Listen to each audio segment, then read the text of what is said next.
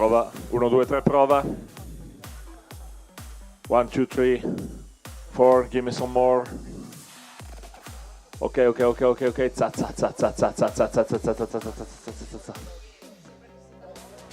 Ok, perfetto.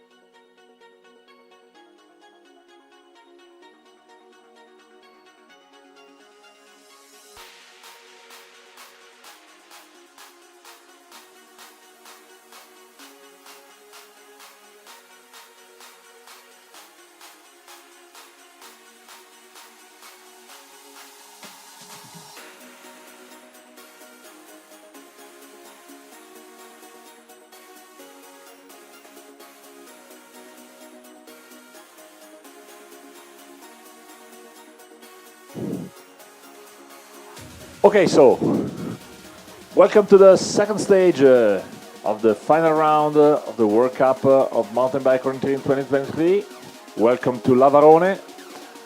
The weather condition is completely different than yesterday. Yesterday we had some sun, and today a lot of rain. The rain started during the night with some thunders.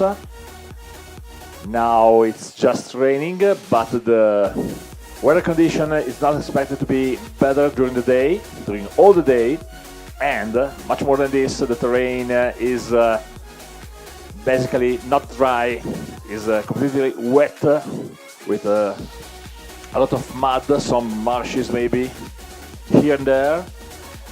And this is the day of the long distance for this final round of the World Cup, the worst possible day for having this rain. For sure, this is a competition for the toughest possible bike orienteers in the world. The expected winning time is in a range between 1 hour 45, 1 hour 55, but now the expected winning time is much higher. If some competitors in the women class or in the men class will be able to fit with the expected winning time, okay, congratulations to him, congratulations to her. The details of the course are as follows. In men elite, under the red line, 21.3 kilometers for 21 controls. The length along the shortest route is 31.1 kilometers.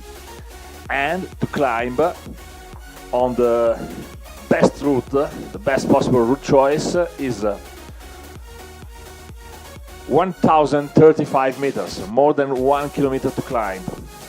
In the women class, also valid for the World Championship in under 23, the length under the red line is 18.7 kilometers with 19 controls.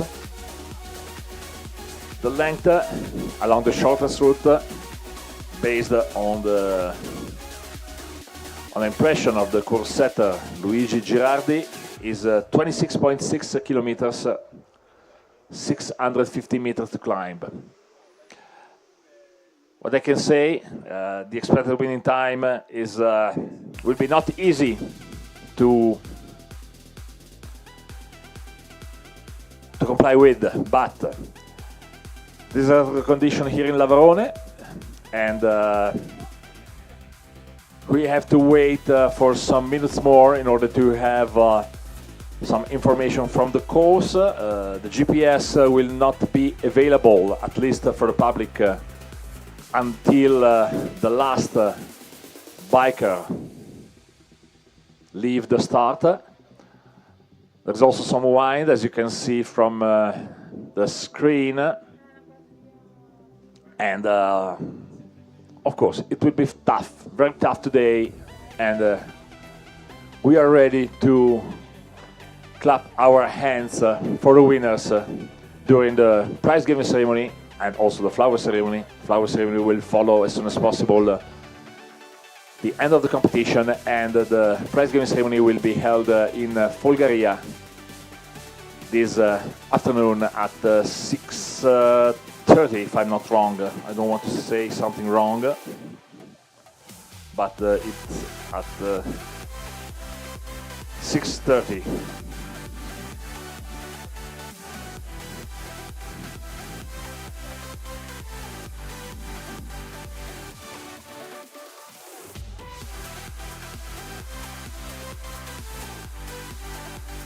Yes, it's confirmed 6:30. Yesterday we left Lavarone with the sun and with a winner in women elite of the middle distance for the World Cup, Nicoline Splittorf, and in the men elite, the first winning stage for Fabiano Bettega, Italy, Nicoline Splittorf, of course, from Denmark, and the new world champion in under 23 middle distance, Tommi Nykänen from Finland, and also from Finland, the clear winner of the under 23 middle distance world championship, Kaarina Nurminen. Nicoline Splittorf will start at 10:58. Kaarina Nurminen will start at 11:13. The last starter in the women elite is Marika Har from Finland, 11:25. The winner of the yesterday competition in the men elite, Fabiano Bettega, will start at 11:21. The last starter, Jan Hasek, at 11:36. Before Jan Hasek will start Andreas Waldmann. Yesterday a very strong, impressive start until the fifth control, then a mistake, and Andreas Waldmann was out of the best 10.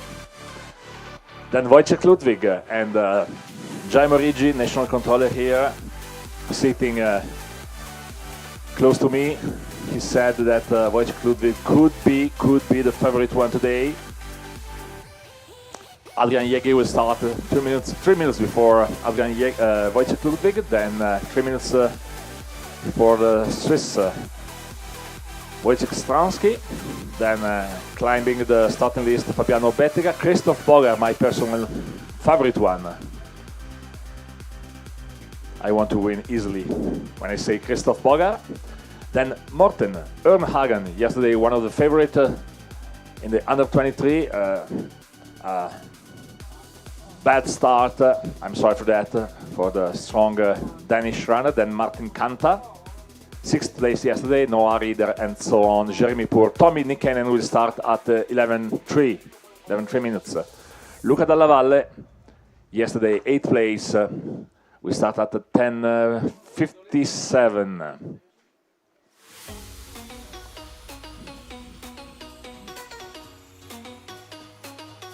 Benvenuti quindi alla gara long distance di queste finali di Coppa del Mondo di Mountain Bike Orienteering 2023 sull'altopiano di Lavarone e Folgaria. Oggi siamo ancora a Lavarone, ma le condizioni meteo sono completamente diverse rispetto a quelle di ieri.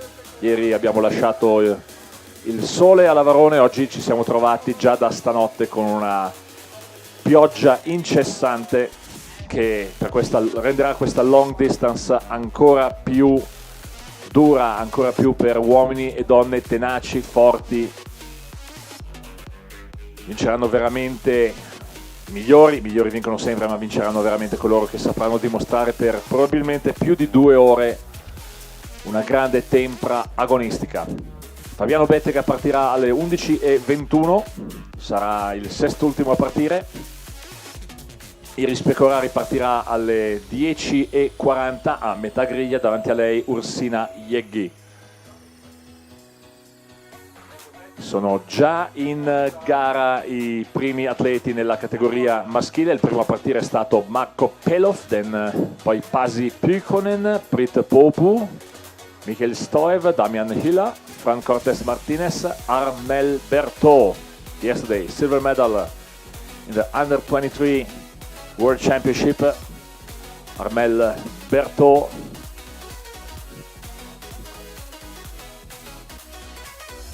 was the fourth at the start, was the first at the finish line, and at the end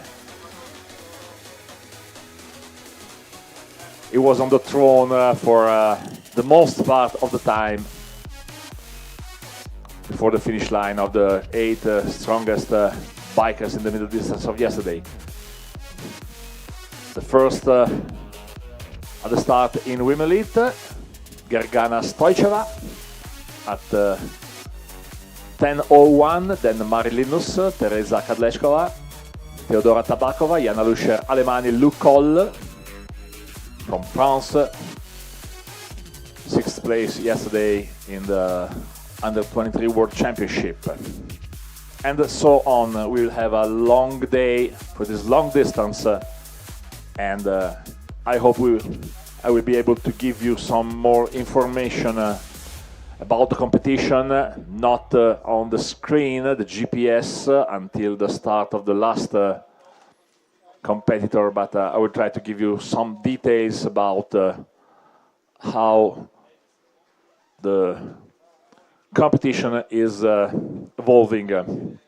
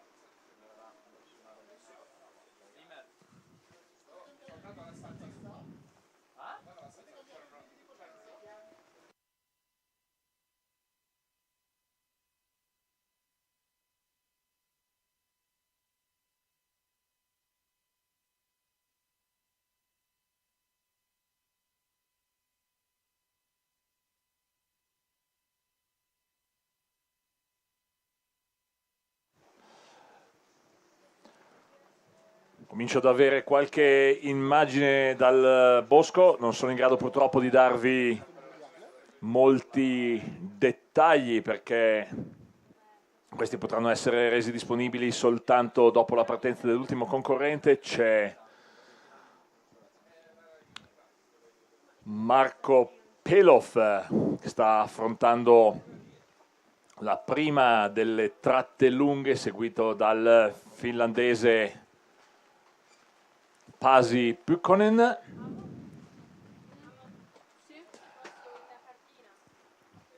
Armel Berthaud. He is now the third control, and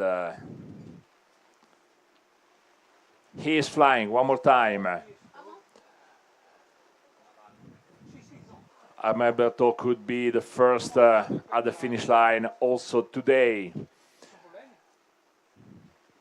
Brit Popu along the first long route choice, with many possible choices.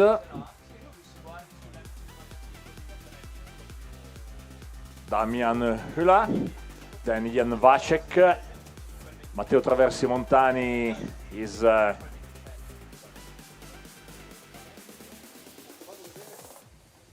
reaching the second control. Filip Janowski left the first control, and Michele Traversi Montani from Italy started right now for this long, very tough distance. The final round, the last competition of the Mountain Bike Orienteering World Cup 2023. The last individual competition tomorrow we will have in Folgaria. The sprint relay. 3 legs. The first with a woman, the second and the third with maybe man, but we could have some more mixed team tomorrow in Folgaria. Marco Pelov still the front runner.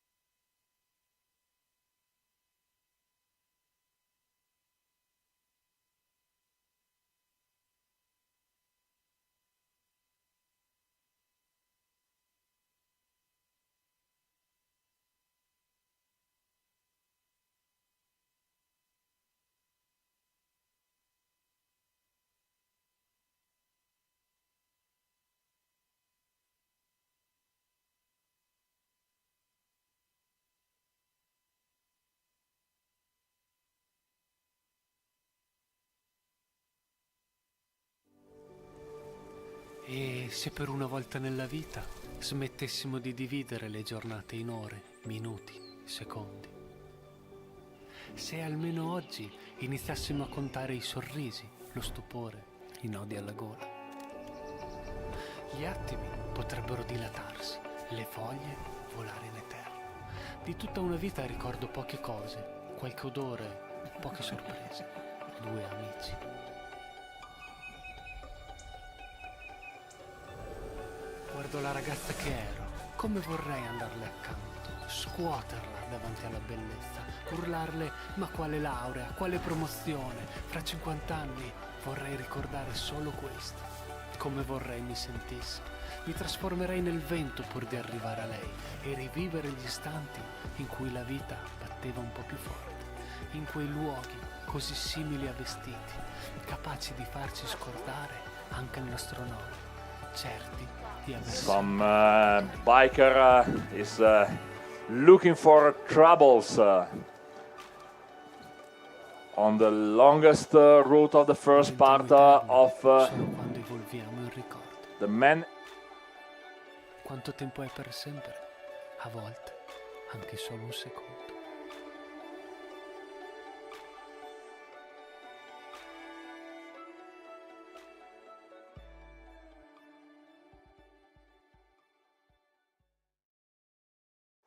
And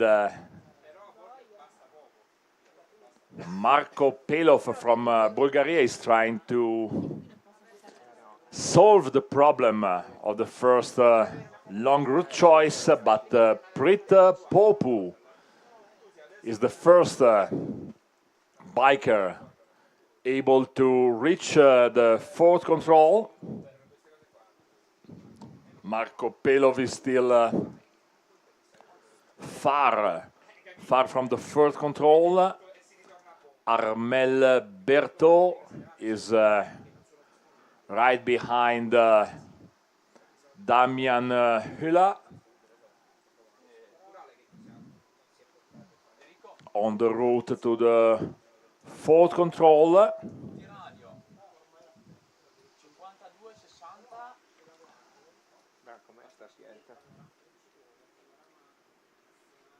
I'm following. I'm sorry to say that Pasi Pykkönen is in a big trouble.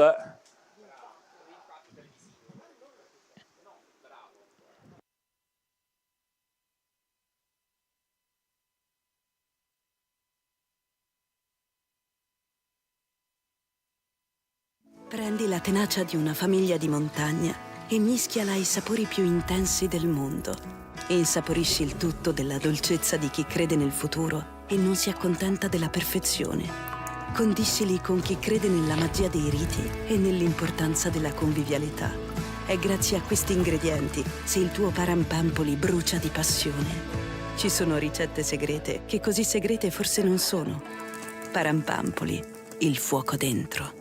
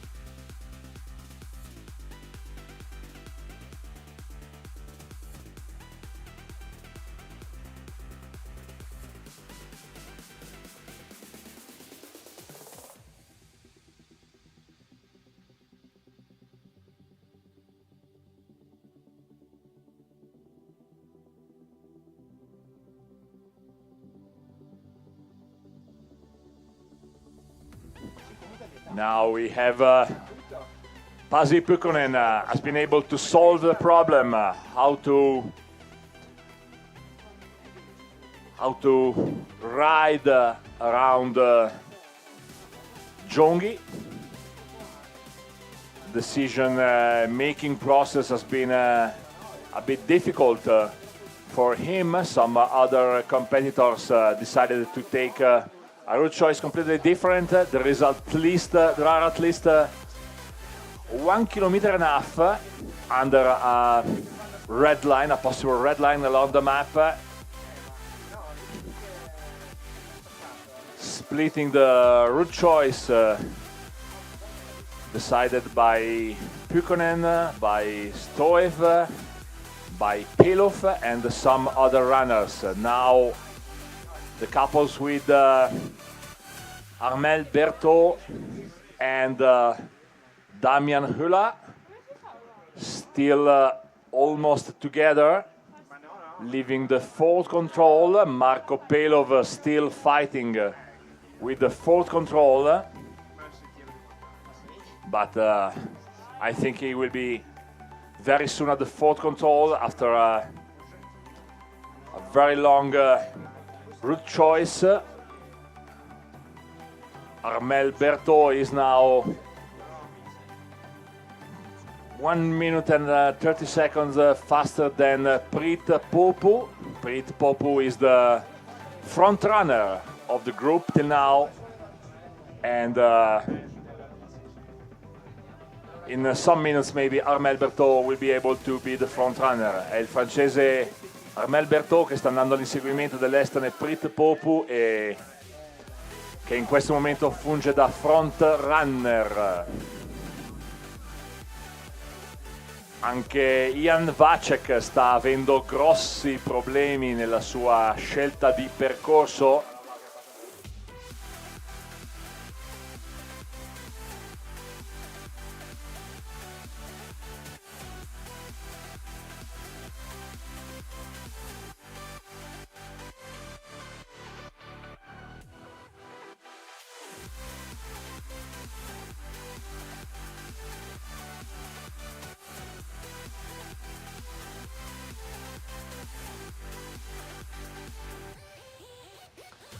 And one more time, two different, completely different route choices for Preet Popu and Armel Berthaud going to the fifth control. I think that the route choice for Armel Berthaud could be more effective, but the route choice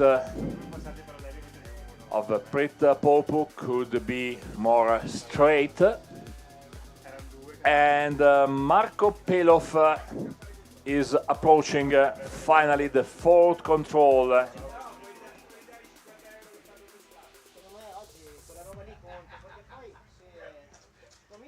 Damian Hula is going to the fifth control, and Michael Stoev 2 minutes behind Marco Pelov is going to the fourth control.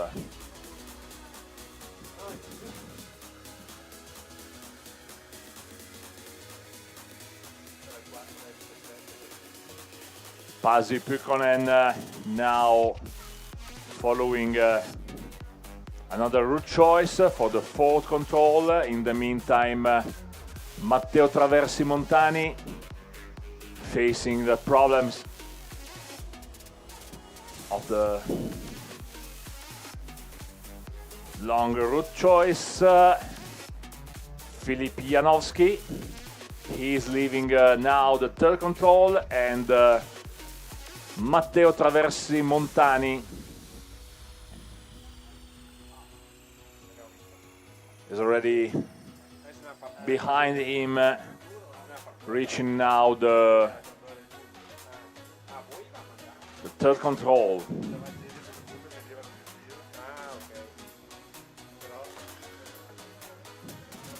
Martin Illig Approaching the second control, Florin Schneider in the middle. Not the middle distance, but in the middle between the first and the second control. Mark Huster from Germany.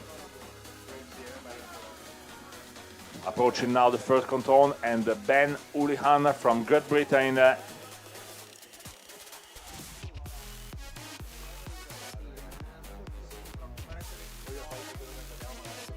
In the middle between the start and the first control. The next one at the start will be Noah Tristan Hoffman. Yesterday, 6th place in the World Championship under 23 from Denmark. On the other side of the world,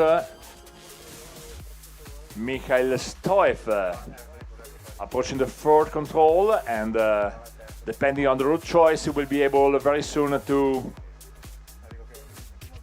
reach the teammate Marco Pelov. Britta Popu is still the front runner, going to the fifth control. Armel Berthaud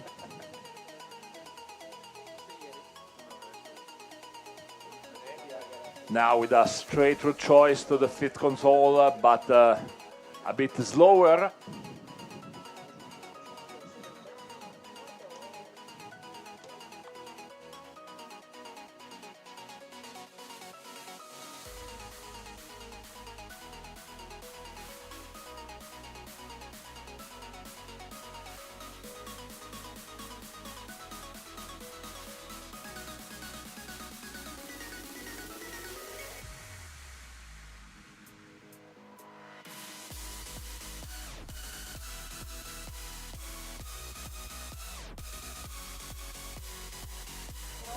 Mikhail Stoev, completely different route choice from the fourth to the fifth control than the teammate Marco Pelov, so 180 degrees the difference in angles between the two route choices.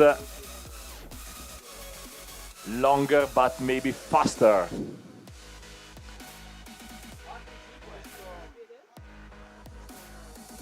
Marco Pelov decided for a straighter route choice from the fourth to the fifth control, at least straight in some ways.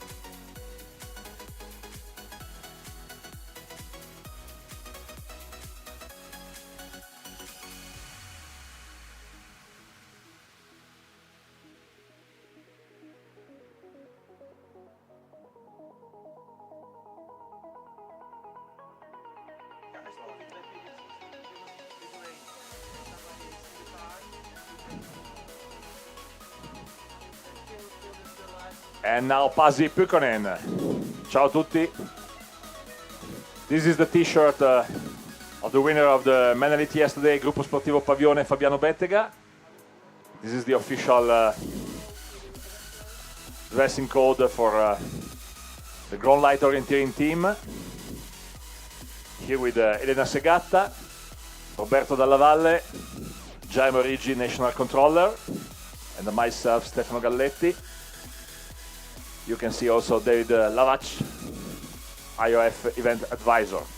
So now, Pasi Pukkonen at the fourth control, finally at the fourth control, and right behind him, Matteo Traversi Montani. Marco Pelov is fighting with the slope from the fourth to the fifth control. And in the meantime, still front runner Prit Popu and Armel Berthaud right behind him, then Damian Hila. Armel Berthaud clearly first place till now.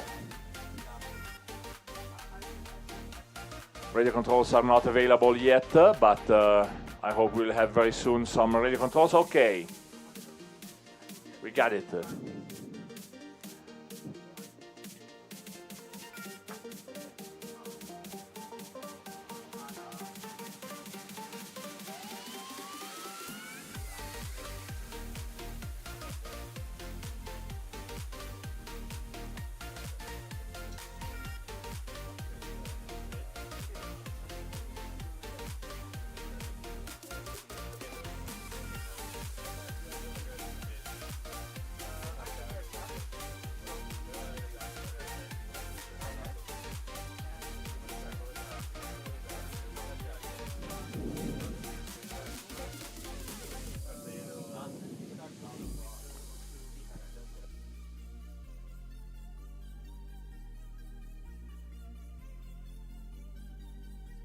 We have a first time at the radio control after 15 minutes, but the radio control started working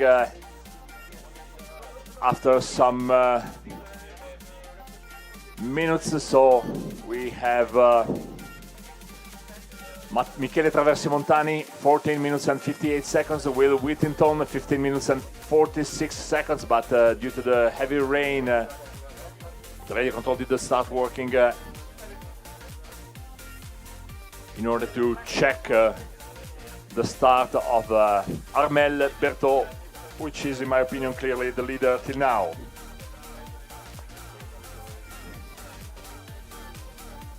Jan Vacek and Michael Stoev now sailing together the map of Lavarone. The GPS maybe doesn't work in some areas, so Prit Popu is basically stopped somewhere in between the fifth and the sixth control. No news from Armel Berthaud from that area. Okay, here we are one more time with Prit Popu and Armel Berthaud now. Armel Berthaud is 2 minutes behind Prit Popu, but he started 12 minutes after Prit Popu, so Armel Berthaud, like yesterday, will be not so soon, but approximately at the changeover of the map, the front runner of the group facing this long distance.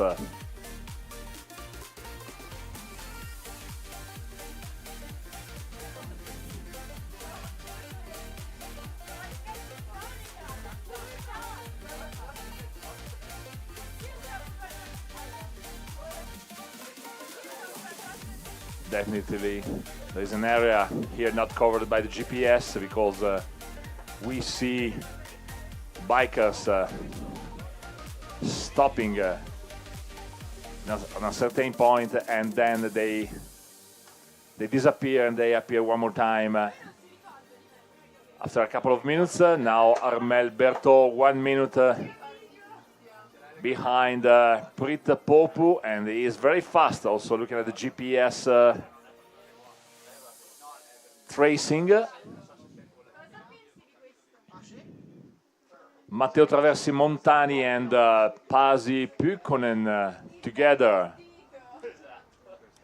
going to the 5th control. Marco Pelov leaving the 5th control, and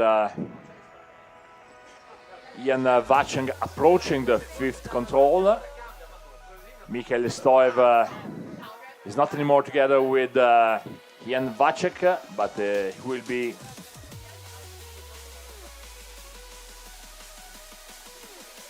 there is now Marco Pelov and Mikhail Stoevan are doing a high five because Marco is going south and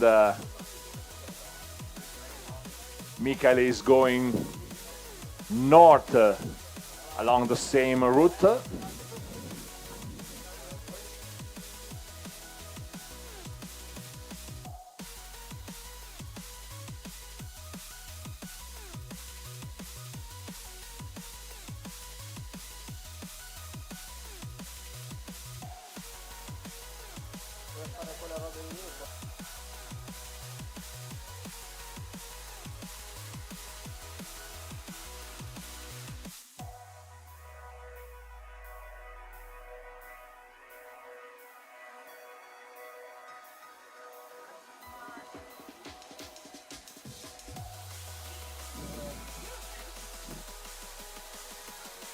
Now Armel Berthaud and Prit Popu together approaching the 6th control.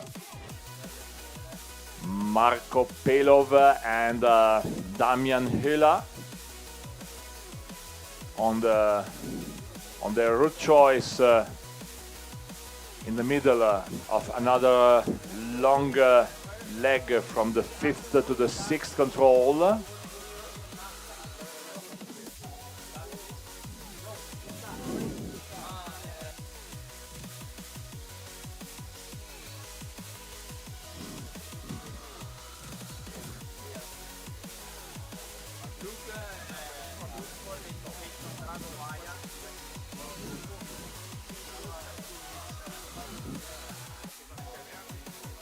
Mikhail Stoev left the 5th control, and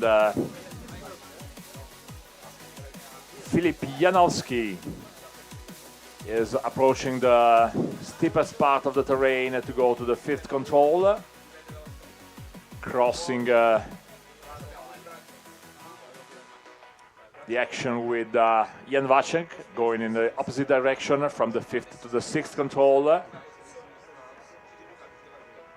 Michele Traversi Montani is not anymore behind Filip Janowski.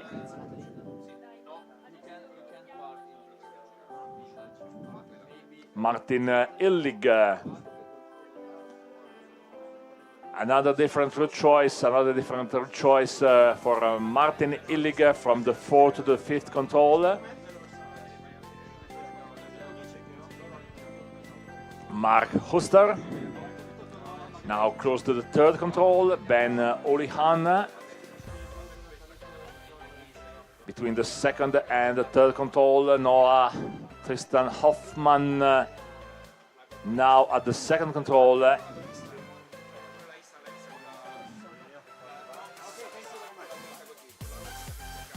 Javier Munoz Guerrero, the running time is 7 minutes and 40 seconds.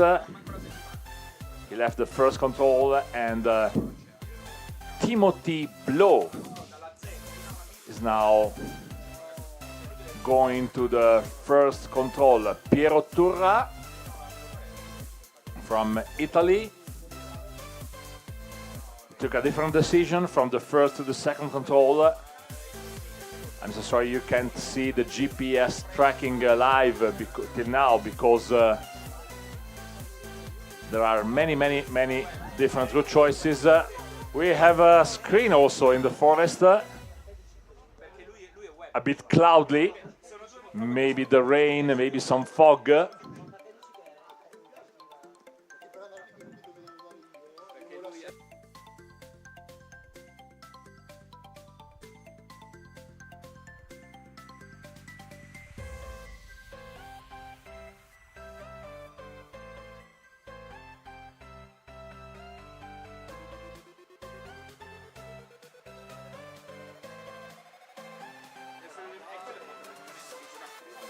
This is the live from the start.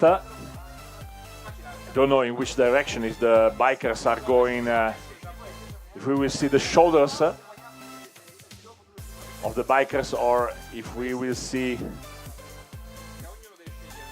them approaching the camera, but anyway, on the GPS, Armel Berthaud now, he's clearly the front runner.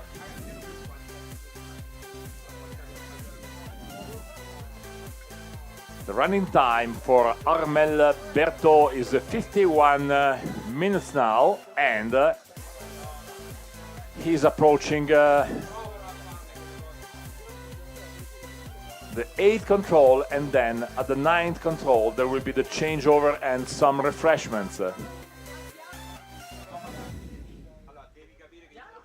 The next biker at the start will be Hannes Nilicha from Austria in 2 minutes. So, okay, maybe here we are with Hannes Nilicha at the start. At least looking at the starting list. Or maybe the camera is sending pictures with some delays. Okay, problem solved. Teodora Tabakova from Bulgarian team.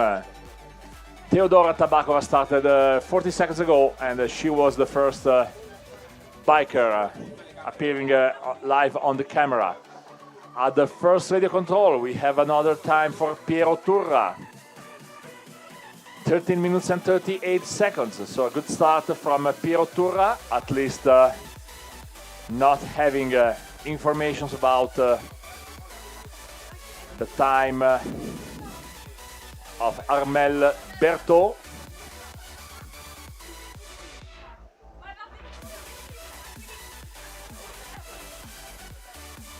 Ben Ulihan and Mark Uster.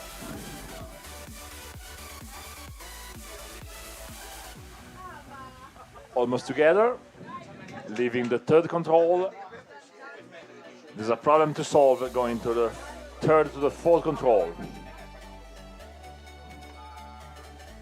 Non dimenticatevi che se...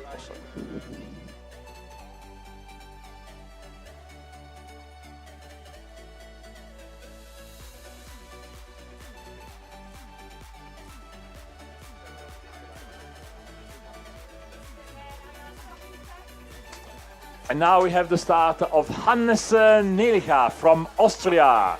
Full speed at the start. The next one will be Jana Alemani-Luscher from Spain in 1 minute and 20 seconds.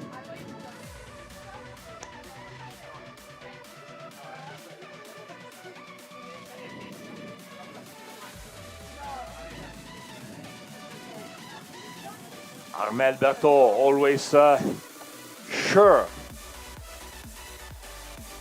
Now only roads for Armel Berthaud to reach the 9th control, some refreshment, the change of the map, and then another race starts for Armel Berthaud. There are other long legs. Here you are with the start of Jana Luscher Alemani from Spain, and then the next one will be Michael Wilde from Italy.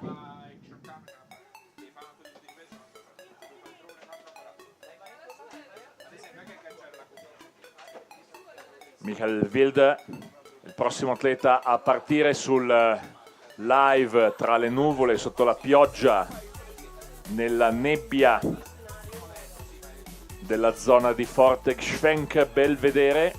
The start is in the area of the Belvedere Fortress, Gschwenk Fortress,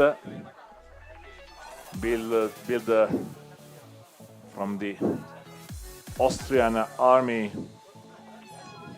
before the First World War. Belvedere Fortress is part of a system of 7 fortresses built by the Austrian army.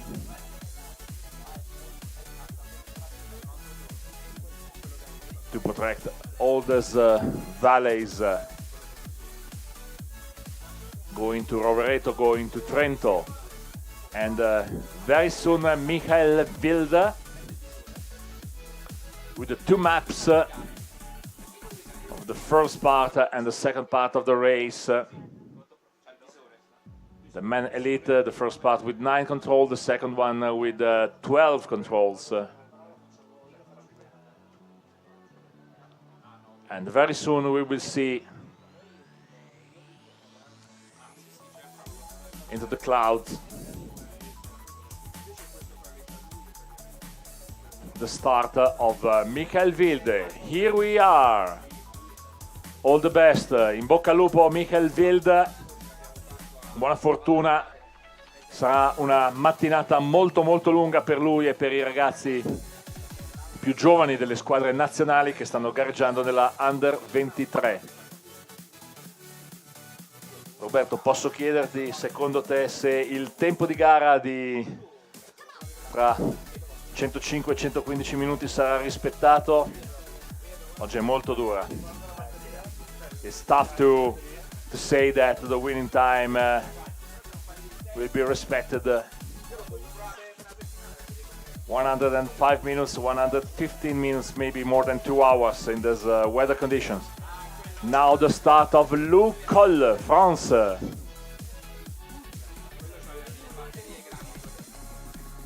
Le Col, France, 6th place yesterday in the Under 23 World Championship. All the best to Le Col, France. Right now at the start.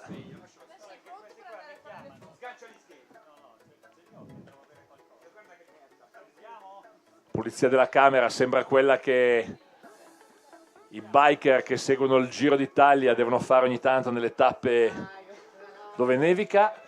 Abbiamo un tempo radio, il primo tempo radio per le donne elite è quello di Mari Linnus, che è stata la seconda a prendere il via, 11 minuti 32 secondi. Mari Linnus from Estonia, the first women elite, the first radio control after 11 minutes and 32 seconds. So,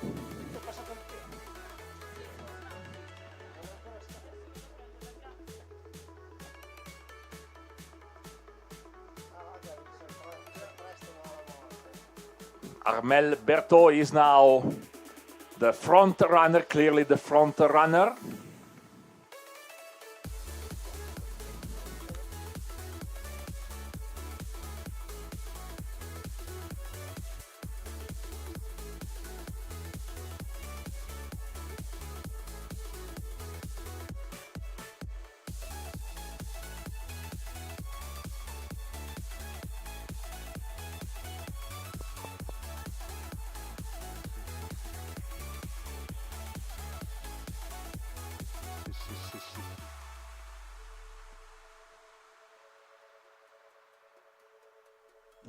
Armel Berthaud clearly a front runner because neither Brit Popu, neither Jan Vasek, neither Damian Hula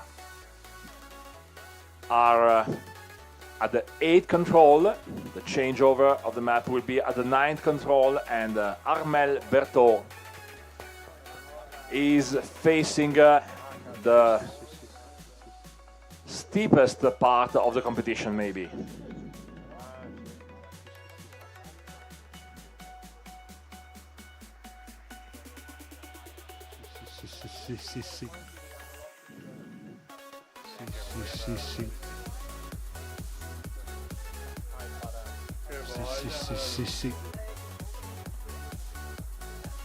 From the 10th to the 11th control, it's a sort of, it's very steep. I can say it's very, very, very steep.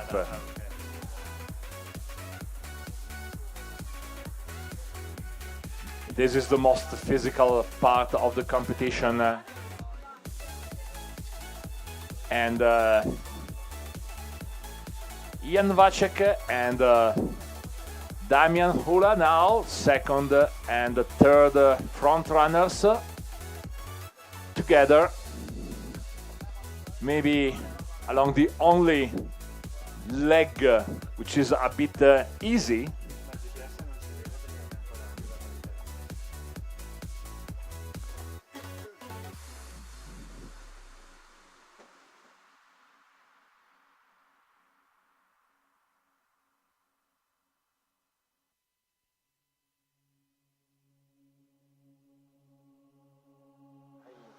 Marco Pelov, Pasi Pukkonen and Matteo Traversi Montani together at the 6th control. In the meantime, Mikhail Stoev going to the 8th control.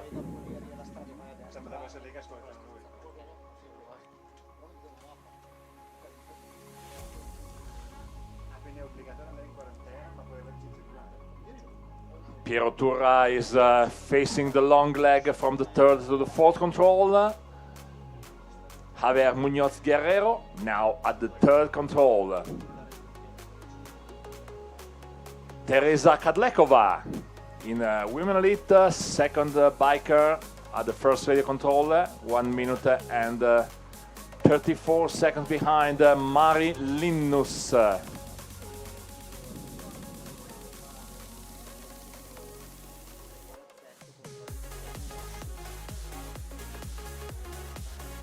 Some other bikers together, Ben Olihan and Mark Huster, Germany and Great Britain. The route is always the same, from the 3rd to the 4th control. Noah Tristan Hoffman, along the same route, along the same leg, but not the same route, completely different route choices. We had some minutes ago, bikers divided by at least 2 kilometers along a possible red line going from the 3rd to the 4th control based on their route choices. Ci sono state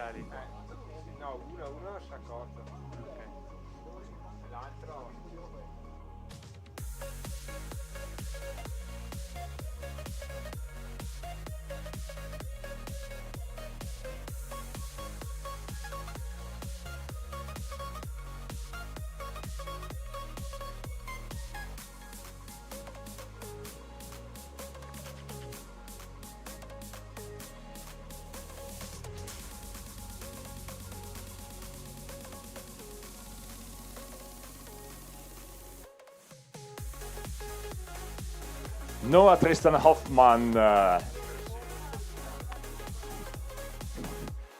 taking the best possible path to go to the 3rd, from the 3rd to the 4th control. And on the other side of the world, Armel Berthaud on the slope. And the GPS doesn't work because that area is not covered maybe by the GPS. We will see in some minutes Armel Berthaud coming back on the screen. Also Vacek and Hula together in the middle of nowhere, maybe.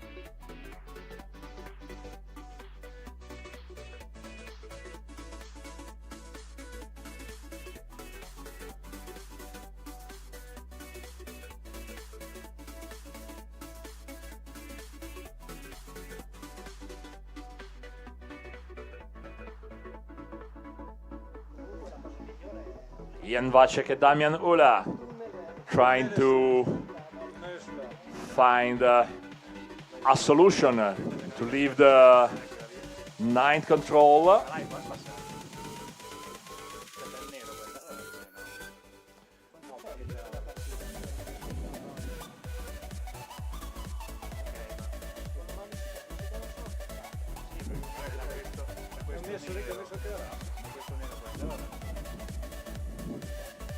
Gargana Stoicheva, fourth place at the first radio control, 22 minutes and 20 seconds.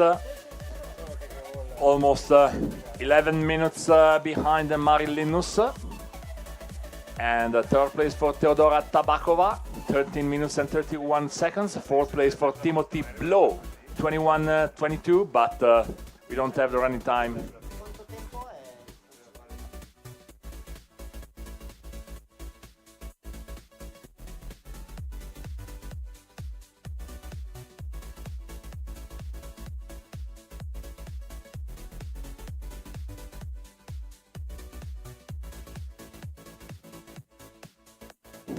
And the troubles for Jan Vacek and Damian Hula.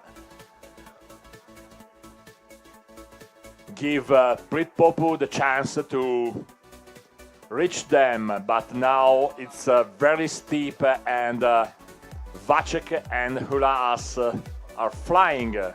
Prit Popu is now behind Vacek and Hula. A bit slower than the Czech couple. On the other side, Matteo Traversi Montani. Not anymore with Pasi Pukkonen. He's going to the 8 control. On the other side of the same area, Mikhail Stoev is going to the 8 control from a different direction.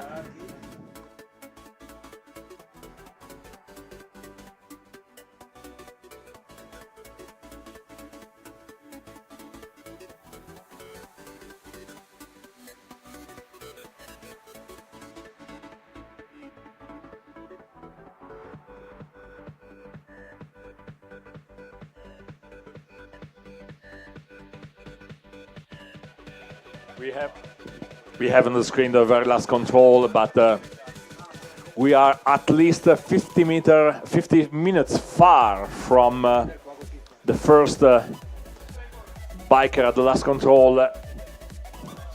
Basically, for sure could be Armel Berthaud one more time, but we still have to wait at least 50 minutes, 55 minutes.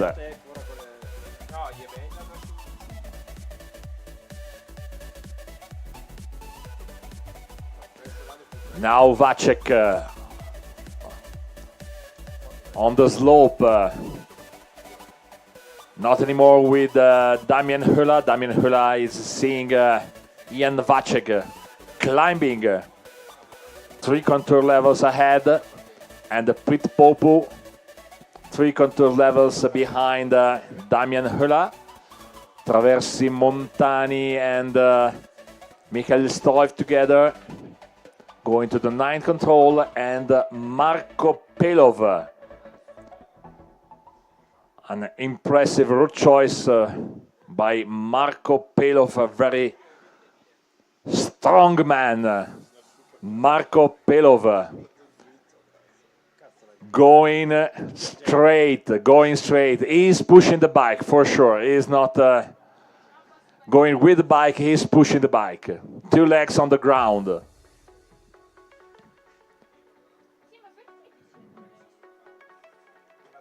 Pasi Pukkonen is now going to the 8 control. Marco Pelov is pushing, for sure. This is the most straight route choice from the 9th to the 10th control.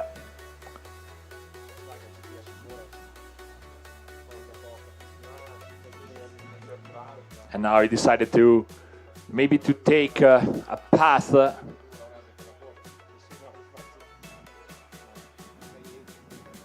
Armel Berthaud. You can write the name of this biker in your diaries. Armel Berthaud for sure will be one of the best today in the under 23. He is alone in the forest. Like yesterday, he will be alone till the end of the competition. I will be very curious to see the condition of Armel Berthaud. Maybe like after Paris-Roubaix, under the rain, or something worse.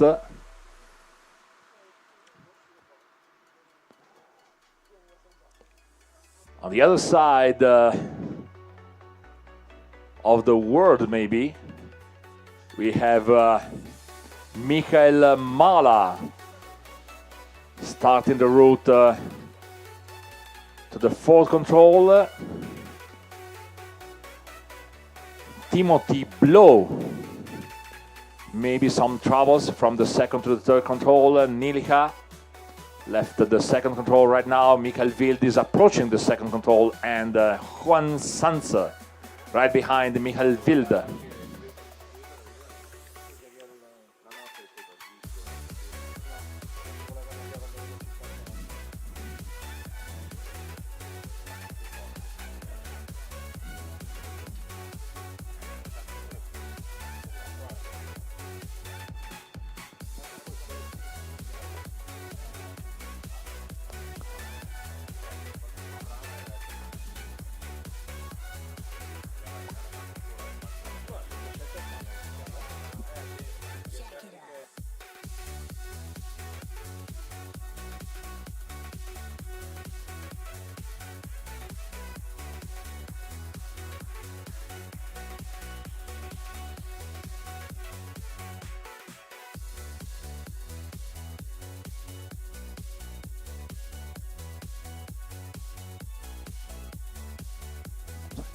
Pirotura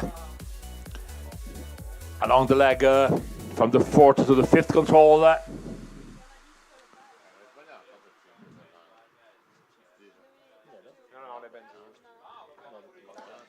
Is 5 minutes behind Hoffman and Huster. Noah Tristan Hoffman now. He could be with Armel Berthaud, maybe not the front runner like Armel Berthaud, but one of the best possible times.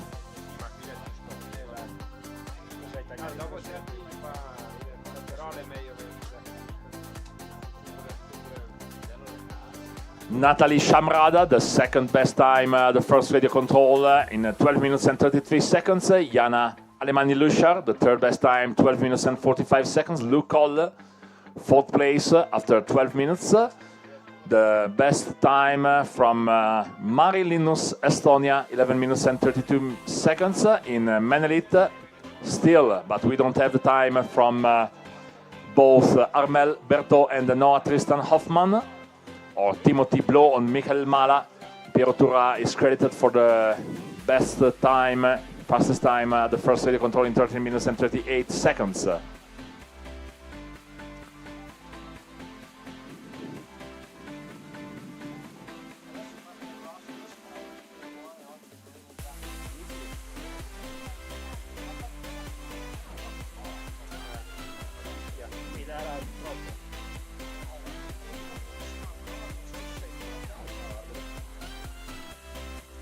Antonio Mariani and Jose Antonio Goritz.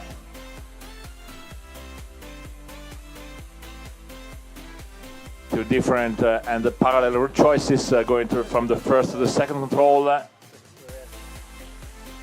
And Jonas Vitaltas Gvildus, the experience of Gvildus, leaving the first control in a completely different direction than all the other runners till now. And Riccardo Rossetto started now the next one at the start will be Anke Danovsky from Germany in 20 seconds. We can see Anke Danovsky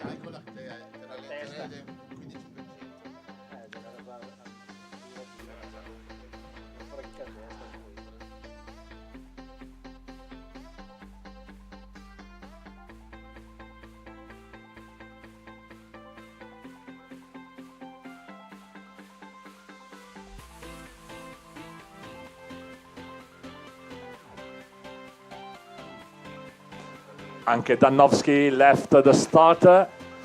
And now the next one will be Georg Koffler from Austria. Rossetto going to the first control, Vildus in the opposite direction. And the next biker at the start will be Paul Debray, France.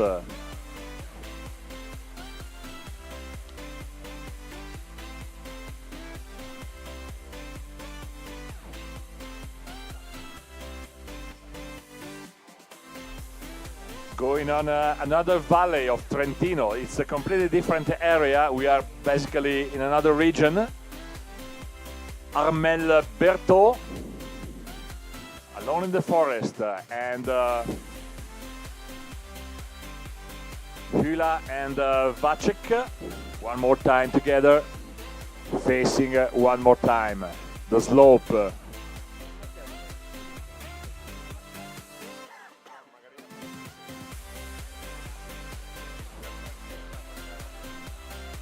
Popu will be very soon together, Marco Pelov and Matteo Traversi Montani could be very soon together with Popu and Pelov.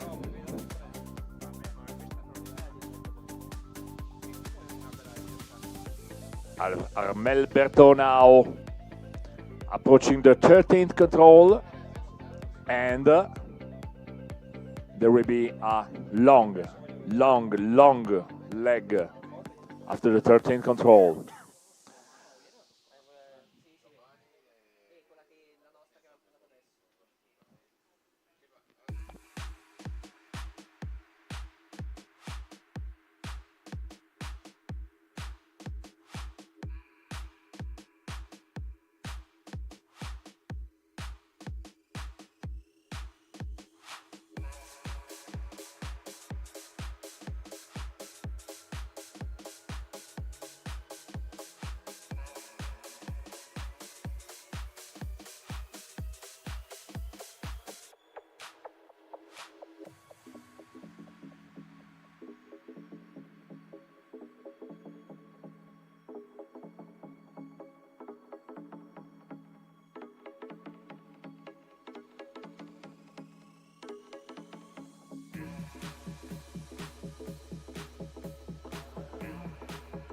Florin Schneider very soon at the 8th control.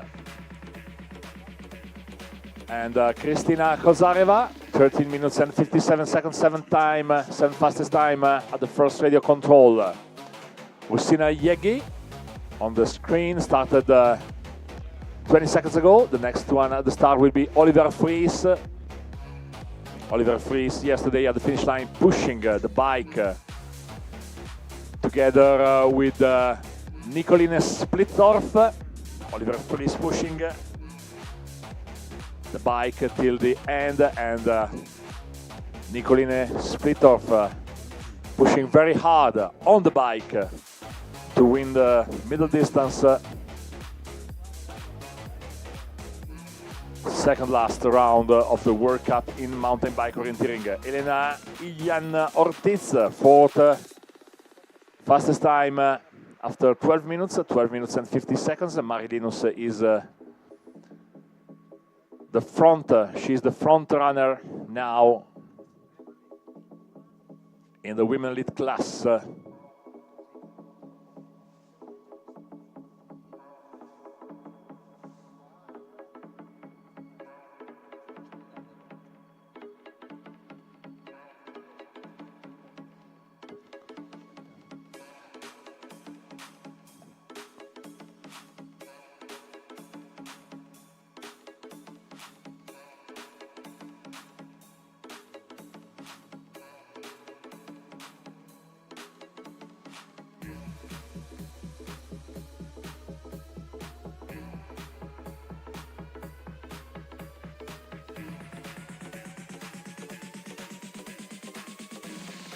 And now we are very curious to see how Armel Berthaud will approach the very long leg from the 13th to the 14th control.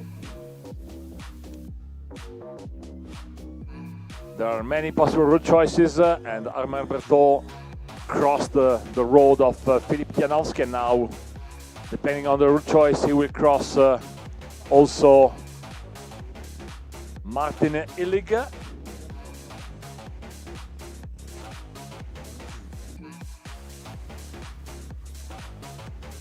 And very soon, I'm afraid Armand Berthaud will face an horrible slope. It's a straight route choice, but it's very tough. Yes, Luigi Girardi right behind me, course setter today, saying it's very tough. And you don't have any chance to stay on the bike on that part of the course. Not from here. Depending on another route choice, it's plenty of possible route choices. Florin Schneider going to the 9 control, changeover of the map. Michele Traversi Montani is not anymore together with Florin Schneider. And he's in the middle of the leg from the 8 to the 9 control. Philippe Janowski going is safe close to the 8 control. New fastest time at the first radio control after 11 minutes.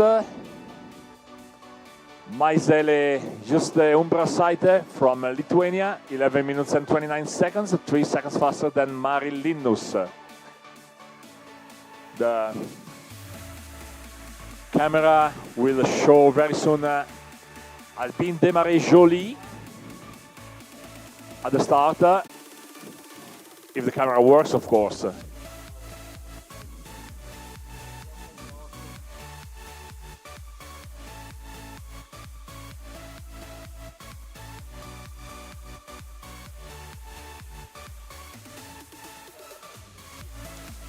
Sulla telecamera vedremo a breve Alpine Desmarais Joly dalla Francia, poi ci sarà Lou Garcin, sempre dalla Francia, poi João Ferreira dal Portogallo.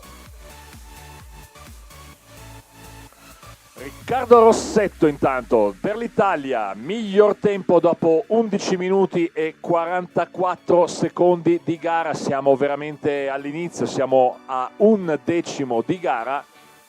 Riccardo Rossetto per il momento il suo lo sta facendo.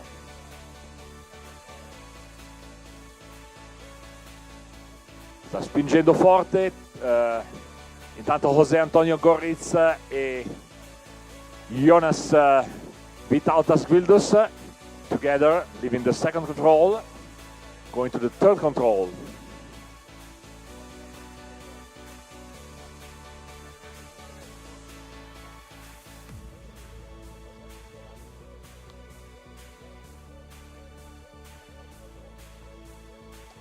Laurent Myers, France, 11 minutes and 18 seconds at the first radio control. Only 11 seconds faster than if I'm correct, maybe the first radio control for the men is not a radio control for the men. They are just going through the radio control of the women course. So this is the reason why we don't have the time of all the bikers in the men elite, so we can forget this radio control for the men elite. But anyway, Riccardo Rossetto is almost 2 minutes faster than Piero Turra at the same control. Good to know. Lou Garcin started 50 seconds ago. Prossimo a partire sarà il portoghese João Ferreira. Then Rosalie Kucharova.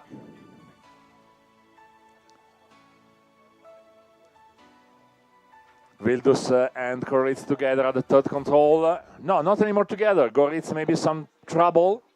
Going from the second to the third control, it was together Jonas Vitautas Vildus.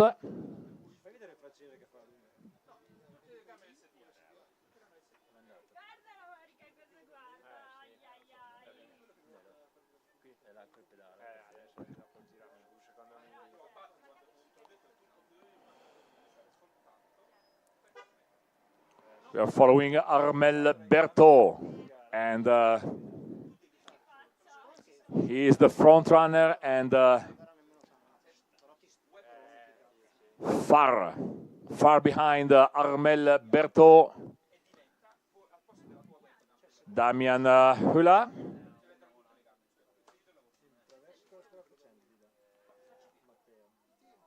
and Matteo Traversi Montani in the area not covered maybe. No, Matteo Traversi Montani is going, is right behind Pelov and Popu.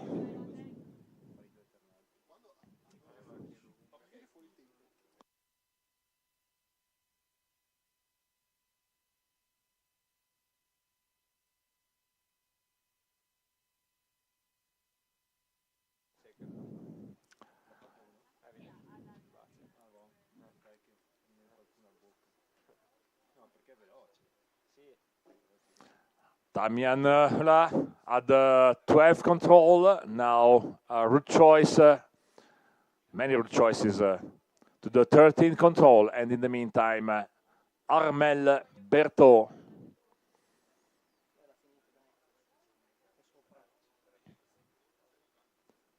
Maybe the troubles with the slope for Armel Berthaud are gone. And he will start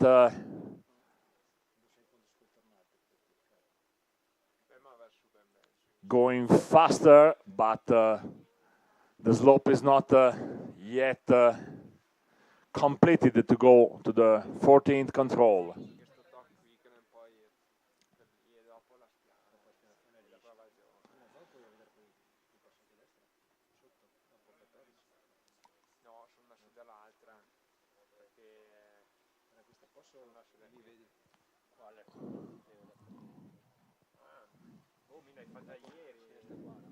Timo Huster and Ben Houlihan always together.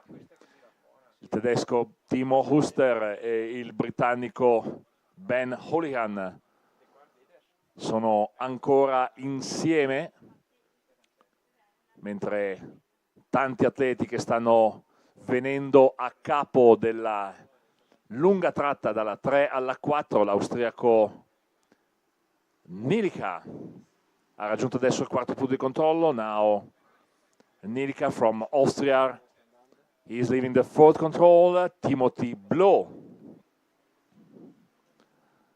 is approaching the fourth control.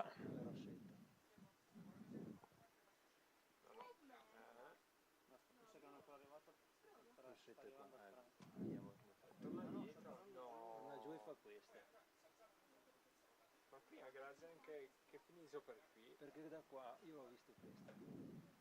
Ma qui le tu vietato o le è uscita aspettata? Da qua fin qua puoi uscire. Ah, però poi si ferma. Vietato. Questa zia anche mi chiuso per qui. Che sia questa la scelta. È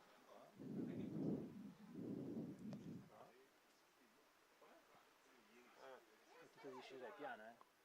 Sì, sì. Non si va sotto la becca. Però deve farsi questa. Quella lì. Però anche qua l'asa, la salita. Sì, sì. Poi potesse qua e tutto disceso. Via qua e dopo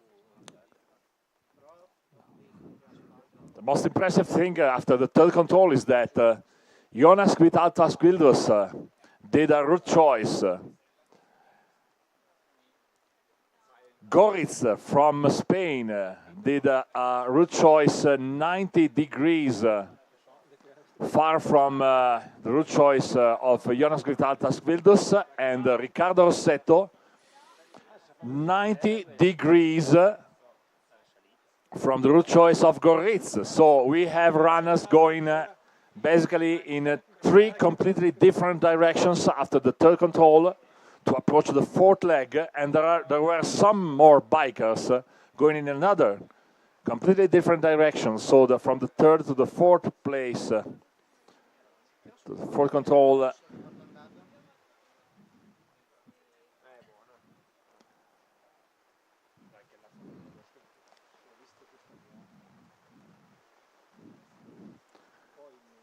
And now the rain is becoming a sort of shower. So the weather conditions here in Lavarone are worse than the expected. Horrible weather condition for the bikers competing in the long distance final round of the individual World Cup in mountain bike orienteering. Terribili condizioni atmosferiche qui al traguardo, ma credo anche lungo il percorso per i concorrenti impegnati nella finale individuale, l'ultimo round individuale della Coppa del Mondo di mountain bike orienteering qui a Lavarone. Il tempo, se possibile, sta ancora peggiorando.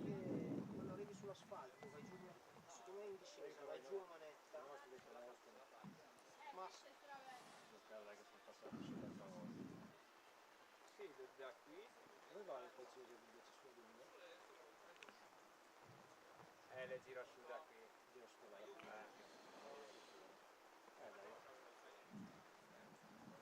E gli altri qui che fai? Ah, lila? No, suicidio questo.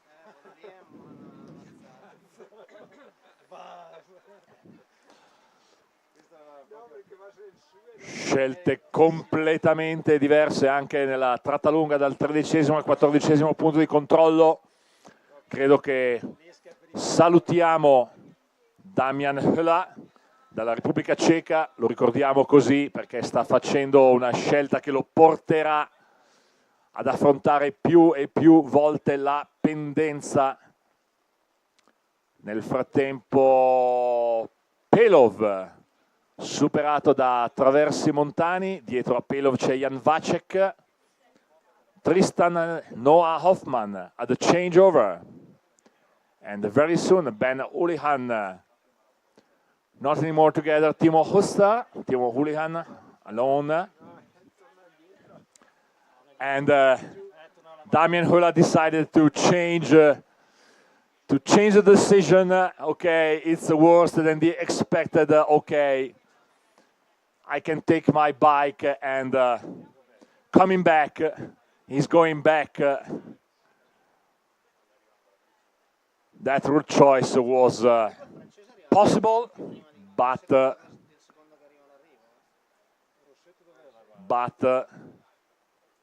horrible, a true nightmare. Rossetto. In the meantime, Armel Berthaud, always alone, but he starts being tired maybe.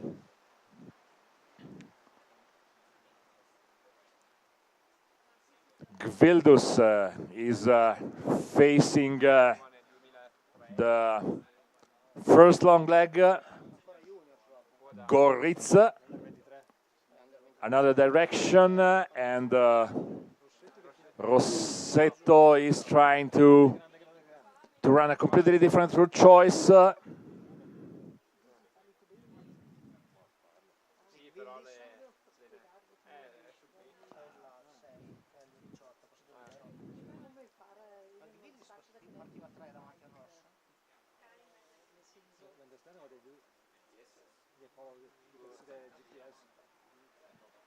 following where we go.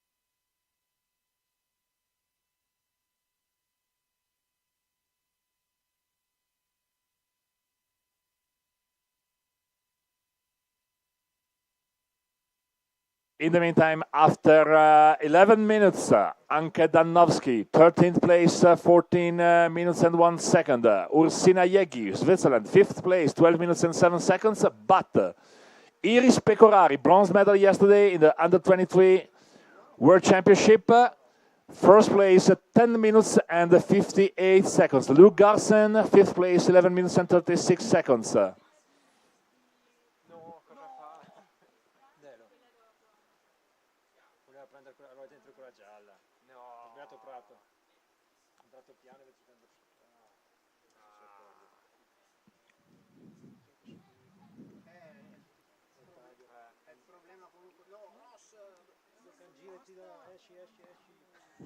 Esci da quel prato. Non spari. Ma no, sto sbagliando. Solo per...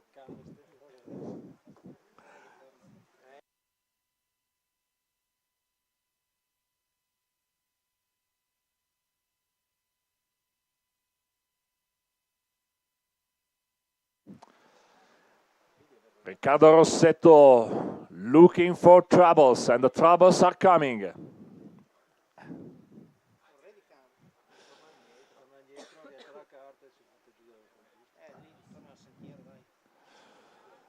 In the meantime, another different route choice from Oliver Fries.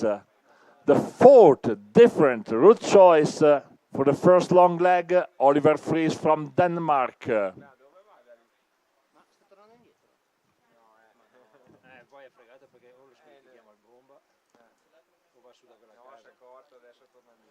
And also Oliver Fries is looking for many troubles. He decided to leave the third control in a direction. After 1 minute, he decided, no, okay, this is not the right direction. I can't face the slope. I can't cross this area.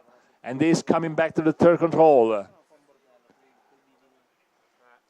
Paul Debray is trying to navigate straight along the long leg.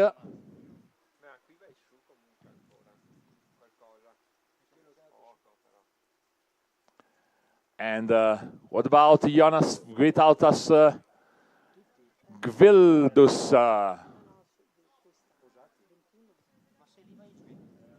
Gvildus, what a fantastic long leg, I have to say.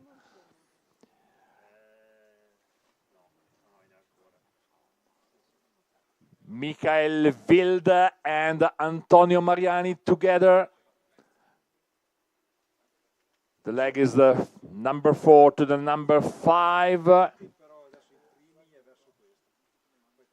Right behind Sanz, Juan Sanz from Spain. Timothy Blow crossing now the trace of Hannes Ninicha. Michael Mala along the leg from the 5th to the 6th control. Hannes Nilica is right behind Michael Mala.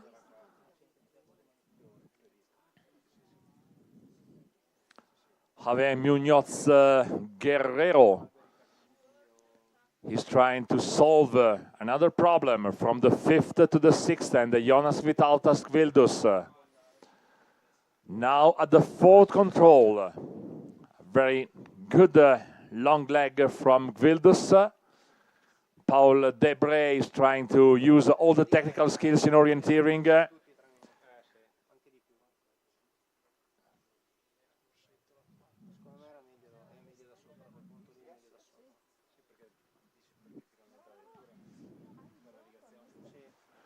Just we can have a look.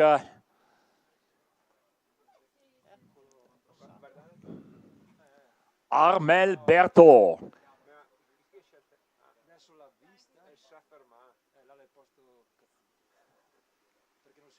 14th control already behind him, but now the slope is completely different, so you have to go downhill. It's a sort of strife, like in Kitzbühel, in some parts, and you have to to decide what we want to face. It's very steep, and maybe the GPS is not able to cover Armel Berthaud right now. It seems it is stopped on the steepest part going downhill of the route, but in some seconds I hope we will see which is the real position of Armel Berthaud, France.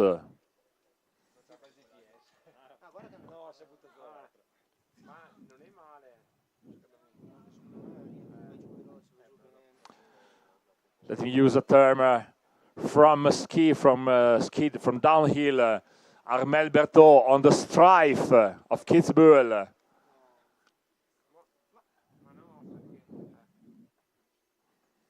Goritz at the fourth control. And very soon also Riccardo Rossetto at the fourth control.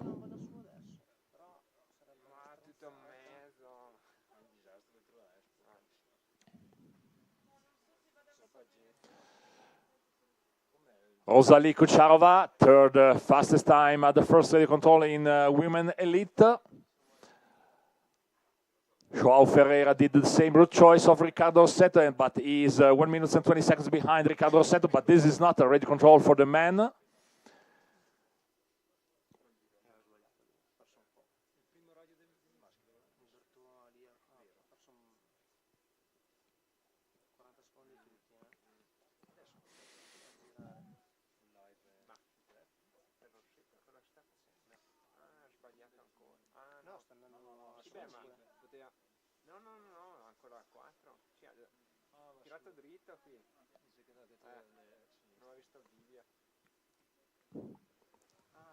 Another small mistake, 20 seconds for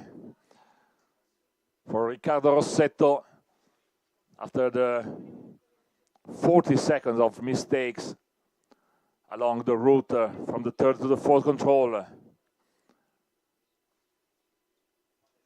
Goritz trying to follow Gvildus. Blow coming back from the fifth to the sixth control, and Berthaud.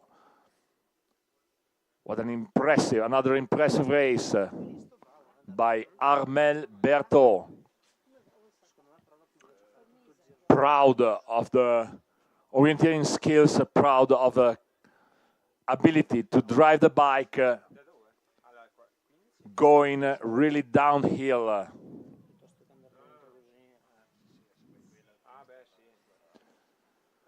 There will be for sure a big applause to Armel Berthaud at the finish line. He will be for sure the first biker at the finish line. We have to wait at least, I'm afraid, less than 30 minutes maybe? 1 hour and 45 minutes the running time of Armel Berthaud. And now the energy, the power in the legs is not anymore the same like at the start. Gli atleti stanno gareggiando come Armel Berthaud da 1 ora e 45 minuti e adesso le energie cominciano ad essere al lumicino, anche la capacità di rimanere concentrati.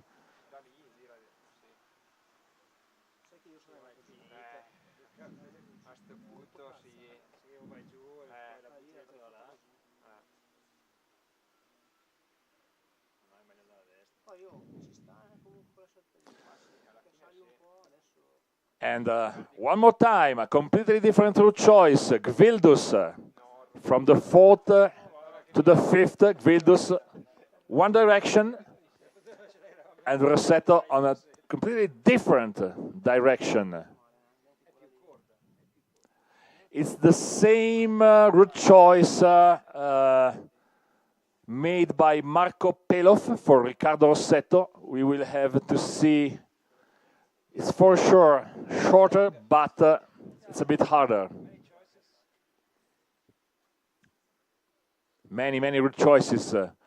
And now Mariani is alone. Michael Wilde is not anymore together with Antonio Mariani. But in some minutes we will have Michael Wilde together with Jonas Vildus. Questa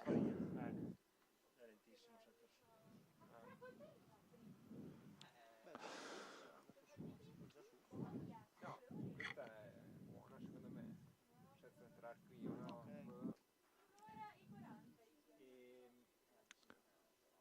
Timothy Blow crossed the route of Georg Koffler.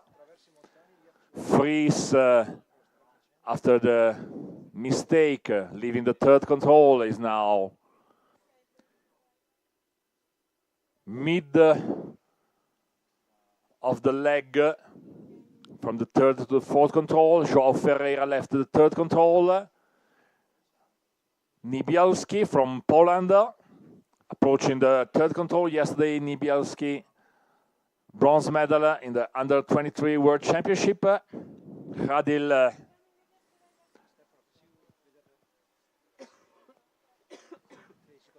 Radil now going to the second control. Vacek, one more time facing the slope. Matteo Traversi Montani doing the same route choice, but it's very hard. Brit Popu decided to stay in between. Marco Pelov, another different route choice. Damian Hula, another different route choice. There are at least 6 possible different route choices for the long leg from the 13th to the 14th. Some of them are very hard, shortest maybe, but very hard. Some of them are very long, maybe easier.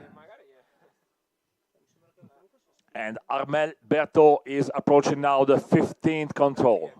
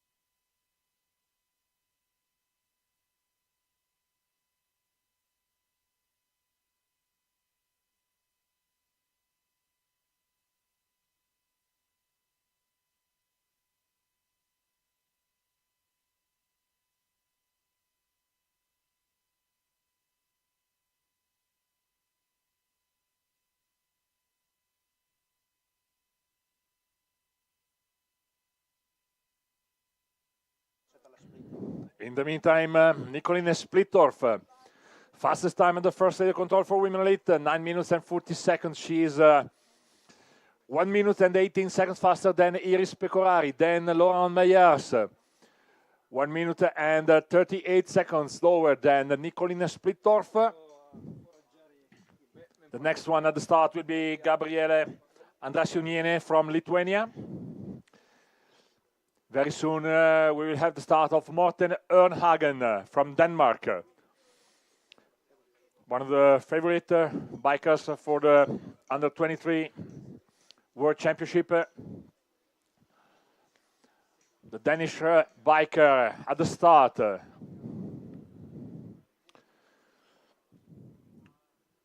Wearing just a t-shirt.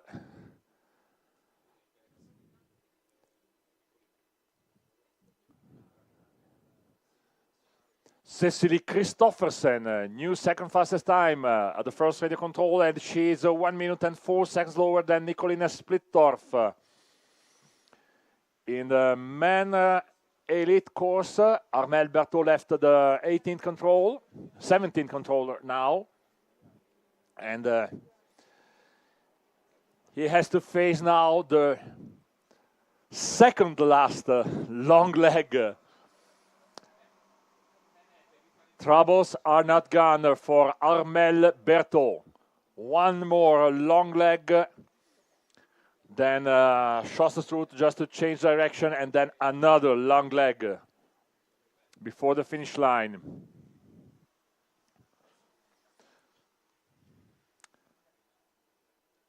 Damien Hula leaving the 14 control, facing now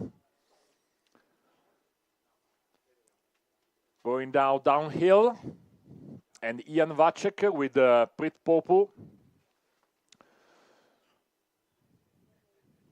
on another steep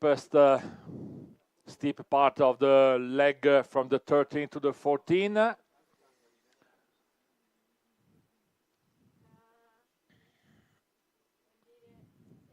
Kofler reaching now, Gerd Kofler. Gerd Kofler now the 5th control.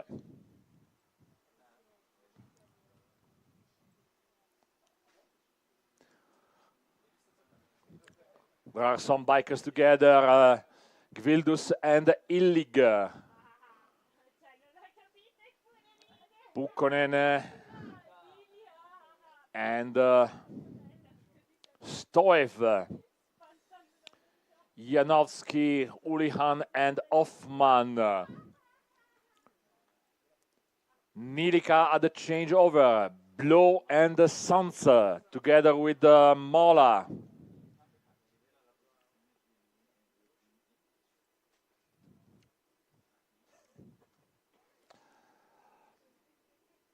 Well, really not together. Very strange decision-making process by Mikael Mala, who is trying now to save the situation with a route choice bringing in the middle of nowhere, on a path, but in the middle of nowhere. And Turra facing the steepest part of the competition, going to the control number 11. Timo Huster to the control number 12 now.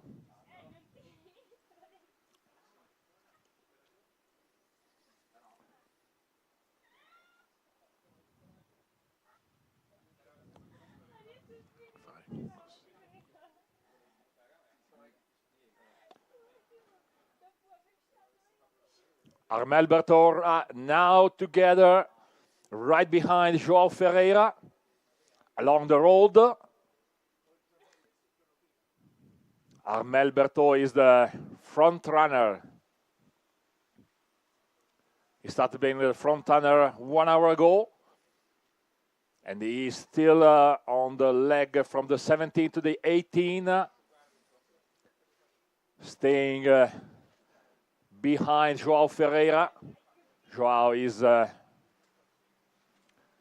doing the route choice from the 4th to the 5th one, and they will see very soon, they will cross the route choice with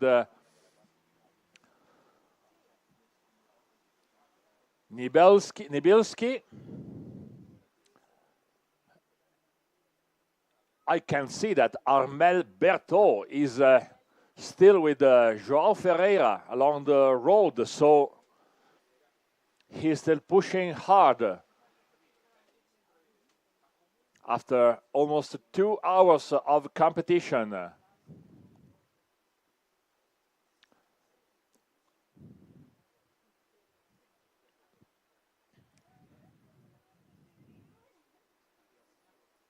João Ferreira is not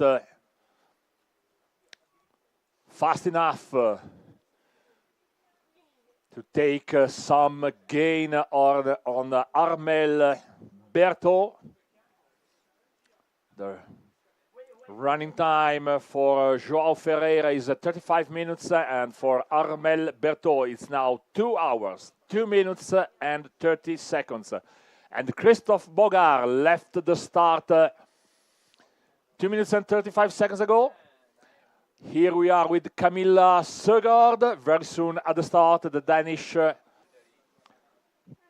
third place yesterday, behind Splittorff and Nurminen. Sta per prendere il via la danese Camilla Søgaard, leader della classifica mondiale fino a questo momento. Eccola qui che prende il via, molto più corazzata contro il freddo rispetto a Morten Ørnhagen.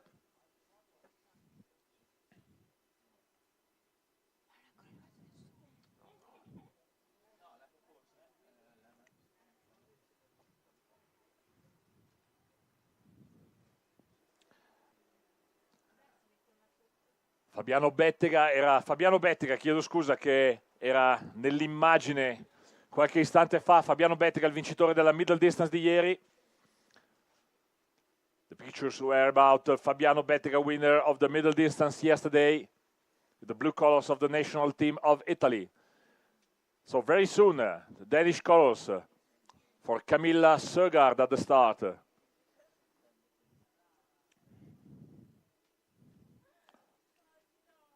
Here we are. All the best, Camilla. A very hard long distance. The last biker at the start will be Marika Hara from Finland. In 2 minutes and 37 seconds, we have now at the start very soon Wojciech Stransky, then Adrian Jegi, then Wojciech Ludwig, then Andreas Waldmann and Ian Hasek.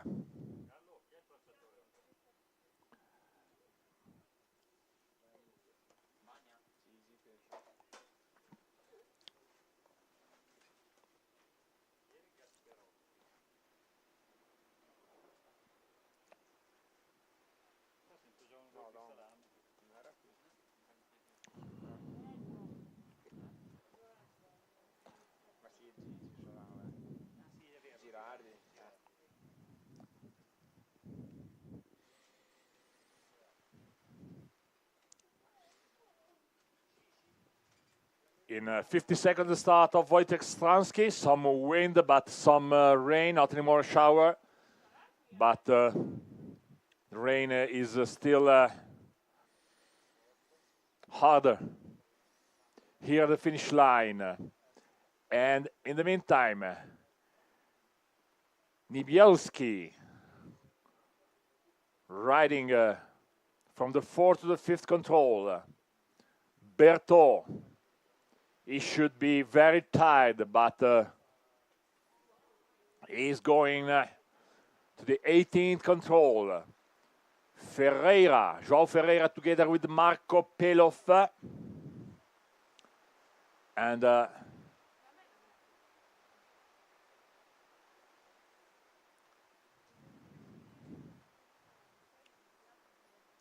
also Meisel is going to the 4th control.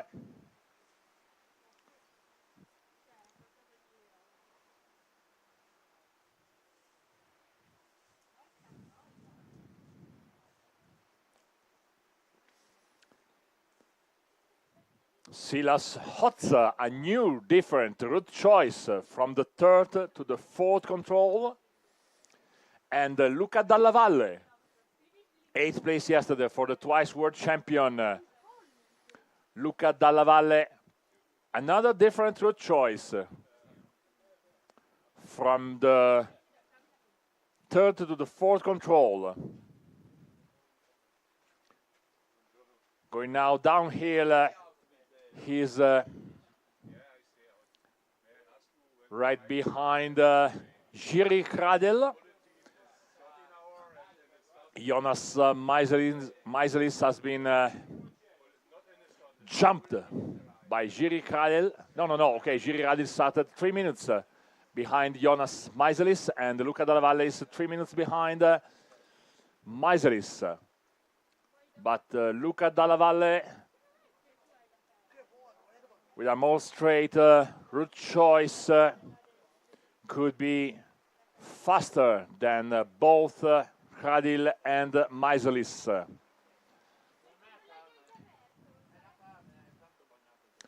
Karina Nurminen, new third, fastest time after 10 minutes. Karina Nurminen is in third place. 1 minute and 6 seconds lower than Nicoline Splittorf. Splittorf, the leader, after 9 minutes and 40 seconds. Then Cecilie Christoffersen, and then Karina Nurminen, only 2 seconds lower than Christoffersen. The next one at the start, Adrian Yegi from Switzerland.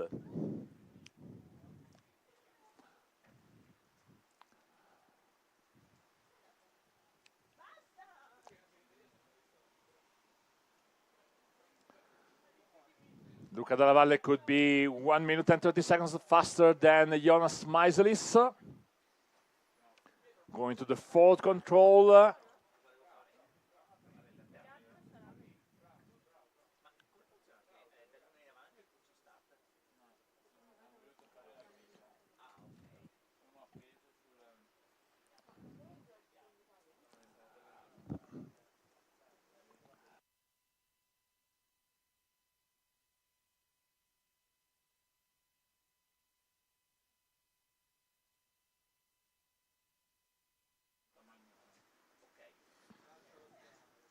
And now we are live with a GPS.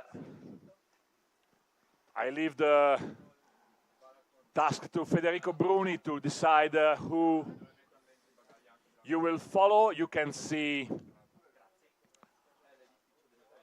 on the left part of the screen Hula, Vacek, then Popu. Between the first biker at the start, going to the 17th control, or going to the 18th control. In the meantime, Jiri Kradil facing the leg from the 4th to the 5th control.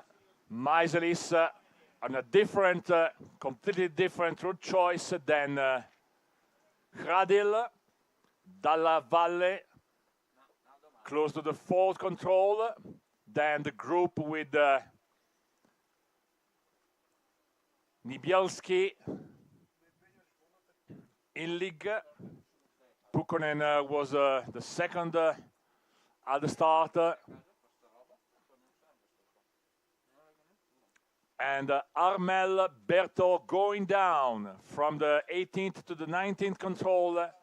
Then there will be another long leg to the control number 20, and then the finish line. Gabriele Andrasiuniene, 4th place in Women Elite after 10 minutes and 48 seconds. Only 2 seconds lower than Karina Nurminen, and she's trying to gain the 3rd place in the overall ranking after this long distance in Lavarone. Splittorf on Christoffersen, Nurminen and Andrasiuniene. We still have to wait for Saarinen, Søgaard and Hara at the same radio control.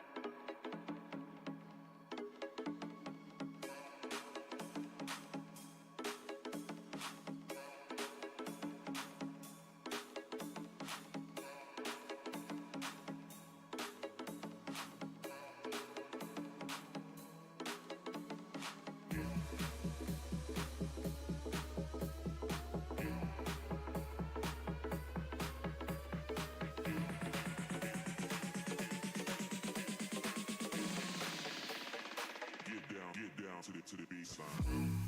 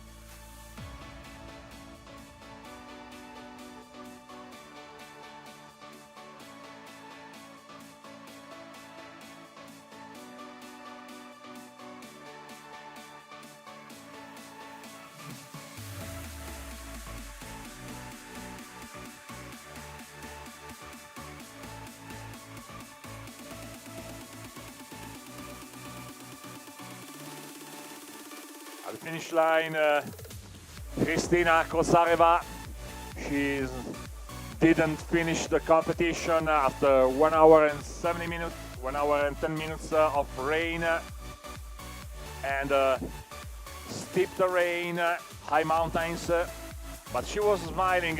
She said that the terrain is beautiful, very hard, steep. The ground is with some mud, many water on the terrain, but she was happy despite the fact that she's not in the final ranking about the experience here in Lavarone under the rain. The running time for Marco Pelov is 2 hours and 35 minutes. I read on the... And in the meantime, we have the last control, but maybe she should be or not competing anymore, or she could have decided to take a different route choice, passing close the last control, Ursina Yegi. No, she's coming here, so maybe with a running time of 57 minutes and 40 seconds, maybe it's too much today for Ursina Yegi, I'm not sure. hoping that everything is okay for Ursina.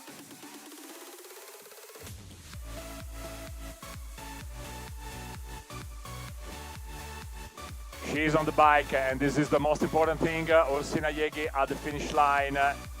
We have another biker here at the World Cup long distance final. Okay. So some troubles with the tires, but at the pre-warning, Armelle Berthaud, 2 hours, 18 minutes and 16 seconds. She is coming to the finish line pretty soon. What a hero, Armelle Berthaud. After 45 minutes of competition, he was the front runner. Alone in the forest as a front runner for 1 hour and 30 minutes. And Armelle Berthaud faced the slope, going uphill, going downhill, staying behind João Ferreira along a road for some part, very small part of the competition. Not so many people here along the run-in, but we are ready to clap our hands for Armelle Berthaud very soon.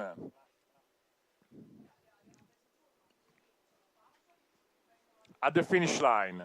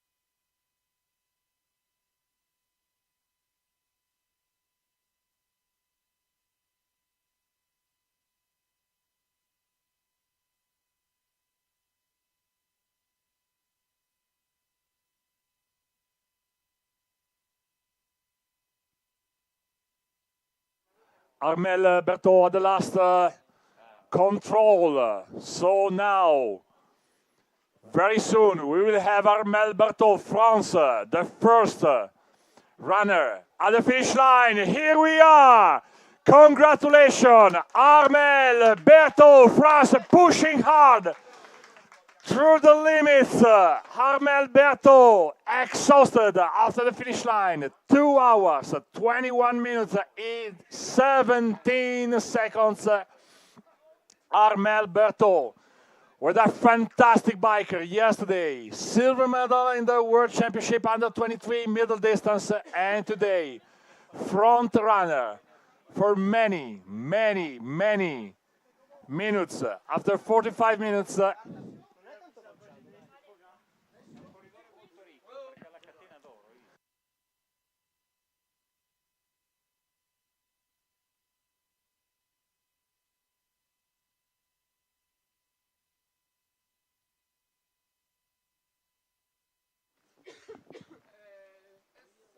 sorry, Armelle, we were able to follow you on the GPS. You were front runner after 45 minutes of competition, almost alone. Okay, a double check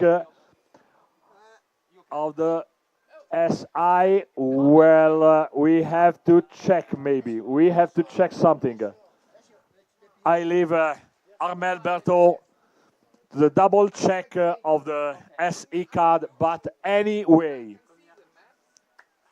congratulations, Armelle. Going uphill, alone, going downhill, together with João Ferreira, with the 1 hour and 30 minutes less on the legs. Armelle Berthaud, what a hero. We will see what will happen with the control.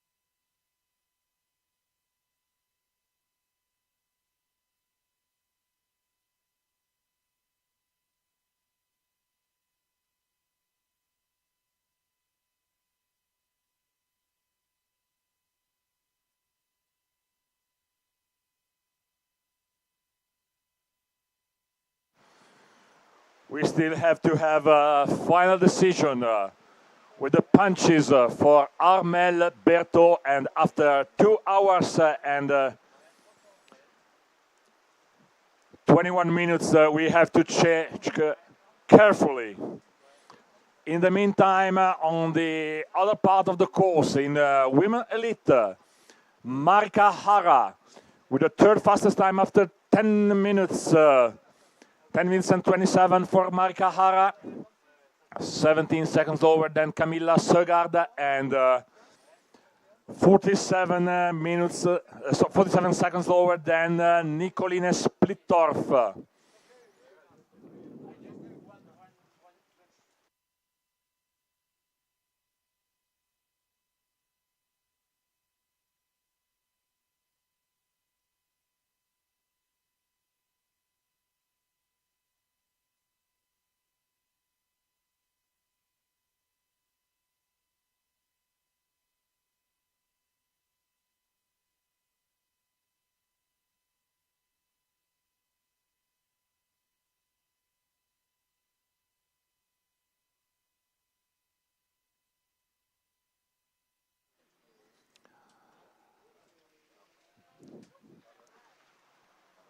We have another competitor not completing the race under this hard rain, heavy rain. Filip Janowski from Poland.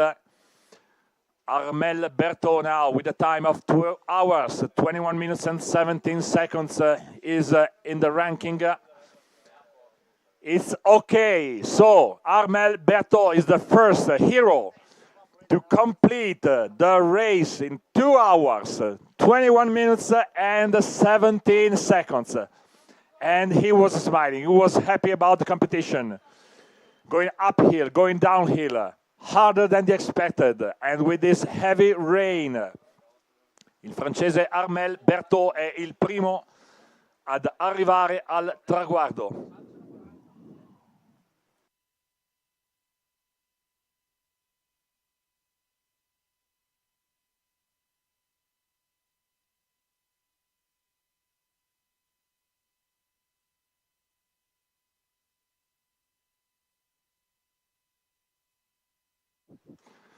And with Roberto Dalla Valle trying to follow the other competitors, we will have maybe Jan Vacek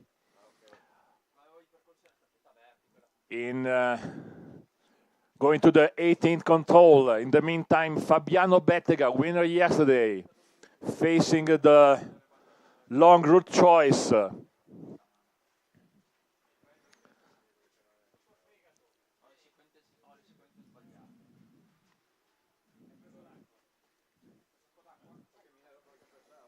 Ben Houlihan from Great Britain going downhill in this sort of strife. We decided to call this part of the competition the strife of the mountain bike orienteering, the Steilang with the Mausfalle, and then the Hausberg. Michele Traversi Montani, sorry, continuously chasing for the straight possible route choice. He is now ahead. Marco Pelov, the first runner at the start. The running time for Marco Pelov is 2 hours 46 minutes now.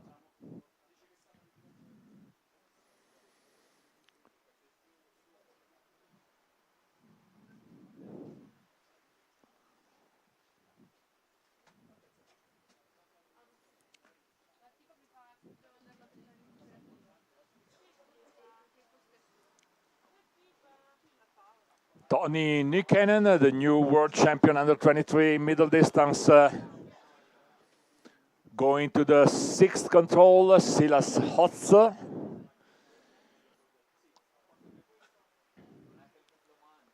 Facing maybe the same part of the course.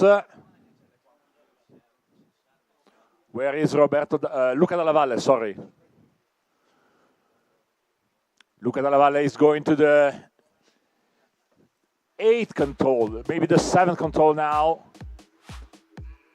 Rossetto.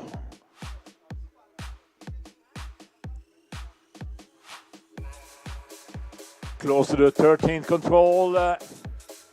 Michael Wild going to the 11th control. And behind them, Wojciech Stransky.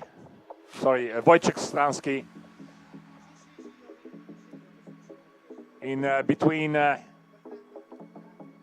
3rd and the 4th control, Wojciech Ludwig left the 3rd control right now. He is behind Adrian Jegi along the course. Andreas Waldmann going to the 3rd control.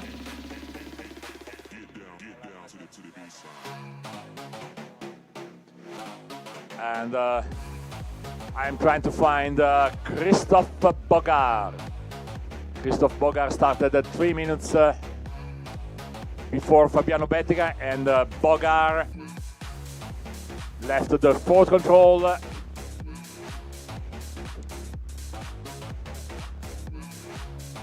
Christoph Bogar jumped over Morten Ernhagen. And Bettega is going to the 4th control. The route choice for Christoph Bogar, the hardest one, maybe.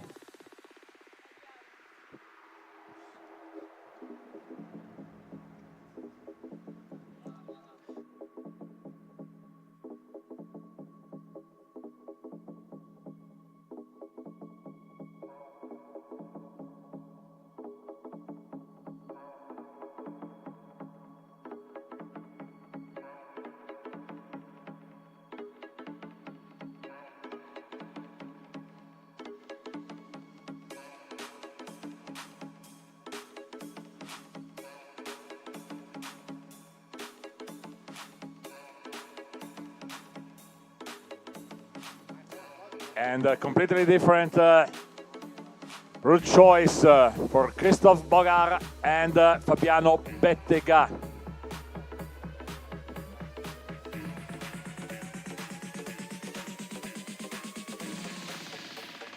Get down to the B side.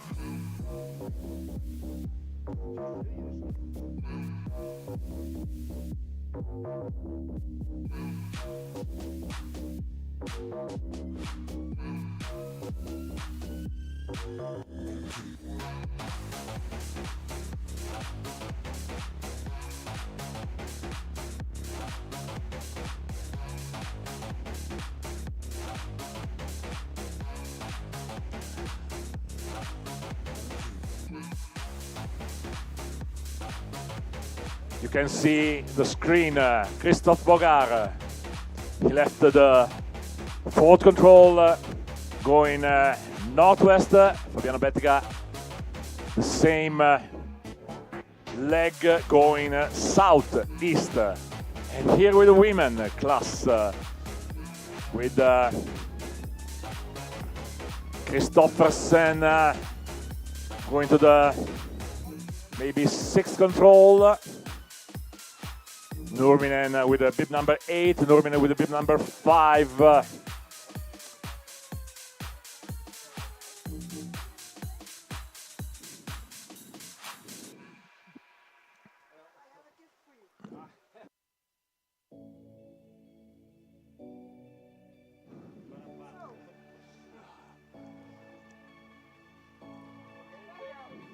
This is the man course with Wojciech Stransky navigating with bib number 105. Maybe a mistake by Wojciech Stransky because the two paths are not connected. So he went left. And then he discovered pretty soon that there is no connection between the two paths, and he has been obliged to come back a bit. This is the same mistake done by Riccardo Rossetto at a certain point of the competition. Lo stesso errore fatto da Riccardo Rossetto parecchio tempo fa.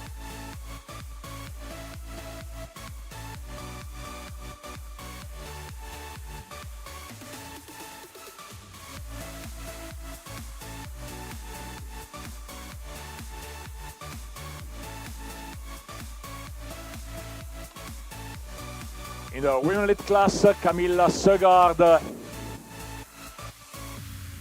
leaving the 4th control. She's 20 seconds faster than Marika Hara. But what about Andrea Siuniene? She is in 4th or 5th place now. Nurminen left the 5th control.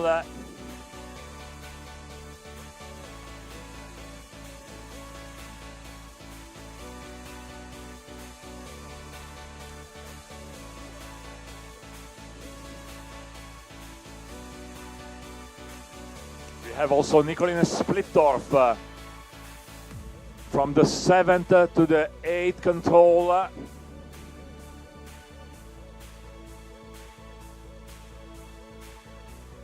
Another part of the competition going downhill.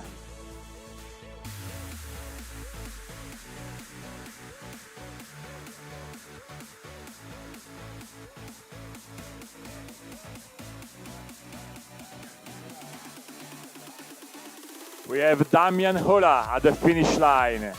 Enough is enough. After the 17th control,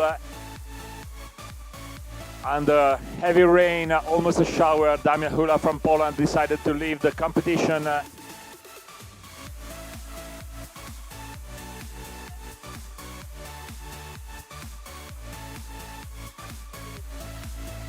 And Christoph Bogar at the 5th control now. Christoph Bogar started at 3 minutes before Fabiano Bettega. And Fabiano Bettega still trying to solve the problem from the 4th to the 5th control.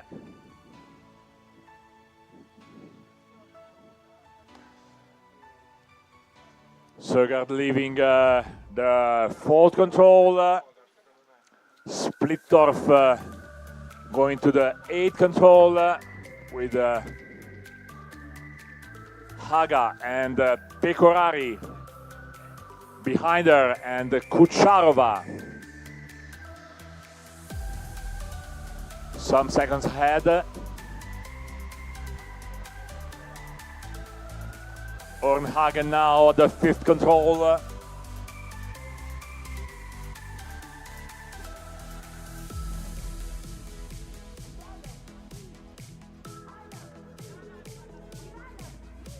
Wojtek Stransky now at the fourth control.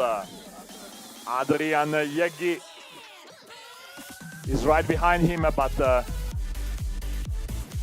Wojtek Stransky started 3 minutes before Adrian Jeggi, so a very good start.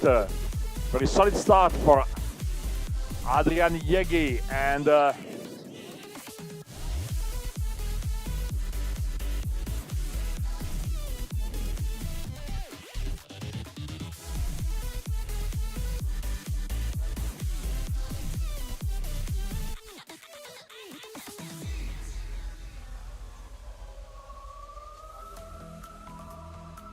Bettega now crossing the route of Morten Ernhagen.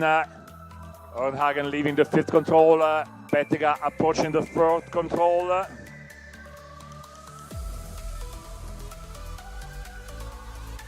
I'm waiting for Fabiano Bettega, the fifth control, in order to have a personal radio control.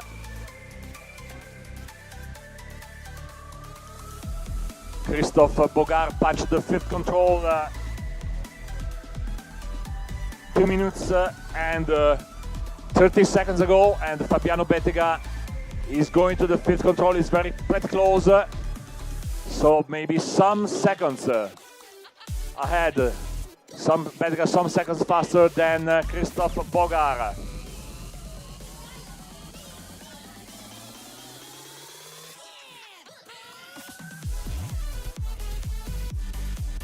And now, of course, the GPS of Fabiano Bettega is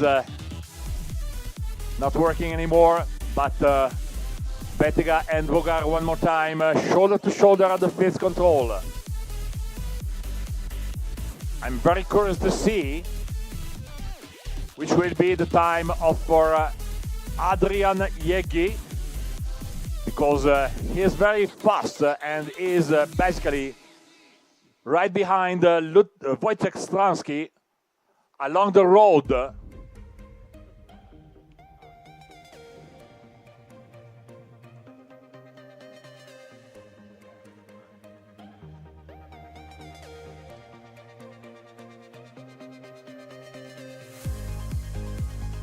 Till now, what an impressive race for Adrian Jeggi, because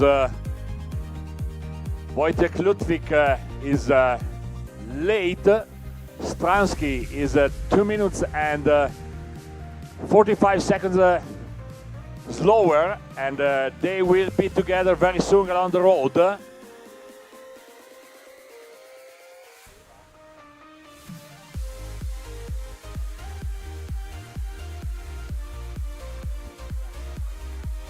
We will see very soon if Stransky will have a different route choice than Adrian Jeggi. No, Jeggi did the same route choice with Bogart and Bettega along the same route choice, but Bettega at the fifth control had basically the same time of Christophe Bogart. And now Stransky and Ludwig face to face. No, maybe not now, because Ludwig was a couple of control levels higher than Stransky. But Jeggi is now together with Wojtek Stransky.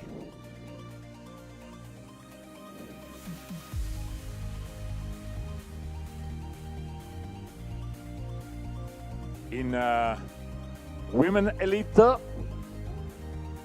Wellenreiter jumped over Iris Pecorari, and Splittorf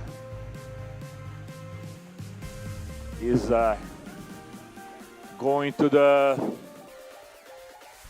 10th control. Then there will be the 11th control and the change of the map. 9 controls for the men before the change. 10 controls for the women, then 12 controls for the men, and 9 controls for the women course after the change of the map. 3 hours, 1 minute and 11 seconds for Marco Pelov. 2 hours, 48 minutes, 58 minutes for Pasi Pukonen. Matej Tuma from Czech Republic, from Czechia, another runner at the finish line. He didn't finish, and maybe with some small problem, minor problem, I hope. The right arm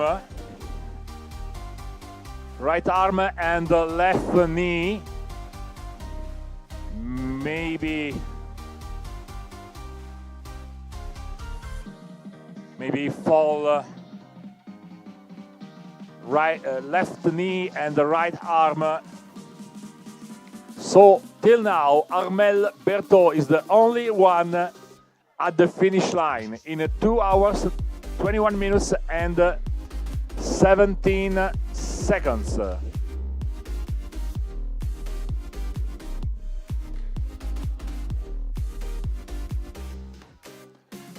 Stransky and Yegi now together. Splittorf at the 10th control. Haga going to the control number 8. Christoffersen behind her, and Meyer from France behind Haga.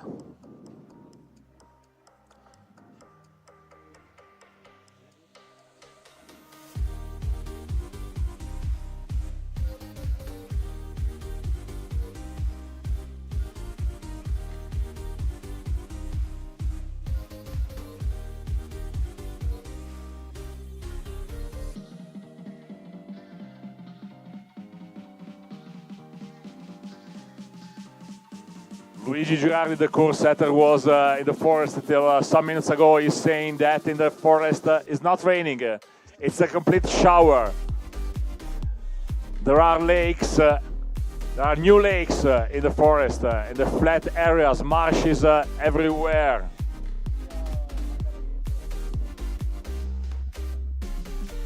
We faced basically the same situation some years ago in the same area of Malgalaghetto during the national championship long distance. We started in from Malga Millegrobbe under the icy rain, and there were marshes and water everywhere. And this is the same kind of situation these heroes are facing.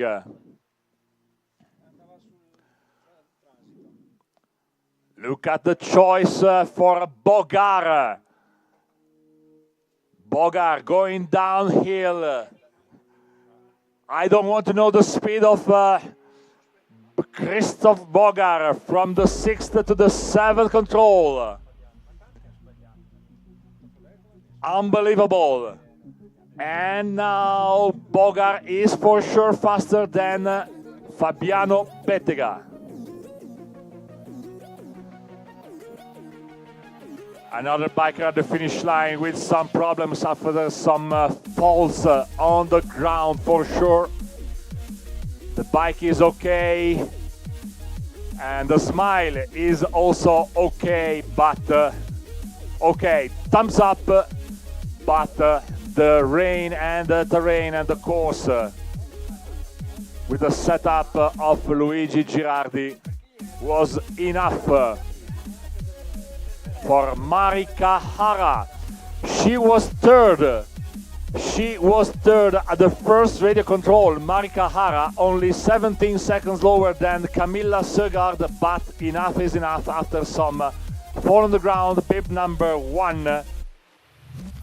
We collect also the didn't finish result for Marika Hara, Matej Tuma, Damian Hela, Filip Janowski, Ursina Yegi, Kristina Kozareva, only Armel Berto was at the finish line. And maybe we could have Martin Canta, could be Martin Canta, another biker at the finish line, but not with a complete course. Martin Canta, DNF, did not finish the competition. So 8 bikers at the finish line, only one, Armel Berto.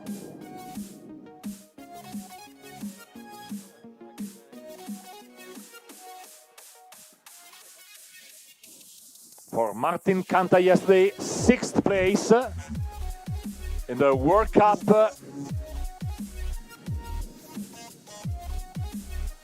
Now 1 hour and 9 minutes running time for Luca Dalla Valle. 56 minutes running time for Fabiano Bettega. Another one maybe coming pretty soon.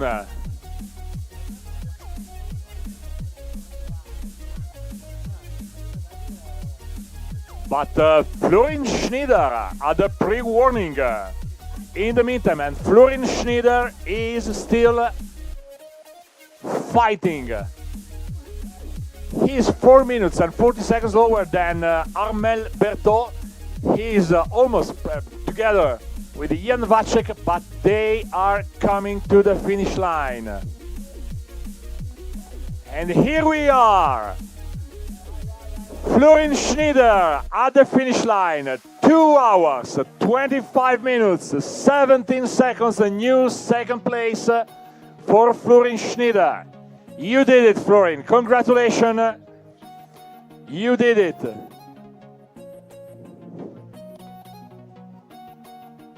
Everything will be okay from now on, Florin. Thumbs up, okay. And he is smiling.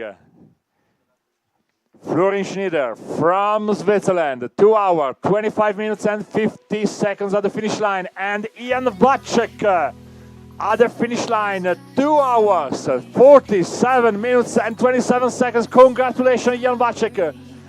Third place. 2 hours, 37 minutes for Jan Vacek.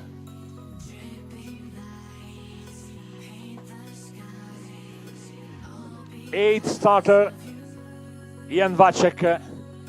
He did it. Many competitors till now didn't finish the competition.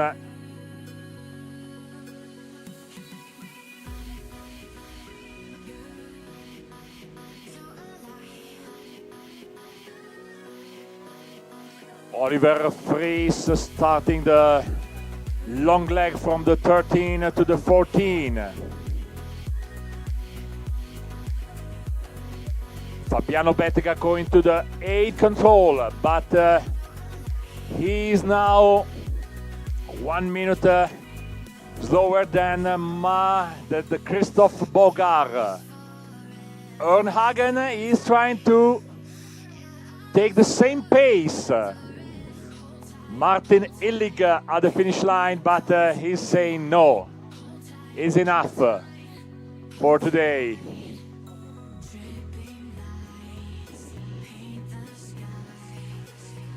Ernhagen from Denmark did some mistakes at the beginning, but then Bogar is 1 minute ahead, but Ernhagen is taking the same pace of Bogar.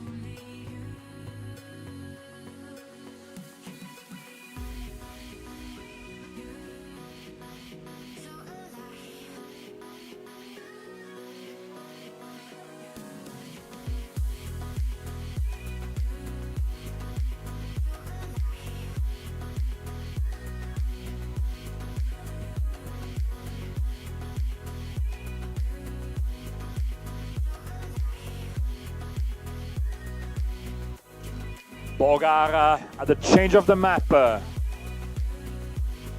same for Ernhagen. Dalla Valle together with Niebielski. Dalla Valle started 9 minutes behind Niebielski, and now Dalla Valle is together. Bartosz Niebielski. Dalla Valle together with Radil and Maiselis. Maiselis started 3 minutes before Luca Dalla Valle.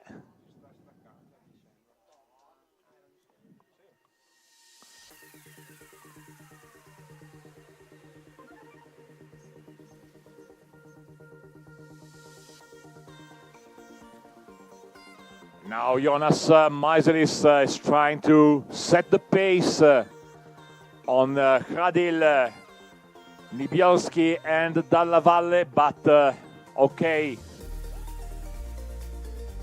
They are going to the 13th control.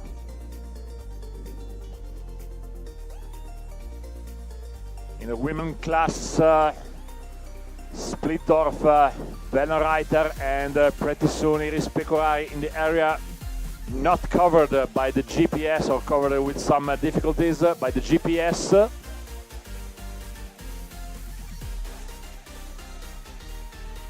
Fabiano Bettiga is going to the 9th control right now.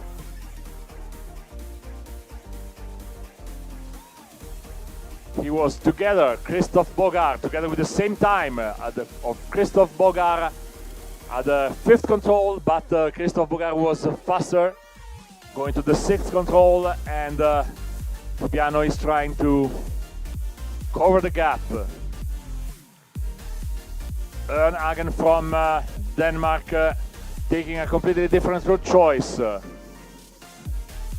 Fabiano Bettiga era insieme a Christoph Bogar come tempo al 5º punto di controllo, poi Bogar è sembrato andare via al 6º punto di controllo. Intanto continua insieme la corsa parallela di Adrian Jeghi e Wojciech Stransky, ma adesso è Adrian Jeghi che sta settando il ritmo. Adrian Jeghi and Wojciech Stransky together from the 6th to the 7th control.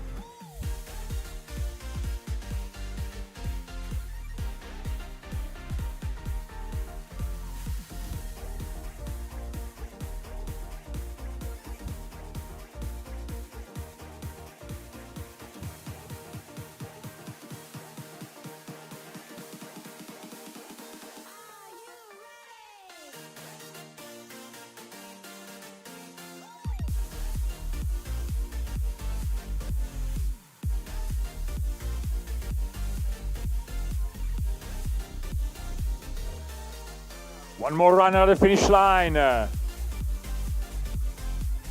he's Preet Popu from Estonia.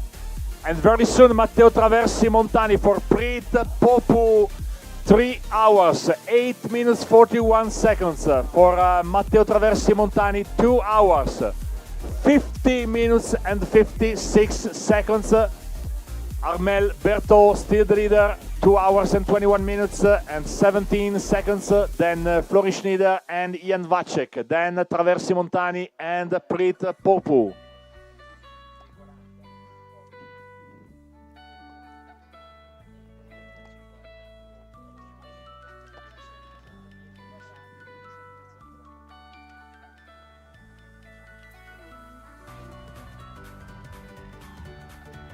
Now it seems that it's Bartosz Niebielski setting the pace of the group with Dalla Valle, with Kradel and with Maiselis.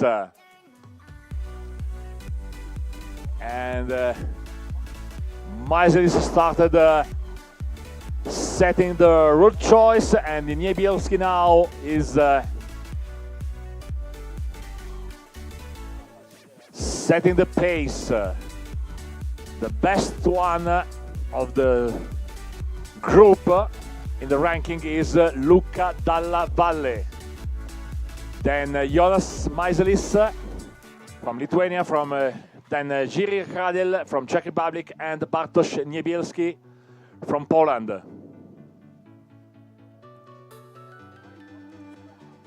Jegi now took some gap on Stransky, but could be the GPS not covered very well in that area.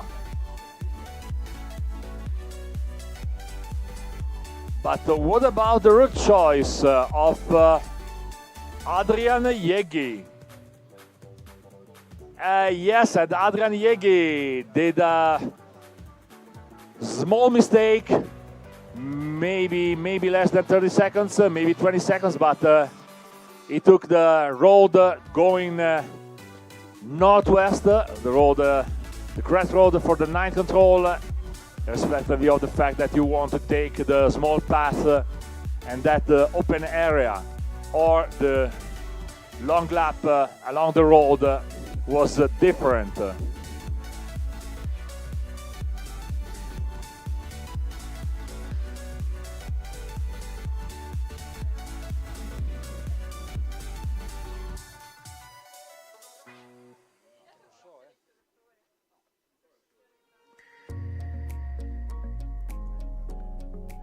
Niebielski, Hradil, Dalla Valle, and Maiselis. They have both legs on the ground, for sure, in that part of the terrain. Maybe not now, staying on the same control level, but they were with both legs on the ground. And Hradil seems to be together Kucharova, and pretty soon she will be with Luc Garcin, France.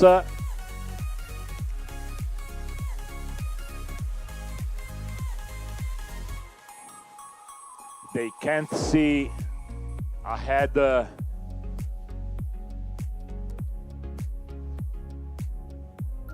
Elena Ian Ortiz, Spain, crossing the contour levels.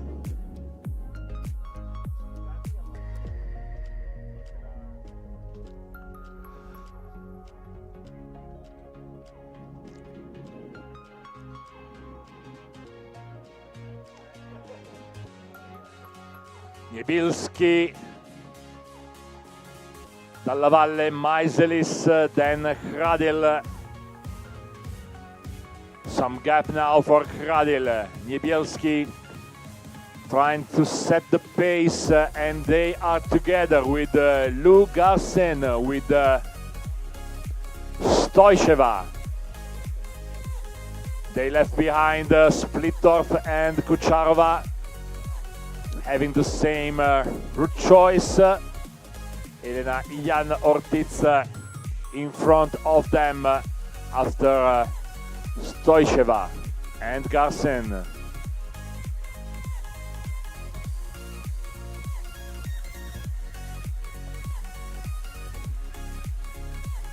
You can see from the screen that basically Ian Ortiz is going southwest on the same path. Stoicheva on the curve, Lou Garcin right behind, but in the man class, Niebielski, Dalla Valle, Maiselis, and very soon Hradil are in the same position. Stengart going to the 9 control, Vennereiter leaving the area and facing the long route choice to the 13 control.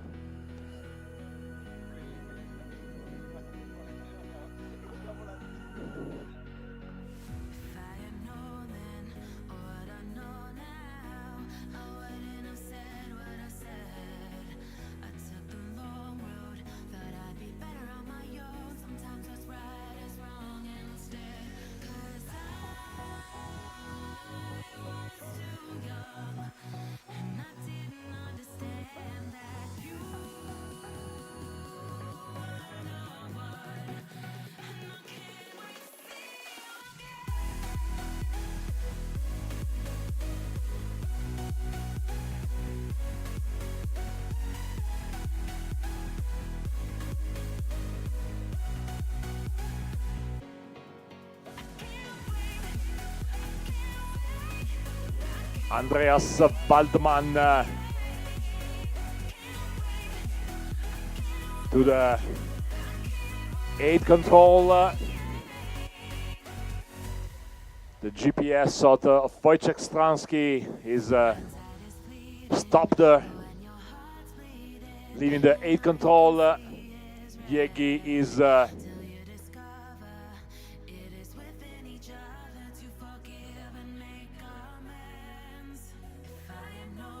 going to the control number 10.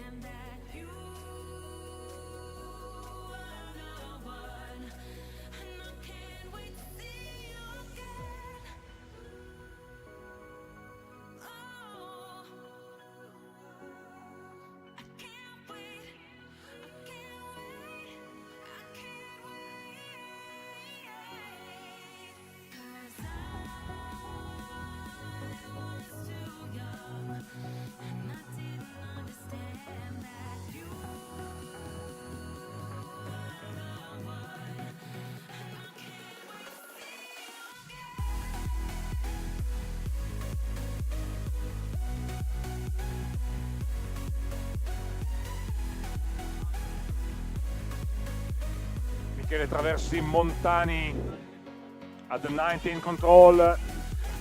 Traversi Montani al terzo ultimo punto, 19esimo punto di controllo. C'è ancora una tratta lunga da fare.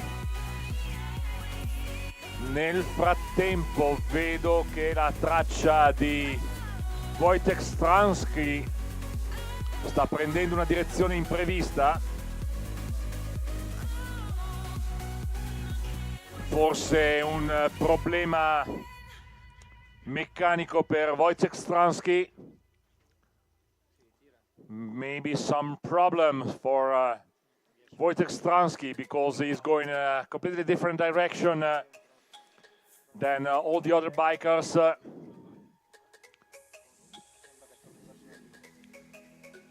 Maybe he's coming back to the finish line.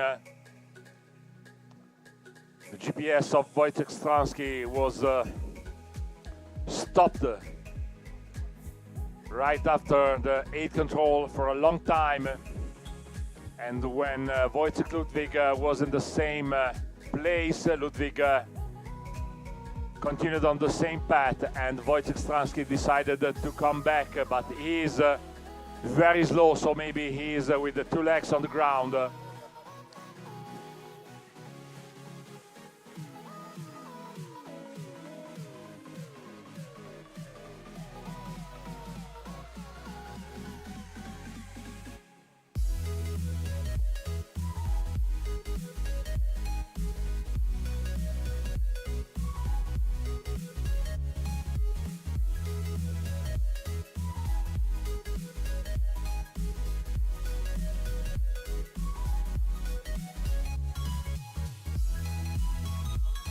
Some problems maybe for Christoph Bogart too.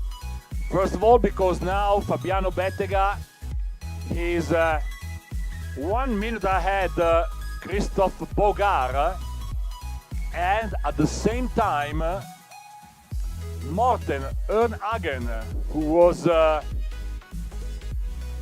1 minute behind Bogart along the route for the most part of the competition. Now Ernhagen is the front runner of this trio, and Bogart seems a bit slow maybe. Ernhagen was behind Bogart for the most part of the time, and now Ernhagen is clearly ahead Christoph Bogart, and also Fabiano Bettega is coming.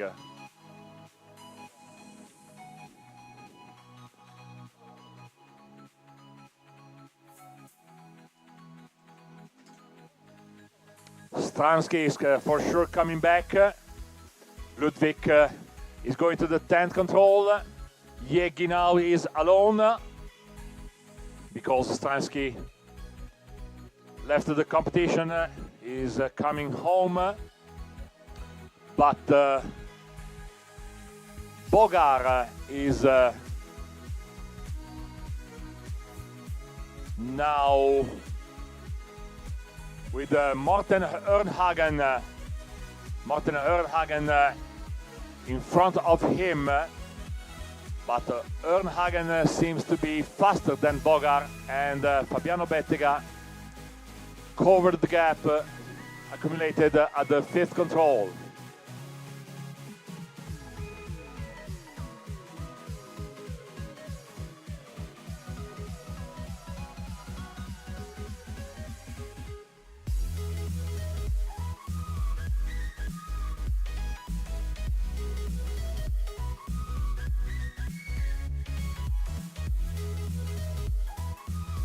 Fabiano Bettega is 1 minute ahead Christoph Bogar, and Christoph Bogar is 1 minute, almost 1 minute ahead Morten Ernhagen. What about the group?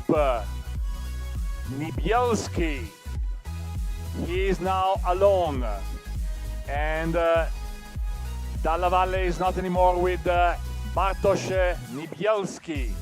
And Meiselis is not anymore with Luca Dalla Valle.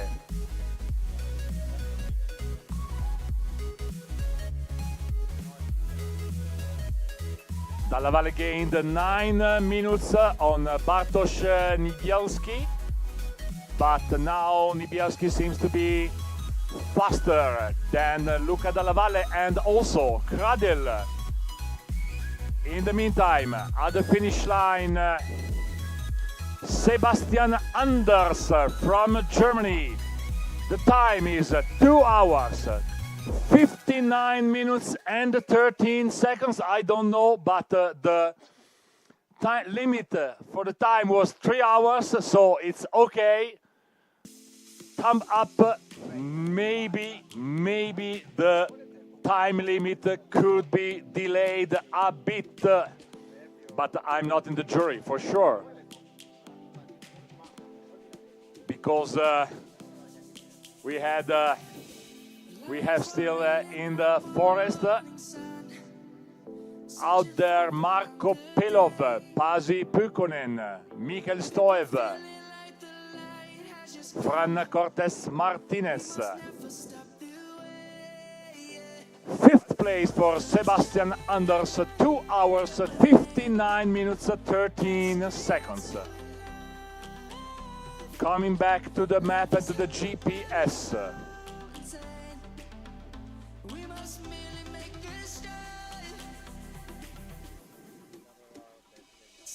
Niebielski is alone now, trying to reach Joly, France, Albin Desmarais Joly.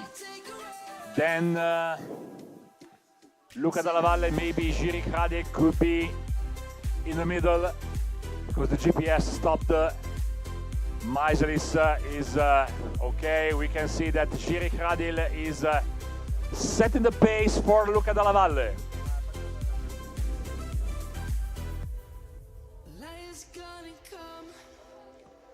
One more competitor at the finish line, but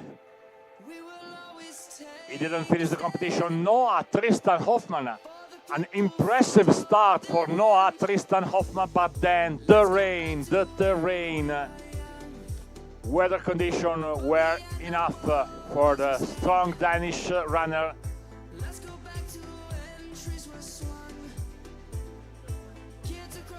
Okay.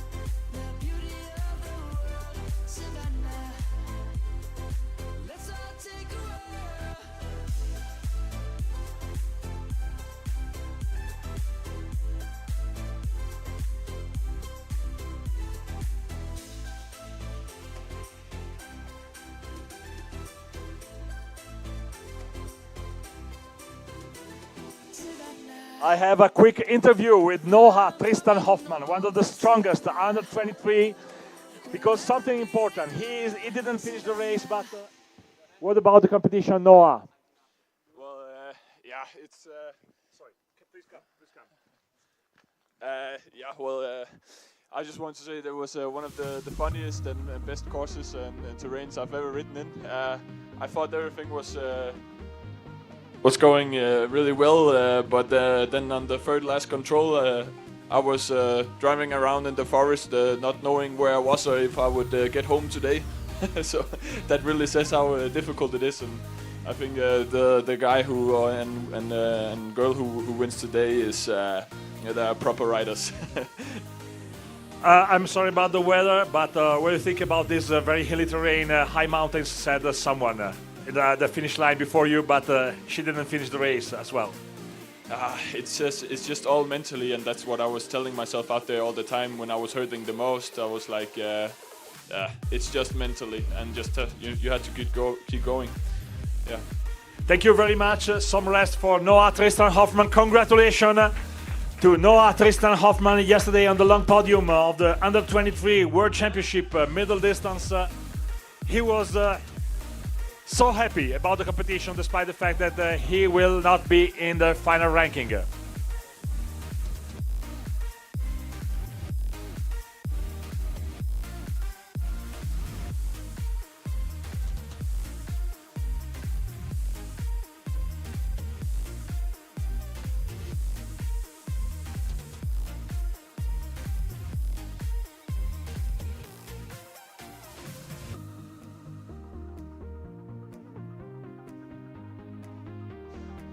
Mari Linus at the finish line.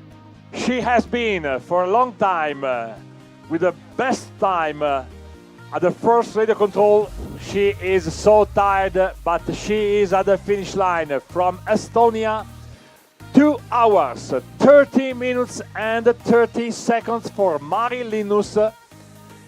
Mari, you are the first biker at the finish line in Women Elite, so you are now the leader of the competition. Maybe we can stop now the competition if you want. We leave it at your decision. She said yes, please. 2 hours and 30 minutes, and we start having a lot of bikers at the finish line. Marika Hara didn't finish, Ursina Jegi didn't finish, Henna Saarinen didn't start, Kristina Kozareva didn't finish, and very soon, maybe in 1 minute, with the clouds, with the fog, with the rain, with the wind, Piero Turra and Mikhail Stoev at the finish line. Piero Turra, 2 hours and 37 minutes till now. Mikhail Stoev, 3 hours and 25 minutes. Michele Traversi Montani, 3 hours and 2 minutes at the pre-warning.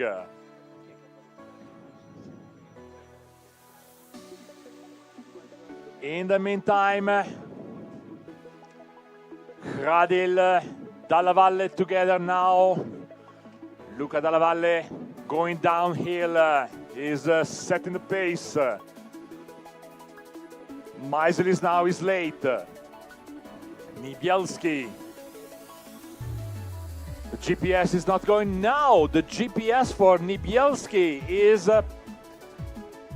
going, and what a big mistake for Bartosz Niebielski. He was almost 1 minute ahead Dalla Valle and Gradil, and he is now late. Wow, he's not in that direction, Bartosz. Not that way. Not that way, Bartosz. Okay, much better, Bartosz, much better. Thank you, because this was the border of the map. Okay, I'm sorry, I'm joking, I don't have to joke, but Bartosz Niebielski, bronze medal yesterday, under 23. And we have at the finish line, Piero Turra. Michael Stoev. Piero Torra and Michael Stoev, 3 hours. 28 minutes and 36 seconds for Michael Stoev. Third place for Piero Torra, 2 hours, 40 minutes and 38 seconds. Congratulations to Piero Torra, but congratulations also to Michael Stoev, 3 hours, 28 minutes, 36 seconds. Means that you are a strong man.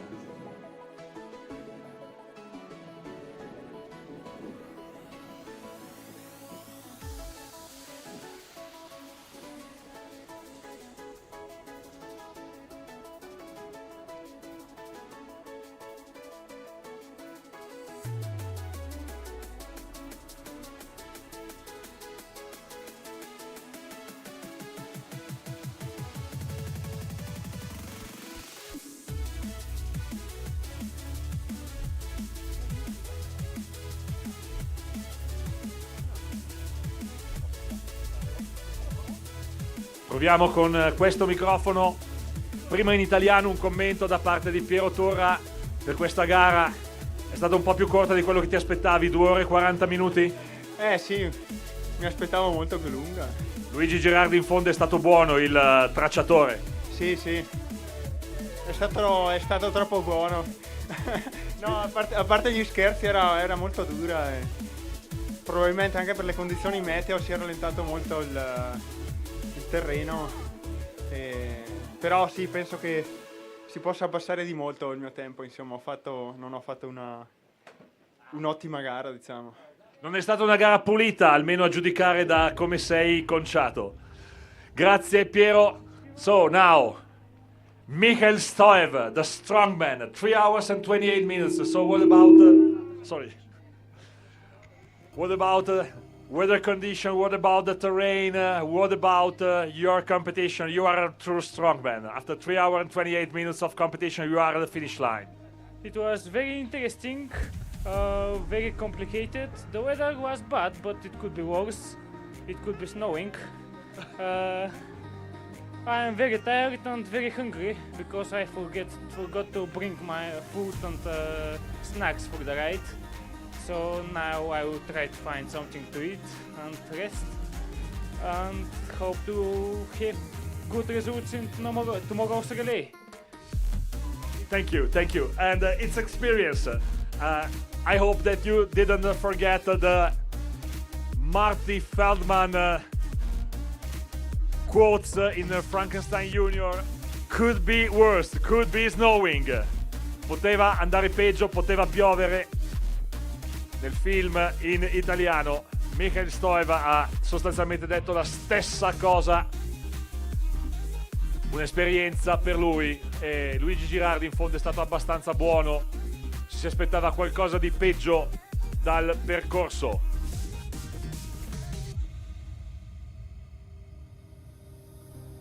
È arrivato nel frattempo al traguardo anche Michele Traversi Montani, 3 ore, 6 minuti e 11 secondi. Un altro degli strongman.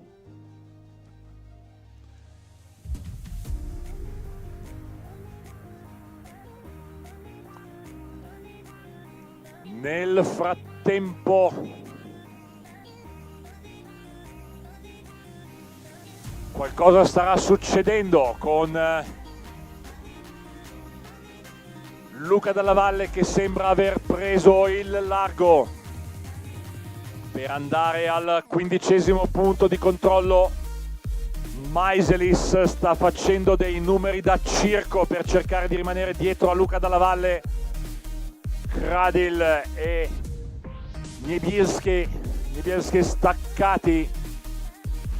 Niebielski, dopo aver visto negli occhi il baratro, ha tirato sui freni, ha settato lui il passo per il gruppo con Kradil, con Dalla Valle e con Maiselis, e adesso Maiselis sta forse avvicinando Luca Dalla Valle. Probabilmente il GPS lì non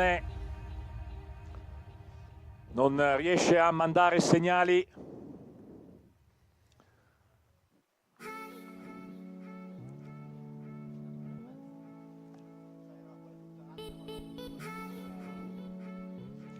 Jeremy Porra and Tommy Nikkanen going to the 14th control.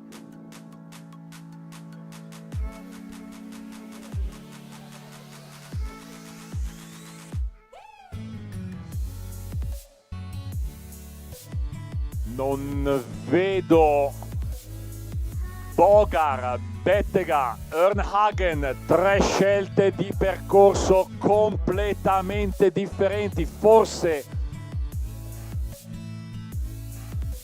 Ernhagen e Bettega tra poco riuniranno le loro scelte. Bogar è andato a cercare non guai, la scelta più dritta possibile, ma la scelta dritta talvolta ti porta a scontrarti faccia a faccia con le curve di livello. Christoph Bogar. What an unbelievable route choice from the 13th to the 14th control. Chiedo a Federico se può spostare verso destra lo schermo della Uomini Elite un attimo per mostrare dove stanno andando Bogar dalla valle e Ernhagen. Ancora un po', eccolo là. The highest part of the screen, Christoph Bogar, Fabiano Bettega. Mid of the screen on the right and Ernhagen.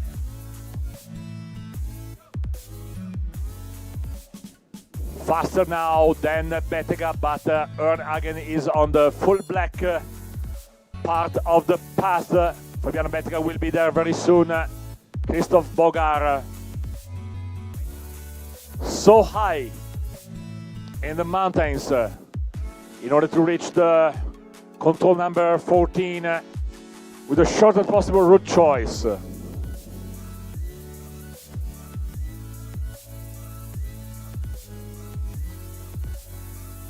At the pre-warning, Will Whittington from Australia. 3 hours and 9 minutes now, the running time for Will. In a women elite class, only Mari Linnus from Estonia. When it's raining, where there are marshes on the terrain, the Estonian bikers and runners, we have to talk about Eveli Kasiku, silver medal of the World Championship. Marshes, hard terrain, rain. It's never enough for the strong Estonian runners and bikers. Mari Linnus did her best.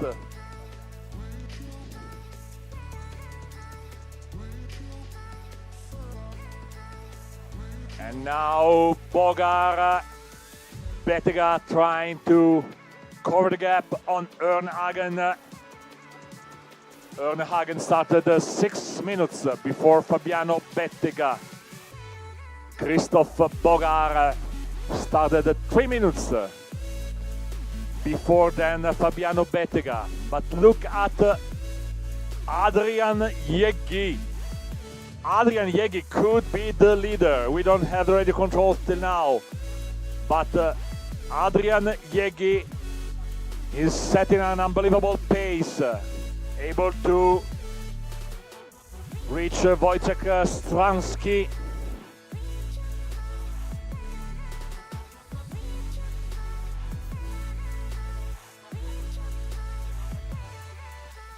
Bettega and Jeggi, they could be shoulder to shoulder.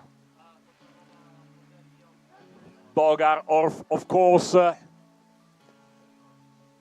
is now on the full black part of the path to go to the 17th control. Silas Hotz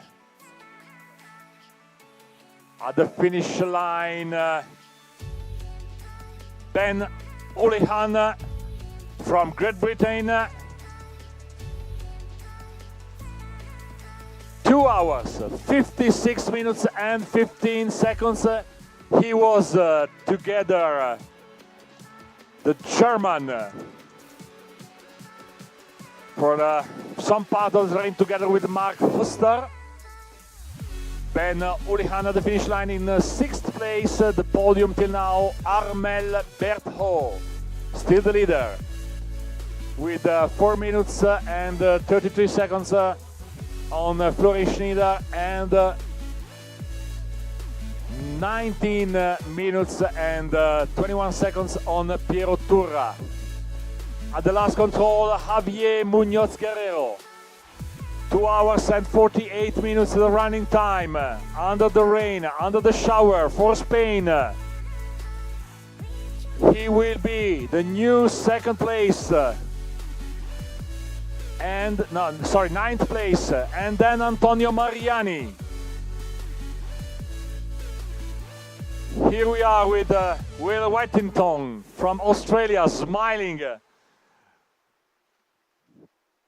With a 132, Javier Munoz Guerrero.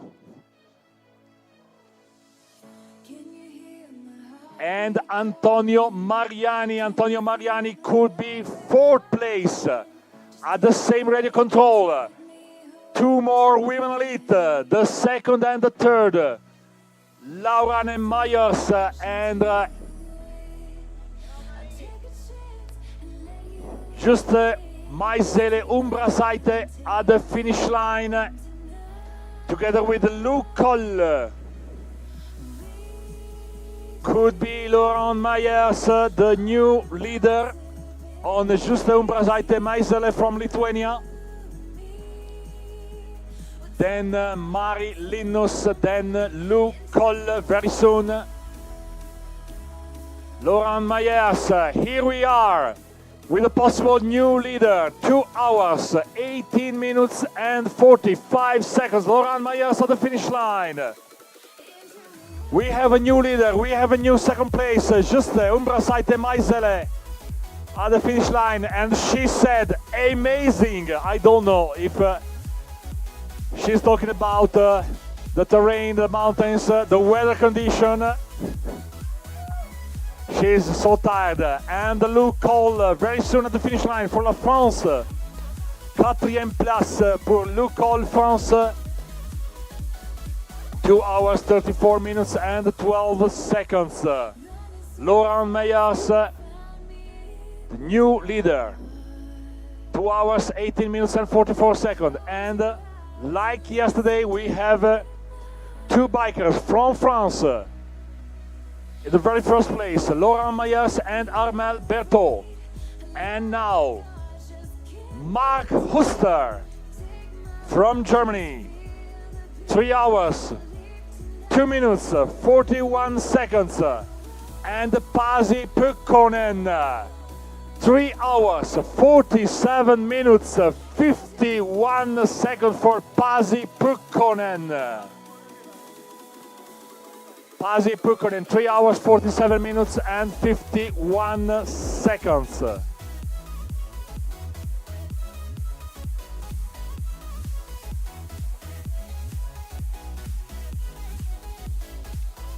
On the other side of the course, Ernhagen and Bettega.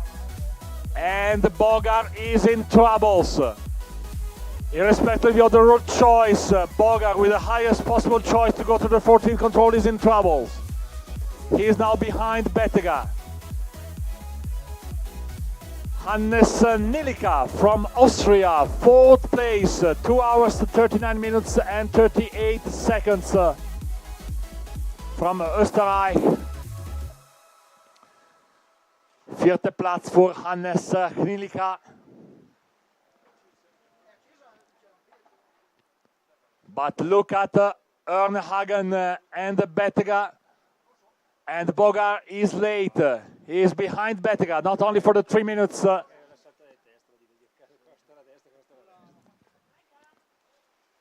We can have a look also at the women lead course.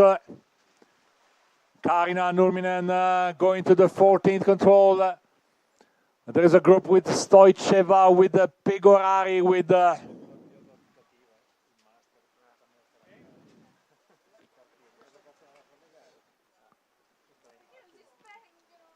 Elena Ian Ortiz. 4 ahead, 4 minutes ahead. Reiter with another high choice. Haga and Andras Uniene going high. Zarela going low to the 14th control. Kamenerova going high.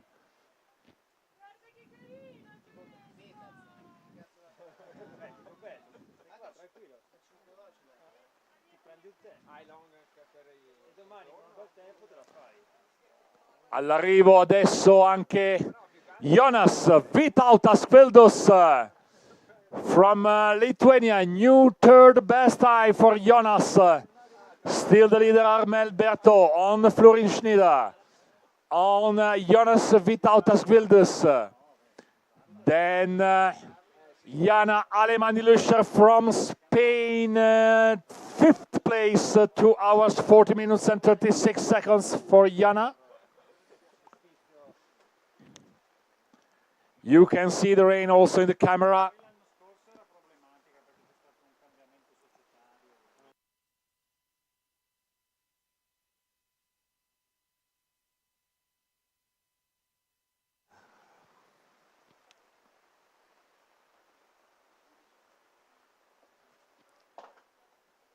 Tommy Nukanen going to the 15th control. Niebielski from Poland to the 16th control. Niebielski spent maybe the last part of the energies in setting the pace for the group with Gradil, Dalla Valle and Meiselis, and now Dalla Valle is going, he's leaving the 17th control, is going to the 18th control. He is right behind Timothy Blot, France.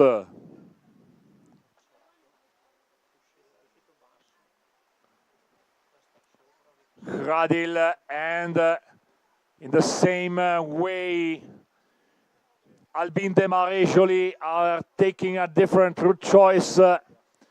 Also Hotz, he's taking a different route choice to go to the 18th control. Blot and Dalla Valle. I don't know if Luca Dalla Valle is able to see Blot in front of him.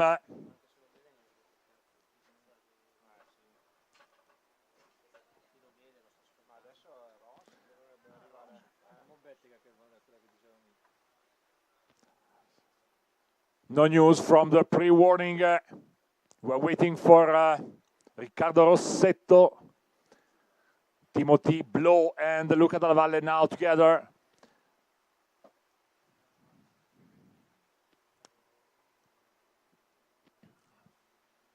Albin Desmarais Joly having a different route choice, leaving the 17th control. Oliver Fries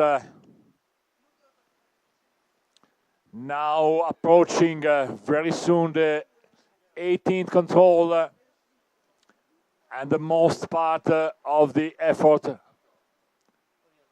are behind him.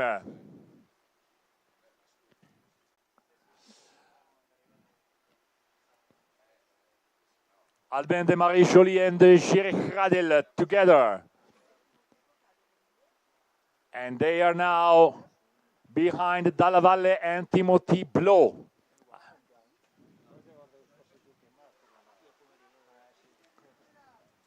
Fries and João Ferreira together to the 18th control.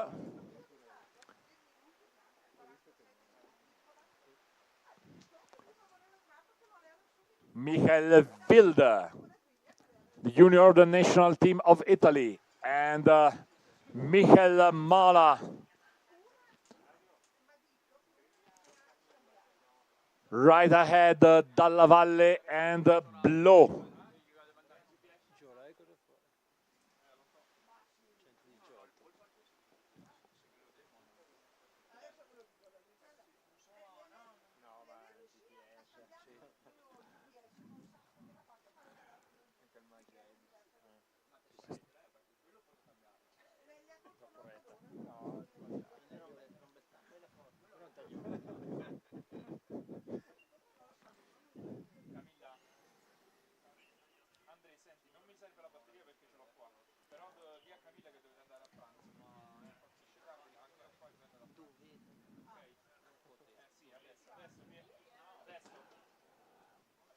In the women lead course, split off at the 16th control.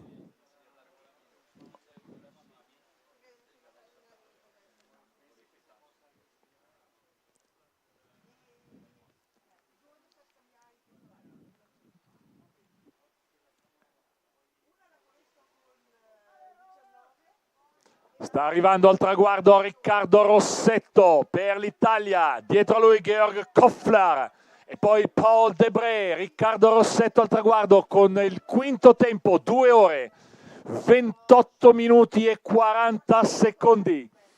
Georg Koffler, attenzione al suo tempo, è l'unico ad aver preso il numero di targa di Armel Berthaud.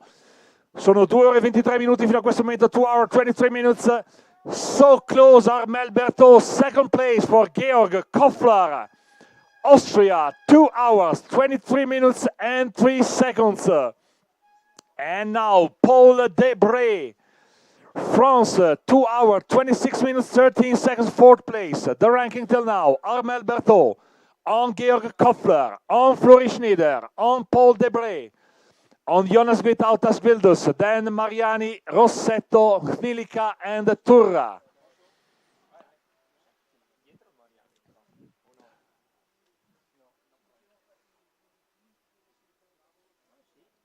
Fino a questo momento Antonio Mariani è il migliore della squadra italiana.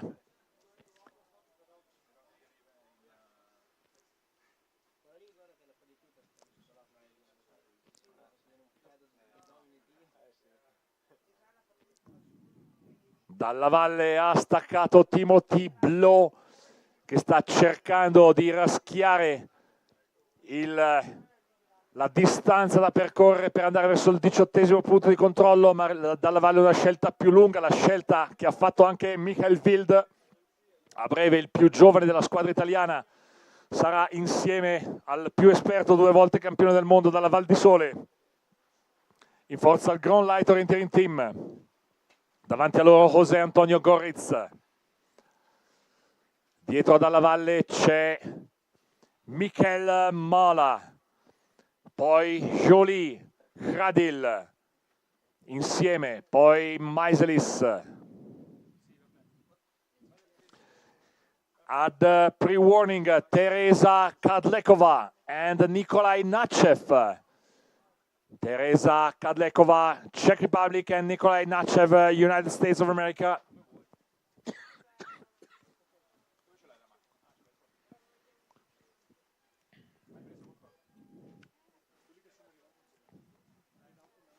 Laurent Meyers, still the leader in women class on Juste Umbrasaite Meisele, Mari Linus, Lukol, Jana Luscher, Alemani.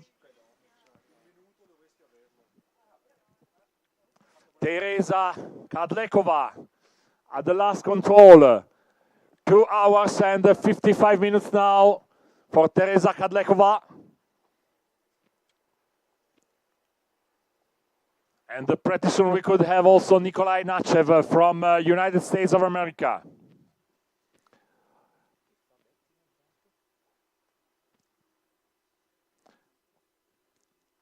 Dall'altra parte del campo gara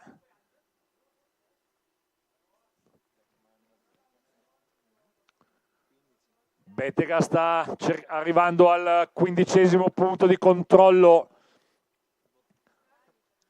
Silas Hotz sta facendo una bella gara. Ecco qui l'arrivo di Teresa Kadlekova.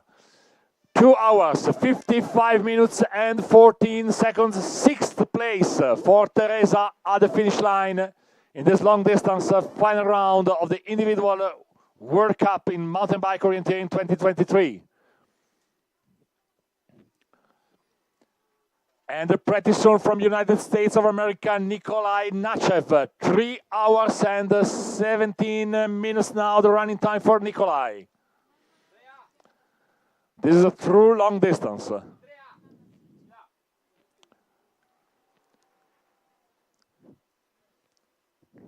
Jeremy pour France and Tommy Nykänen going to 17th control. Bettega along a very small and not well-defined path to the 15th control. Niebielski coming to the 15th control in a completely different direction, on the opposite side. Here we are with Nikolai Nachev, United States of America, at the finish line, 3 hours, 18 minutes and 21 seconds. Congratulations. You are a true strong man. Please, this side to download the chip. And for the GPS, thank you. Al pre-warning, Nicoline Splittorff, Denmark, with Johan Sanz, with Marco Pelov, with Natalie Chamrada. First of all, the time of the leader, Nicolina Splittorff, 2 hours, 3 minutes and 34 seconds. For Johan Sanz, Spain, 2 hours, 43 minutes and 42 seconds. For Natalie Chamrada, 2 hours, 43, 53 seconds. For Marco Pelov, Bulgarian, 4 hours, 2 minutes, 34 seconds. Here we are with Nicolina Splittorff.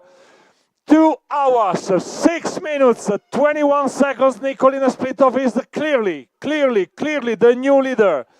12 minutes and 23 seconds faster than Laurent Mayer's France. Denmark, France, and Lithuania at the finish line. I think that no one will be able to beat Nicolina Splittorff today. She's saying yes. I'm not sure if she's saying yes, someone can do that. Yes, I'm not sure. I don't think so. Johan Sanz from Spain, 10th place, 2 hours, 46 minutes, 47 seconds. Very soon we have Marco Pelov from the Bulgarian team. 4 hours and 5 minutes running time for Marco Pelov.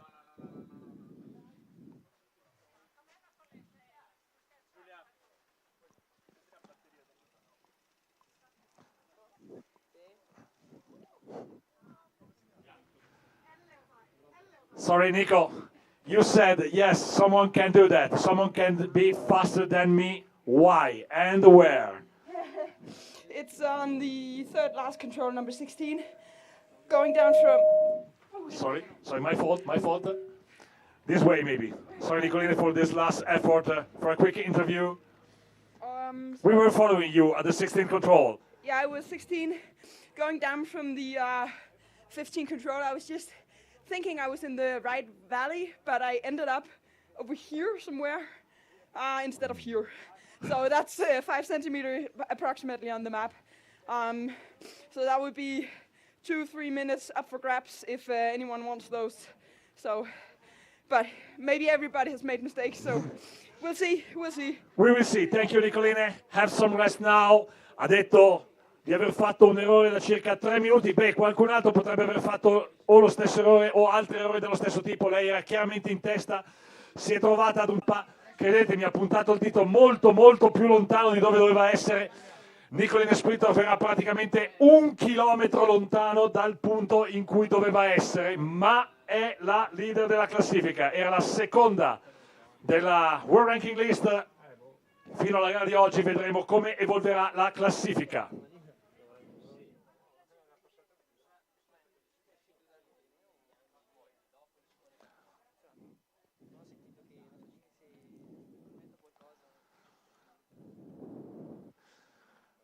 And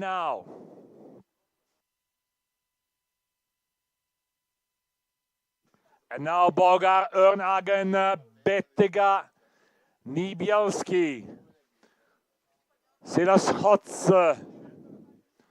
Bettega sta andando a prendere anche Silas Hotz. È la scelta di percorso dal punto 16 al punto 17 per Jeremy Pour and Tommy Nykänen. All on the road to go to the 18th place. Dalla Valle with Cradel, with Alpe and Marie Jolie. Maybe some mistakes for Luca Dalla Valle. Yes, Jaime Origi and Roberto Dalla Valle are saying yes, a mistake for Luca Dalla Valle approaching the 18th control.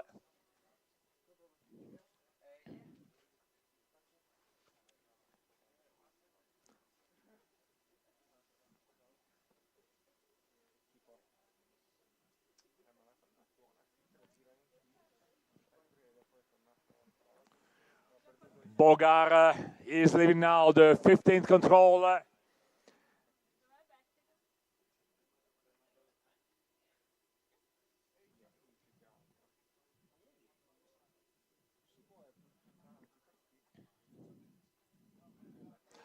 And now the pre-warning. We have Lou Garsen, Rosalie Kucharova, Elena, Ian Ortiz for the women elite class, and Joao Ferreira and Oliver Fries together in the men elite class. Garsen, Kucharova, Ian Ortiz, then Ferreira and Fries.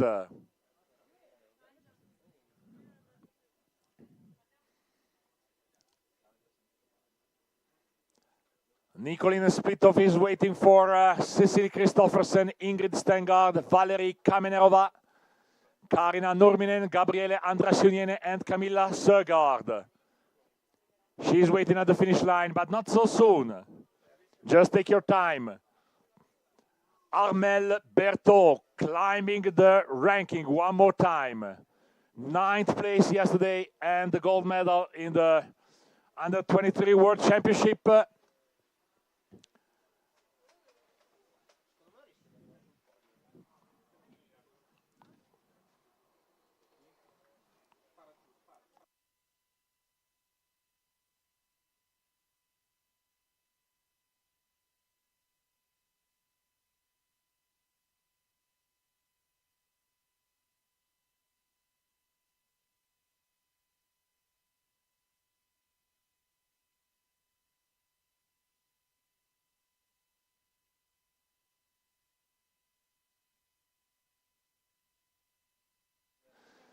In the meantime, Urs Adrian Jeggi and Wojtek Ludwig with an impressive route choice for the 15th control.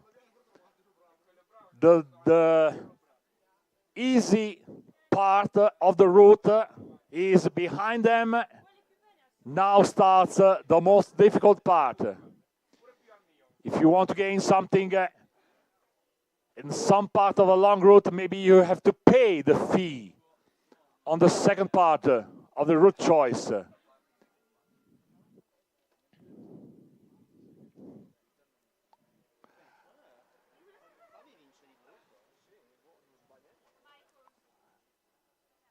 Here we are with bib number 14, with Rosalie Kucharova at the finish line. She's in the 4th place, 2 hours, 25 and 21. And very soon, Lou Garsen, France. Karina Nurminen at the pre-warning, and Nicoline was right. A 3-minute mistake for Nicoline Splitter, but is not enough. Karina Nurminen, 1 hour 57:47. She is almost 6 minutes faster than Nicoline Splitter today. Right behind Karina Nurminen, Iris Pecorari and Lucie Rudkiewicz, trying to set in the same pace. Lou Garsen, very soon at the finish line, together with Elena Ian Ortiz, together with Oliver Fries and Joao Ferreira. Here we are with Lou Garsen, France. France with Armelle Berthaud, the very first place, and Laurent Mayars, second place, behind Nicoline Splittorff. Here we are with Oliver Fries. Yesterday he was pushing the bike, now he's pushing with the 2 legs on the bike. At the end and at the last control, Karina Nurminen She is now under the 2 hours limit. But she will be right up at the 2 hours limit, but she is clearly the leader. João Ferreira, 6th place, 2 hours and 27:49. Oliver Friest, 9th place, 2 hours 33:43. Elena Ian Ortiz, 10th place, 2 hours 47:53.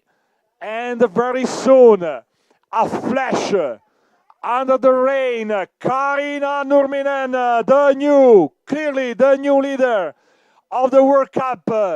Long distance, Karina Nurminen, 2 hours, 00:30 seconds. She is 5 minutes and 51 seconds faster than everyone else. And she said, "Are you joking?" No, I'm not. I'm not joking. Karina Nurminen, 2 hours, 00:30, 5 minutes and 51 seconds faster than Nicoline Splittorff.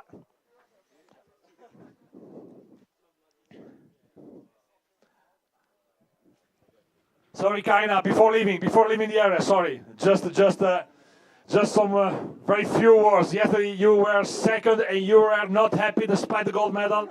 What about today? What about the terrain? What about everything?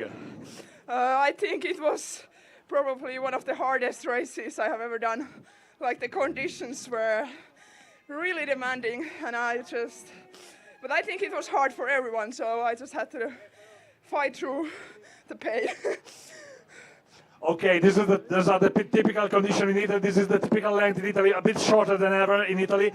But do you think that your time could be beaten by someone else, or it's enough? 2 hours, 00 and 30 seconds is enough. Some mistakes maybe, or it was a perfect race? Not the perfect race for sure. Some mistakes, but not anything huge. But yeah, there were still some strong women starting after me. So let's see. Let's see. Okay, thank you again. Thank you again. Karina Nurminen, she's clearly the leader. È arrivata al traguardo anche Iris Pecorari, che a un certo momento è stata rapita dagli alieni lungo il percorso. Non aveva più idea di dove si trovava. Non è successo soltanto a lei.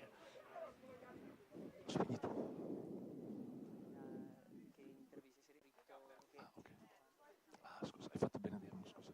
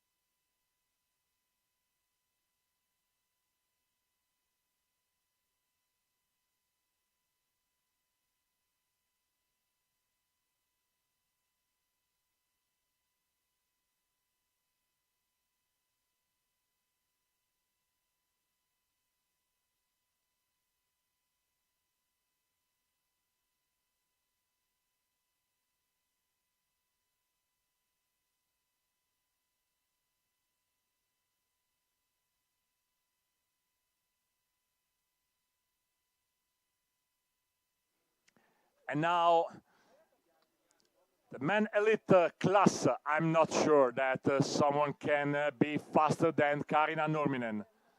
But she is very polite and she said someone else could be faster in this kind of terrain. But there are stronger runners around the competition, but only Camilla Søgaard could be faster than Karina Nurminen now. And here we are with Cecilie Christoffersen from Denmark. New third best time in the women elite, and she is exhausted at the finish line. You did it. It's done. But Cecilie Christoffersen with 2 hours, 13 minutes and 14 seconds. The ranking till now, Karina Nurminen, 2 hours, 00:30 minutes. Then Nicoline Splittorff, 2 hours, 6 minutes, 21. Then Cecilie Christoffersen, 2 hours, 13 minutes and 14 seconds. 4th place for Laurent Meyers. 5th place for Justin Brassaite Meisele. She's saying no. Something like, I can't believe what I faced.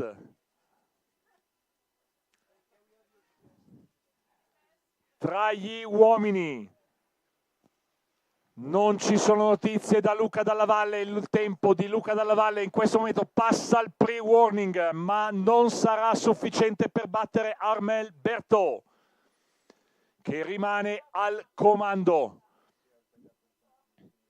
Nel frattempo Iris Pecorari si è classificata in 11ª posizione fino a questo momento, 2 ore 34 e 35. Lucy Rutkiewicz, 6th place, 2 hours 23:08.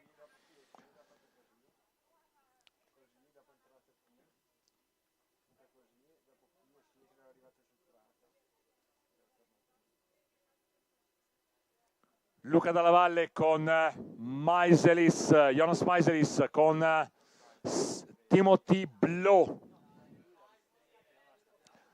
Céline Venreiter at the last control in 2 hours and 30 minutes till now.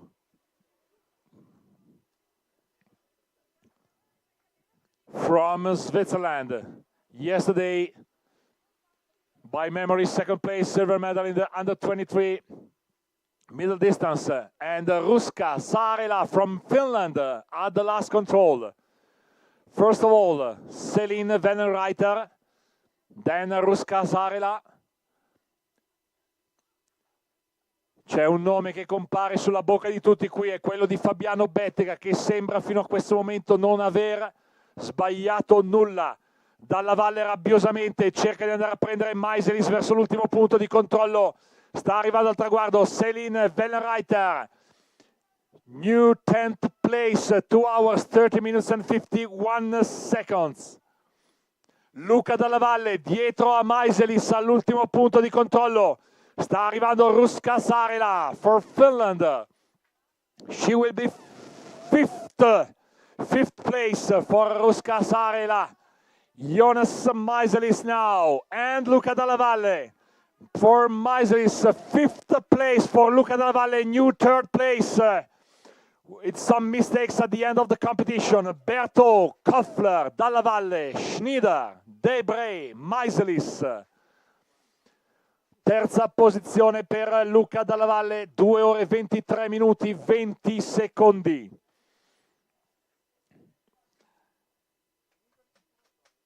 Sta arrivando anche a breve Gabriele Andrasiuniene, Timothy Blow, Valérie Kamenerova, Alben Joly Desmarais, José Antonio Villar-Goritz. Per Luca Dalla Valle la terza posizione a 17 secondi da Georg Koffler, probabilmente imprendibile ancora, anche senza gli errori alla fine. Armel Berthaud, 2 ore 21 minuti e 17 secondi. Sta arrivando al traguardo il primo degli Young Guns.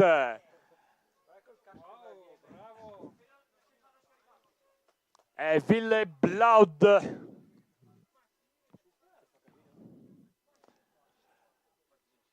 The running time for Camilla Søgaard is 1 hour 59 and 30 seconds now.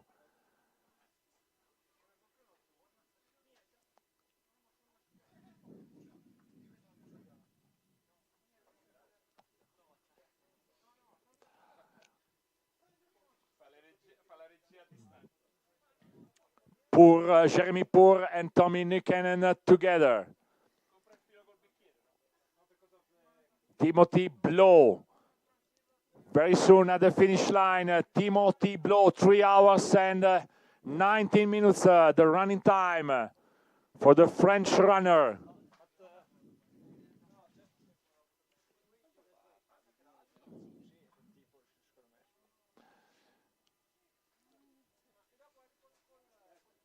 Here we are with Timothy Blow, France.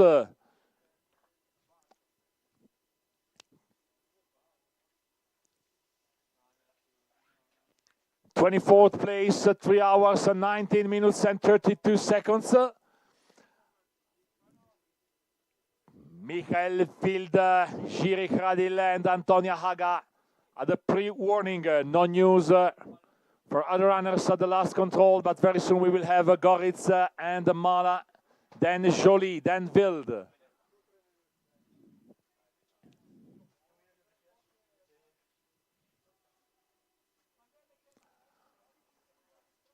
Bogar is right behind Niebielski.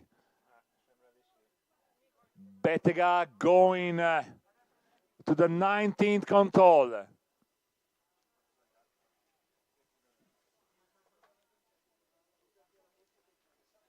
Could be Bettega against Berthaud, I don't know. At the finish line, Jose Antonio Villar Goritz and Michael Mala for Villar Goritz, 19th place. Gabriele Andrasiuniene at the finish line with the new third best time, 2 hours, 7 minutes and 50 seconds. For the Lithuanian runner, at the same time, Kaarina Nurminen is officially the winner of the long distance individual. At the final round of the World Cup 2023, Kaarina Nurminen is leading on Nicolina Splittorff and Gabriele Andrasiuniene. 4th place for Cecilie Christoffersen, 5th place for Valérie Kamenerova. Michael Wild at the finish line, 24th place. Albin de Marie-Joly, 14e place, 14th place, 2 hours, 42 minutes and 12 seconds. Valérie Kamenerova, 5th place, 2 hours, 14 minutes and 4 seconds. Camilla Søgaard, together with Jeremy Poor and Tommy Nykänen very soon at the finish line. Antonia Haga at the finish line. Jiri Radil, this is Jiri Radil, 2 hours and 34 minutes. 2 hours, 34 and 1 second for Jiri Radil, 12th place. Then we will have Antonia Haga, then Jeremy Poor,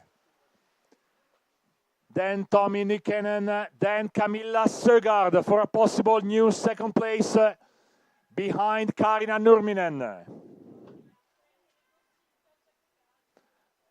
Here we are with Antonia Haga, 2 hours, 13 minutes and 40 seconds, 13th place for the Finnish biker.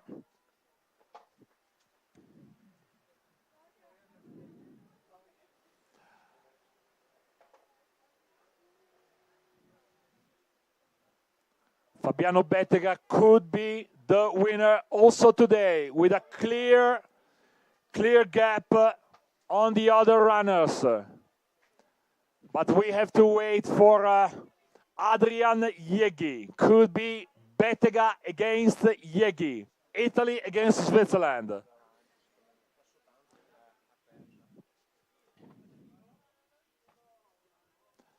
Jeremy Poor together with Tommy Nykänen at the finish line. Pretty soon, Jeremy Poor for a possible. I can't do any countdown. Armel Berthaud, France, is the leader. Jeremy Poor, France. This is Tommy Nykänen for a possible new medal in the Under-23 World Championship. And Jeremy Poor, after 22 hours, 21 minutes, he is the new leader, 16 seconds faster than Armel Berthaud. And he is smiling. Tommy Nykänen, 5th place. Armel Berthaud now is the leader for the World Championship. And now Camilla Søgaard, the 2nd place. 2 hours, 5 minutes and 21 seconds. Kaarina Nurminen is the winner. 4 minutes and 59 seconds on Camilla Søgaard. 3rd place, 1 minute. Behind Camilla Søgaard, 1 minute slower. Nicolina Splittorf, third place. Gabriele Andras Uniene, fourth place. Cecily Christoffersen, fifth place. Valerie Kamenerova, sixth place. Three Danish bikers in the best, fifth place. The winner is from Finland, Karina Nurminen. It's confirmed the first place for Jeremy Porre. Now we are waiting for Noah Rieder from Switzerland. Then Morten Ernhagen, Denmark. Then Christoph Bogar, but Christoph Bogar was late. Fabiano Bettega and Adrian Jeggi. Then Wojciech Ludwig, Andreas Waldman, Ian Hasek. Jeremy Porre could be on the podium.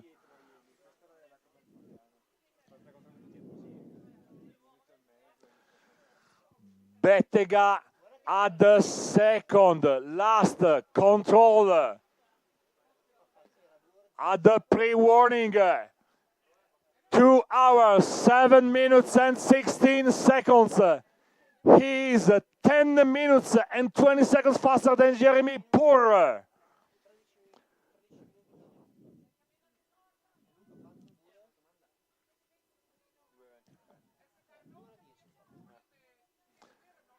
Bettega now leaving the second last control. He's on the road. He's on the road for another possible winning stage. No news from Usin Jeggi. From Jeggi, he is late. Adrian Jeggi is late.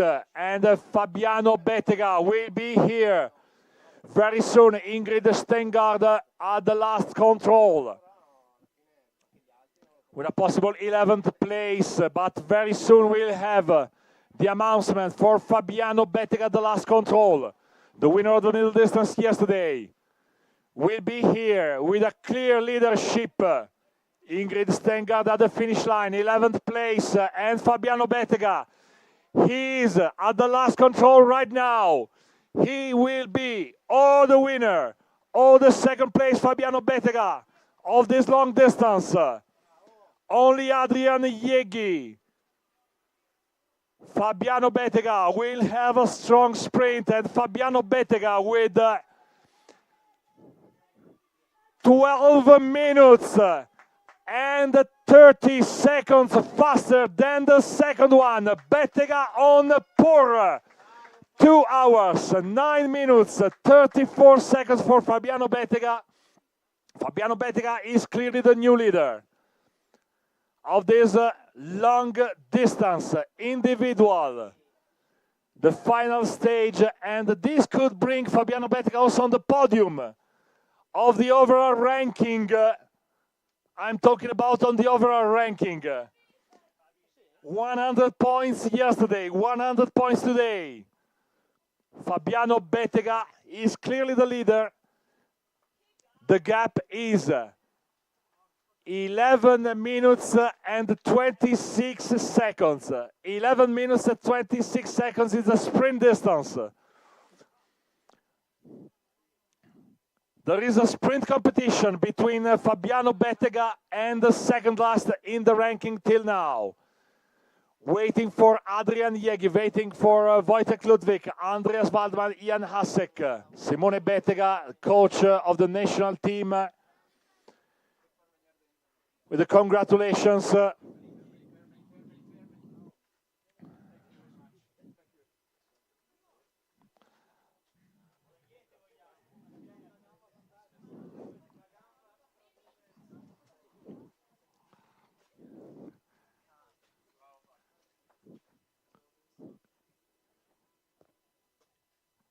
Fabiano, prima di andartene, scusami, in italiano per un'intervista, perché ieri 5 secondi, oggi siamo a 11 minuti e 25 secondi di vantaggio su Jeremy Porre. Qualcuno deve ancora arrivare, ma credo che nessuno riuscirà ad impensierirti. Come è andata la gara?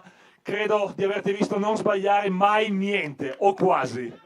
No, allora ti devo correggere, perché guarda, a un certo punto ho detto, boh, mi sono fermato a ogni bivio. Qua alla fine, mi sembra 15, che ho detto, boh, non so, comunque io continuo. E niente come...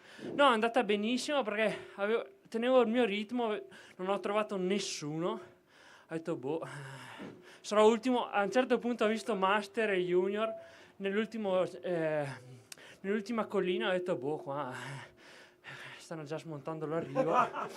E no, ti giuro, non ho visto nessuno. Congratulazioni Fabiano, adesso ti lascio riposare, ti lascio nelle mani di Simone, del massaggiatore. Congratulazioni. What I can translate, Fabiano Bettega decided to continue the race despite the fact that he didn't see anyone else. He made mistakes, he was lost, he started finding masters and young guns. During the last part of the course, he said, okay, I will continue, I have to go to the finish line, but they are already bringing everything because the competition already was gone, and Fabiano Bettega is the clear leader. I said 11 minutes and 20 seconds approximately, and he said, what are you saying?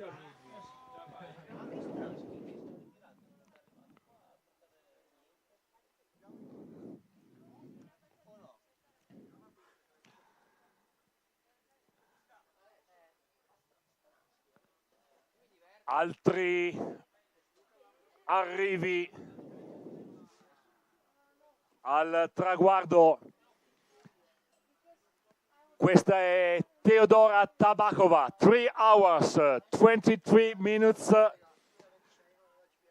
We have some ears today, for sure Karina Nurminen, for sure Fabiano Bettega, but just don't forget Marco Pelov, 4 hours and 5 minutes.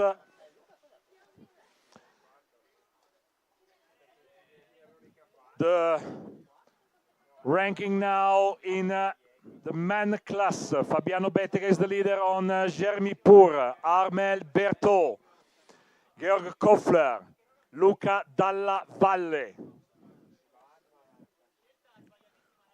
Waiting for Ernhagen. Armel Berthaud is the leader in the under-23 World Championship. Karina Nurminen, the winner, is also the winner of the gold medal in the under-23 competition.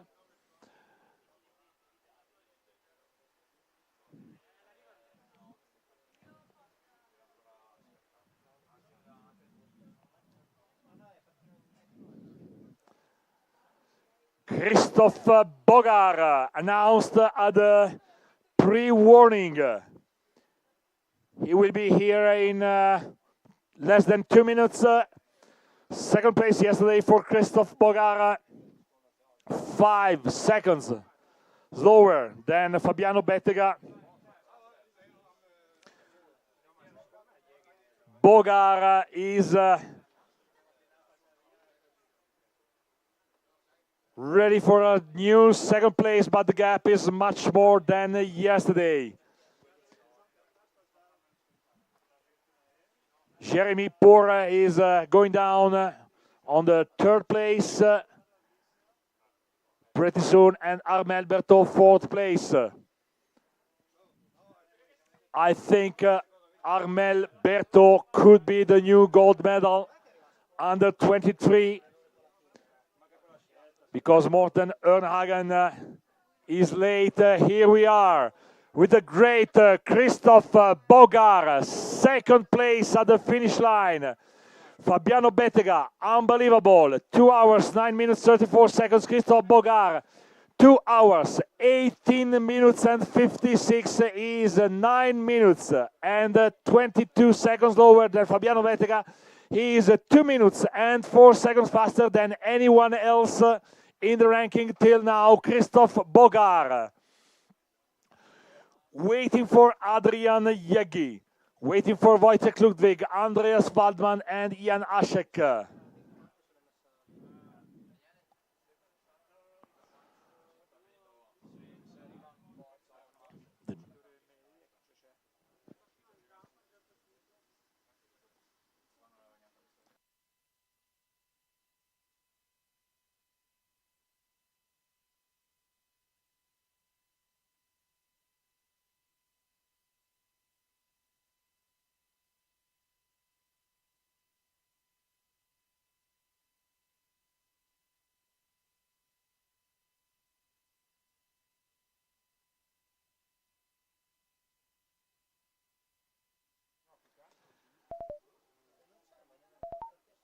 Only waiting for Anke Danovsky in the women class. Teodora Tabakova was at the finish line, 3 hours 24 and 2 seconds. Gergana Stoicheva at the finish line right now.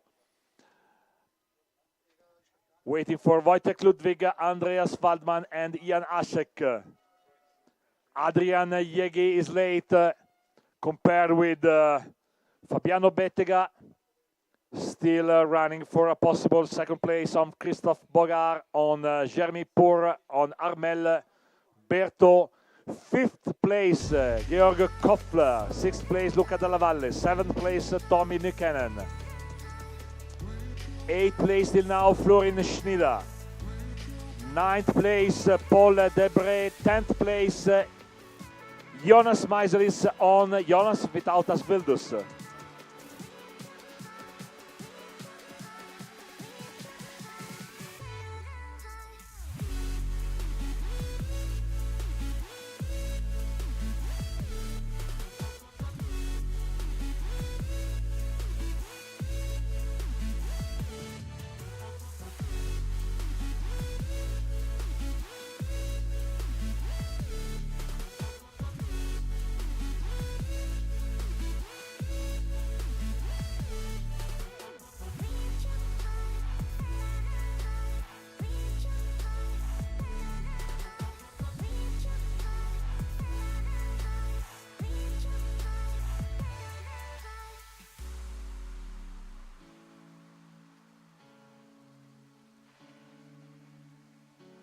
Morten Ørnhagen at the pre-warning.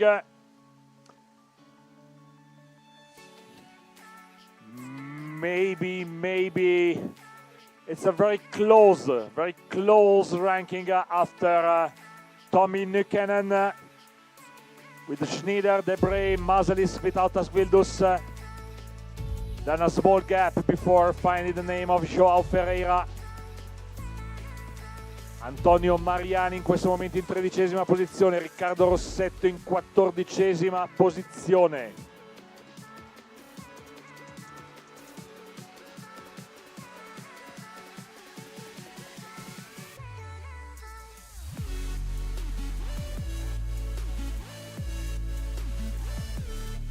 Very soon with Morten Ørnhagen at the last control.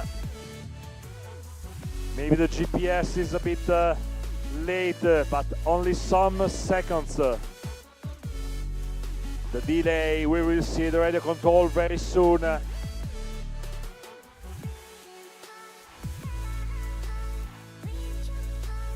And Morten Ørnhagen announced now at the last control. He will be maybe in 12th position.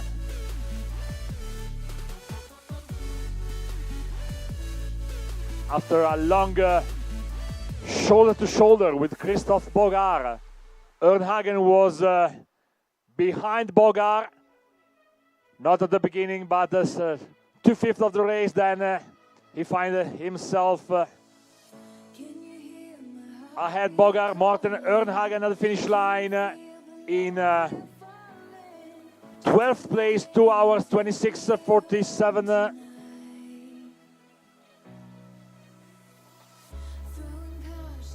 And now here comes the rain one more time. The rain, some wind, we had also clouds, fog,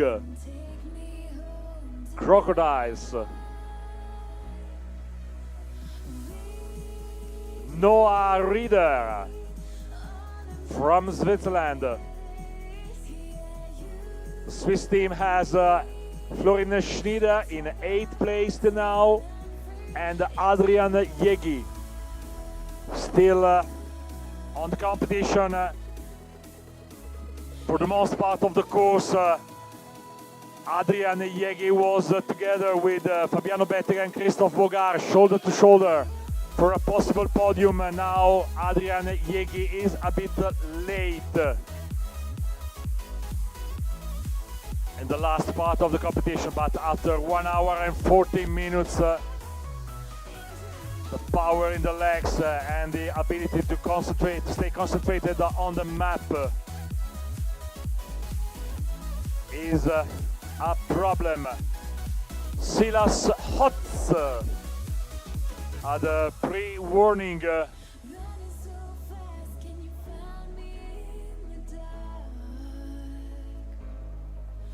And now we are just waiting for Ian Hashek to officially say that Fabiano Bettega will be the winner of the men competition long distances, this final round of the mountain bike orienteering World Cup 2023.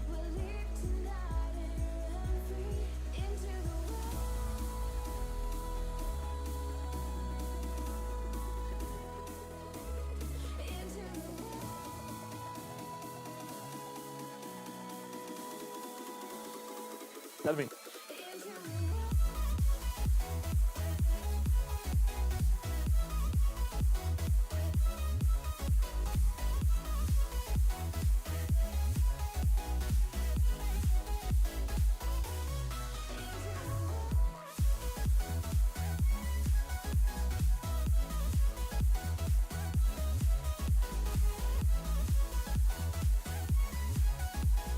Noah Rieder very soon at the finish line from Switzerland. Noah Rieder, 2 hours, 36 minutes, and 35 minutes and 44 seconds. Okay. Good breaks for Noah, and he is 18th in the ranking. 2 hours, 35 minutes and 44 seconds.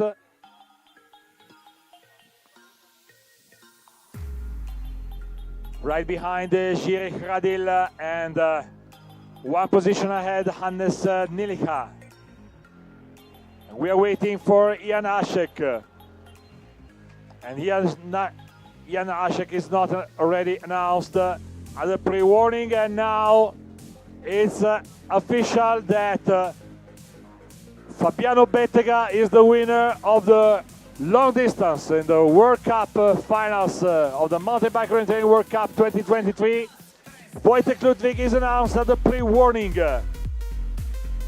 So it's Wojtek Ludwig against Christoph Bogar for a possible second place. Ludwig was the choice this morning of the national controller Jaime Origi for a possible winner. My choice was for Christoph Bogar, but Fabiano Bettega decided to set the pace.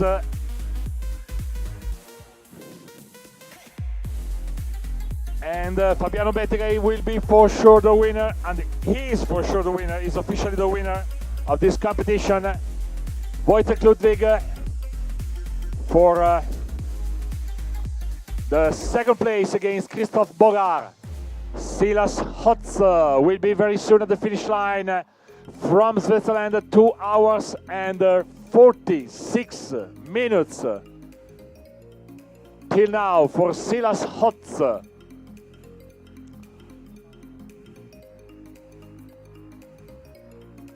Here we are with Silas Hotz, 23rd place.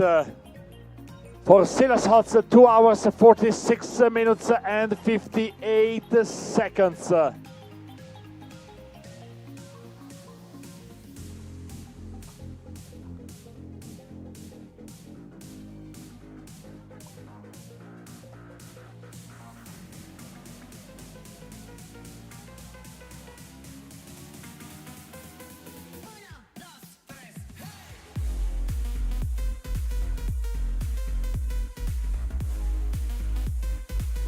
And Ludwig very soon at the finish line. At the last control, Wojtek Ludwig.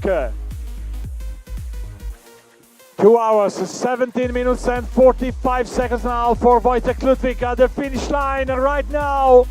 And he's the new second place, 2 hours, 17 minutes and 48 seconds. He's 1 minute. Less than 1 minute, 1 minute and 8 seconds faster than Christoph Bogar, third place, but he's 8 minutes and 14 seconds lower than Fabiano Bettega.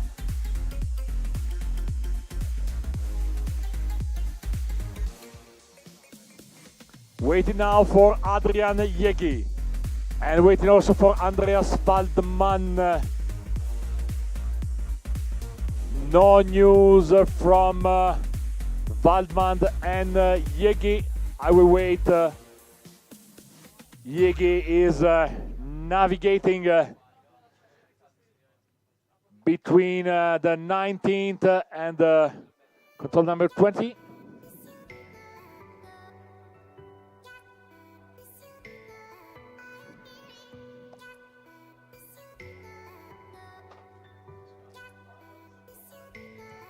Bartosz Niebielski, bronze medal yesterday on the under-23 World Championship. Wrong punch. We said that Bartosz Niebielski at a certain point of the competition was the leader of a group of 4 runners, and he was setting a very strong pace, but the 15th control was very hard for Bartosz Niebielski. The 14th control, he left the control with some difficulties. The fourth control, number 14th, at a certain point, it seemed that you were going out of the map. Then you recover the situation. It was enough at that point. Ah, okay, I understand. The bike is... we have a bike in 2 different pieces. Okay, understood. Unbelievable how you can... Unbelievable. We have a bike in 2 pieces. And the second piece is in the pocket of Bartosz Niebielski.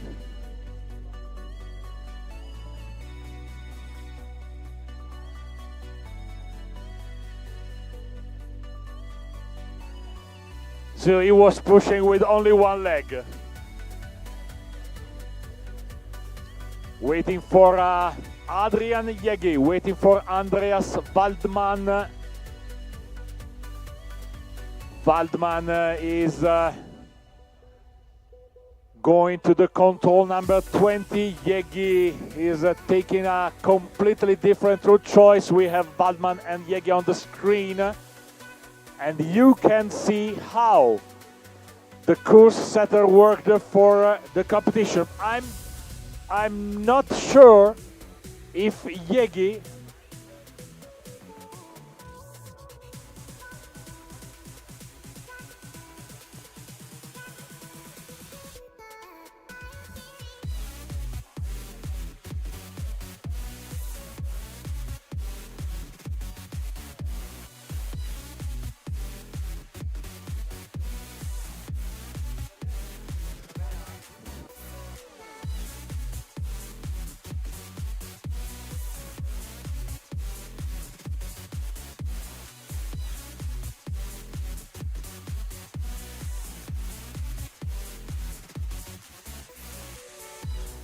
Andreas Waldmann going to the control number 20, and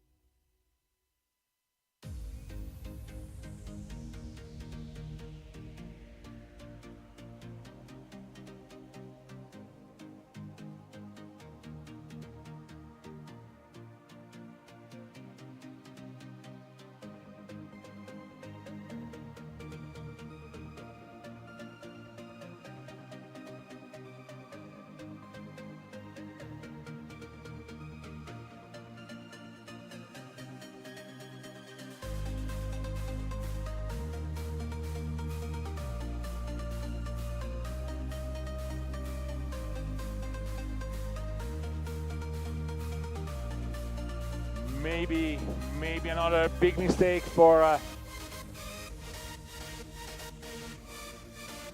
Adrian Jegi after a fantastic race, at least until 2:30 of the race, Adrian Jeghi was fighting for the first place against Fabiano Bettega, and maybe somewhere out there Adrian Jeghi was first, then at least 10 minutes mistakes for Adrian Jeghi in the last part of the course, and maybe Adrian Jeghi was convinced to be in the direction of the control number 20, crossing the road to the control number 20. The same thing done by Andreas Waldmann some seconds ago, and he discovered, looking at the quarantine area of the competition of yesterday, that he was completely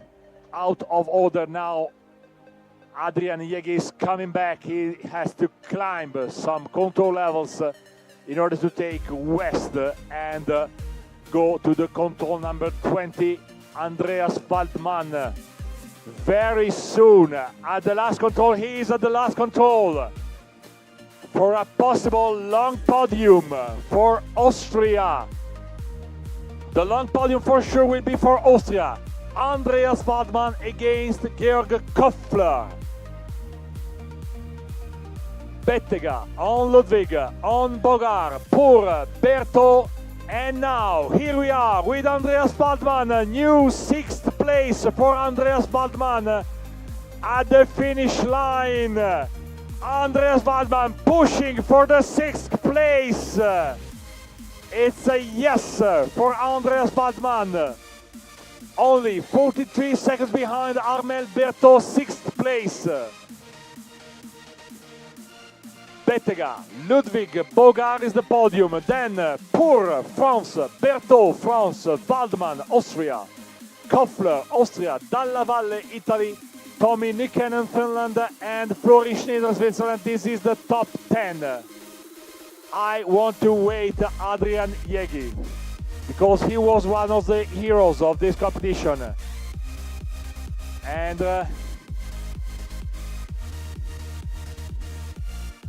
okay, Adrian Jeghi tilted, maybe he's tilting.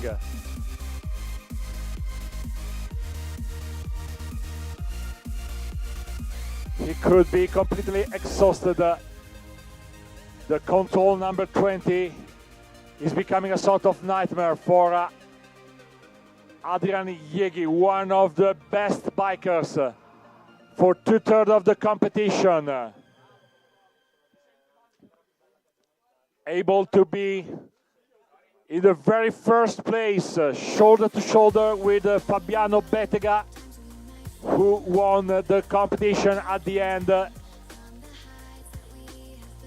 10 minutes of mistakes for Adrian Jeghi at a certain point.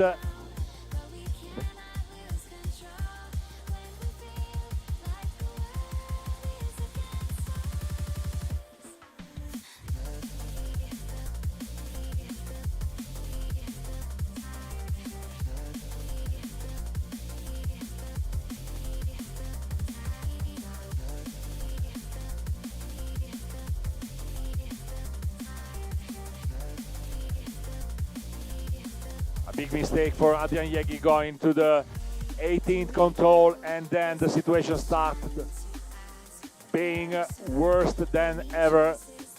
Adrian Jeghi now running for a position near the best 20 for Adrian Jeghi. He was running for the podium till the 17th control at least.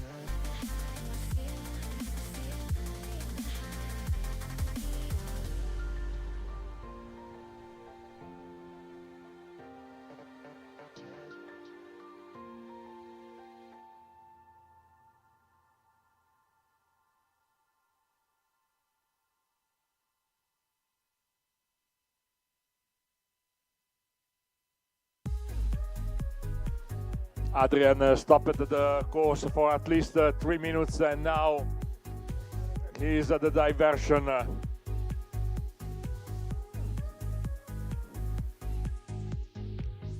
He has to take left going southwest to go to the control number 20, but maybe he can't recognize which diversion is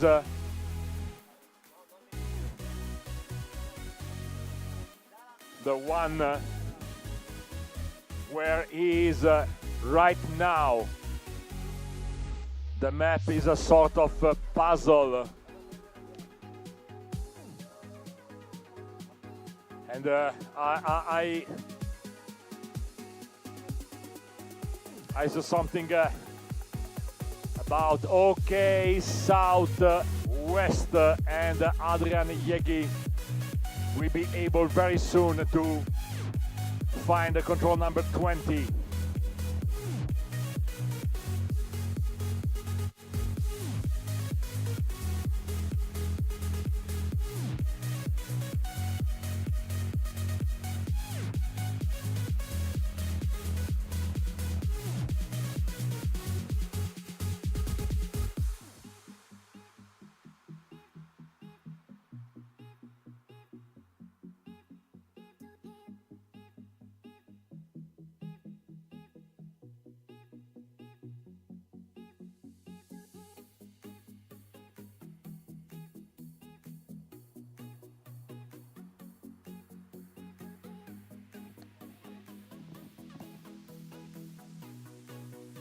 We have also Anke Danovsky from Germany at the pre-warning. The time now for Anke Danovsky is 3 hours, 26 minutes and 45 seconds. The running time for Adrian Yegi is 2 hours and 34 minutes now.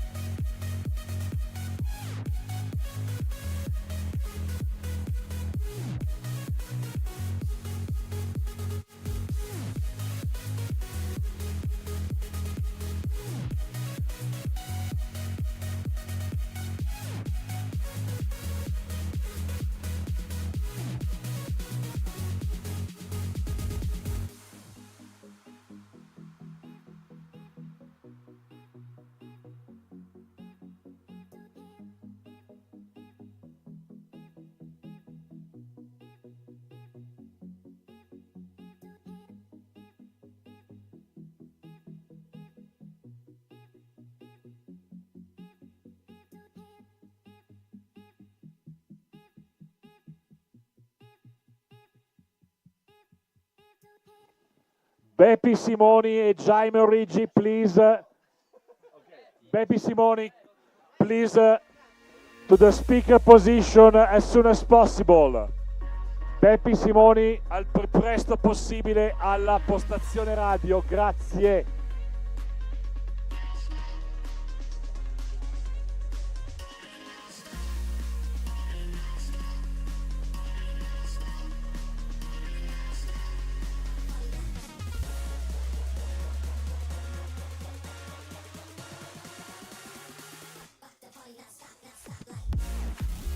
Per favore, Bepi Simoni, grazie.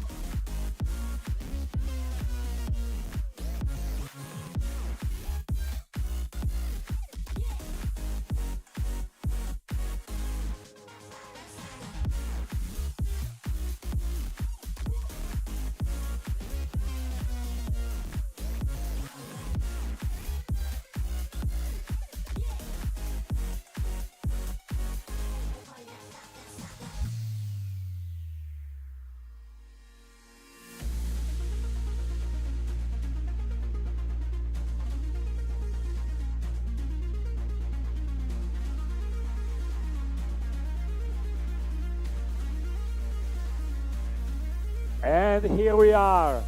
with one of the heroes of this competition, Adrian Jegi.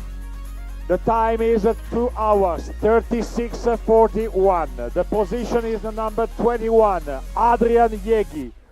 Till 2/3 of the competition was shoulder to shoulder with the winner, Fabiano Bettega. Adrian Jegi with a fantastic competition till 2/3 of the race. Then some mistakes going to the 18th control and other mistakes going to the control number 20. Anke Danowski at the finish line, 3 hours, 30 minutes, 17 seconds, 24th place in Women Elite.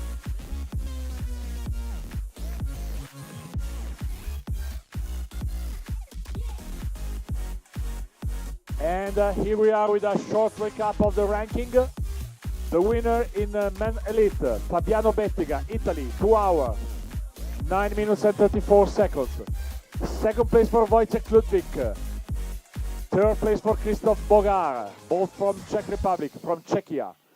Fourth place, Jérémy Pour France. Fifth place, Armel Berthaud, France. He will be the new world champion under 23 long distance. Sixth place, Andreas Waldmann, Austria, Österreich. Seventh place, Georg Koffler. Ottavo posto per Luca Dalla Valle. Ninth place, Tommy Nykänen, Finland.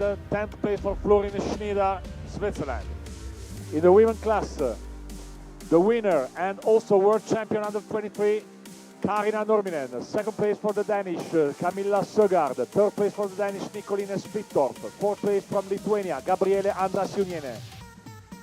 Fifth place for Valerie Kamereva, Czechia. Seventh place for Laurent Mayers, France. Eighth place for Ruska Saarela, Finland. Ninth place for Juste Umbrasaite Maisele, Lithuania. 10th place for Ingrid Stengard, Finland.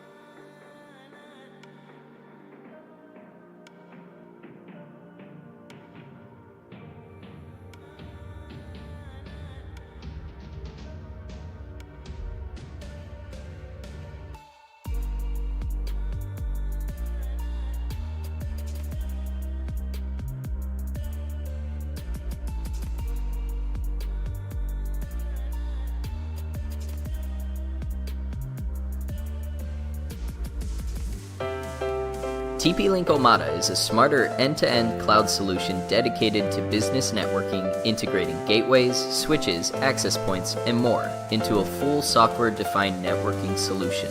Omada provides 100% centralized cloud management to create a highly scalable network, all controlled from a single interface, anywhere, anytime. TP-Link Omada is specially designed for use in hospitality, education, retail, offices, and more, providing scenario-based products with diverse benefits. TP-Link SafeStream gateways ensure high performance and security with one-click VPN, powerful firewalls, traffic statistics analysis, and malicious site blocker. TP-Link Jetstream switches provide reliable 10GE, 2.5GE, and 1GE wired connections. With PoE supported, installing APs, IP cameras, and IP phones is remarkably simple. Ceiling mount, wall plate, and outdoor access points are provided to give seamless Wi-Fi coverage, indoors and out, even for surveillance systems and elevators. Omada develops the latest Wi-Fi 6 access points to provide an unprecedented user experience in high-density scenarios, capable of connecting up to 1,000 clients. Equipped with advanced technology, Wi-Fi 6 APs have high concurrency capacity. Auto-channel selection and power adjustment provide powerful wireless performance while greatly reducing Wi-Fi interference. Seamless roaming ensures uninterrupted streaming and services even when moving around. Abundant security features are integrated into the APs to enhance network security. Boost your online business through guest Wi-Fi with Facebook login, voucher, and other flexible authentication options. Omada Mesh technology delivers flexible and convenient wireless deployment. A centralized cloud management platform delivers higher efficiency, reliability, and security. Omada Zero Touch deployment with cloud access allows you to remotely deploy and configure multi-site networks, so there's no need to send out an engineer for on-site configuration. With its easy-to-use dashboard, easily monitor real-time network status, check network usage and traffic distribution, or even track the key data of customers for better business results. The easy-to-use dashboard and AI-driven technology provide whole network monitoring, intelligent network analysis, and quick network troubleshooting. Multi-tenant privilege assignment is also available to increase management efficiency and security. Higher reliability is guaranteed with 99.99% SLA availability, 24/7 automated fault detection, geographically isolated backup servers,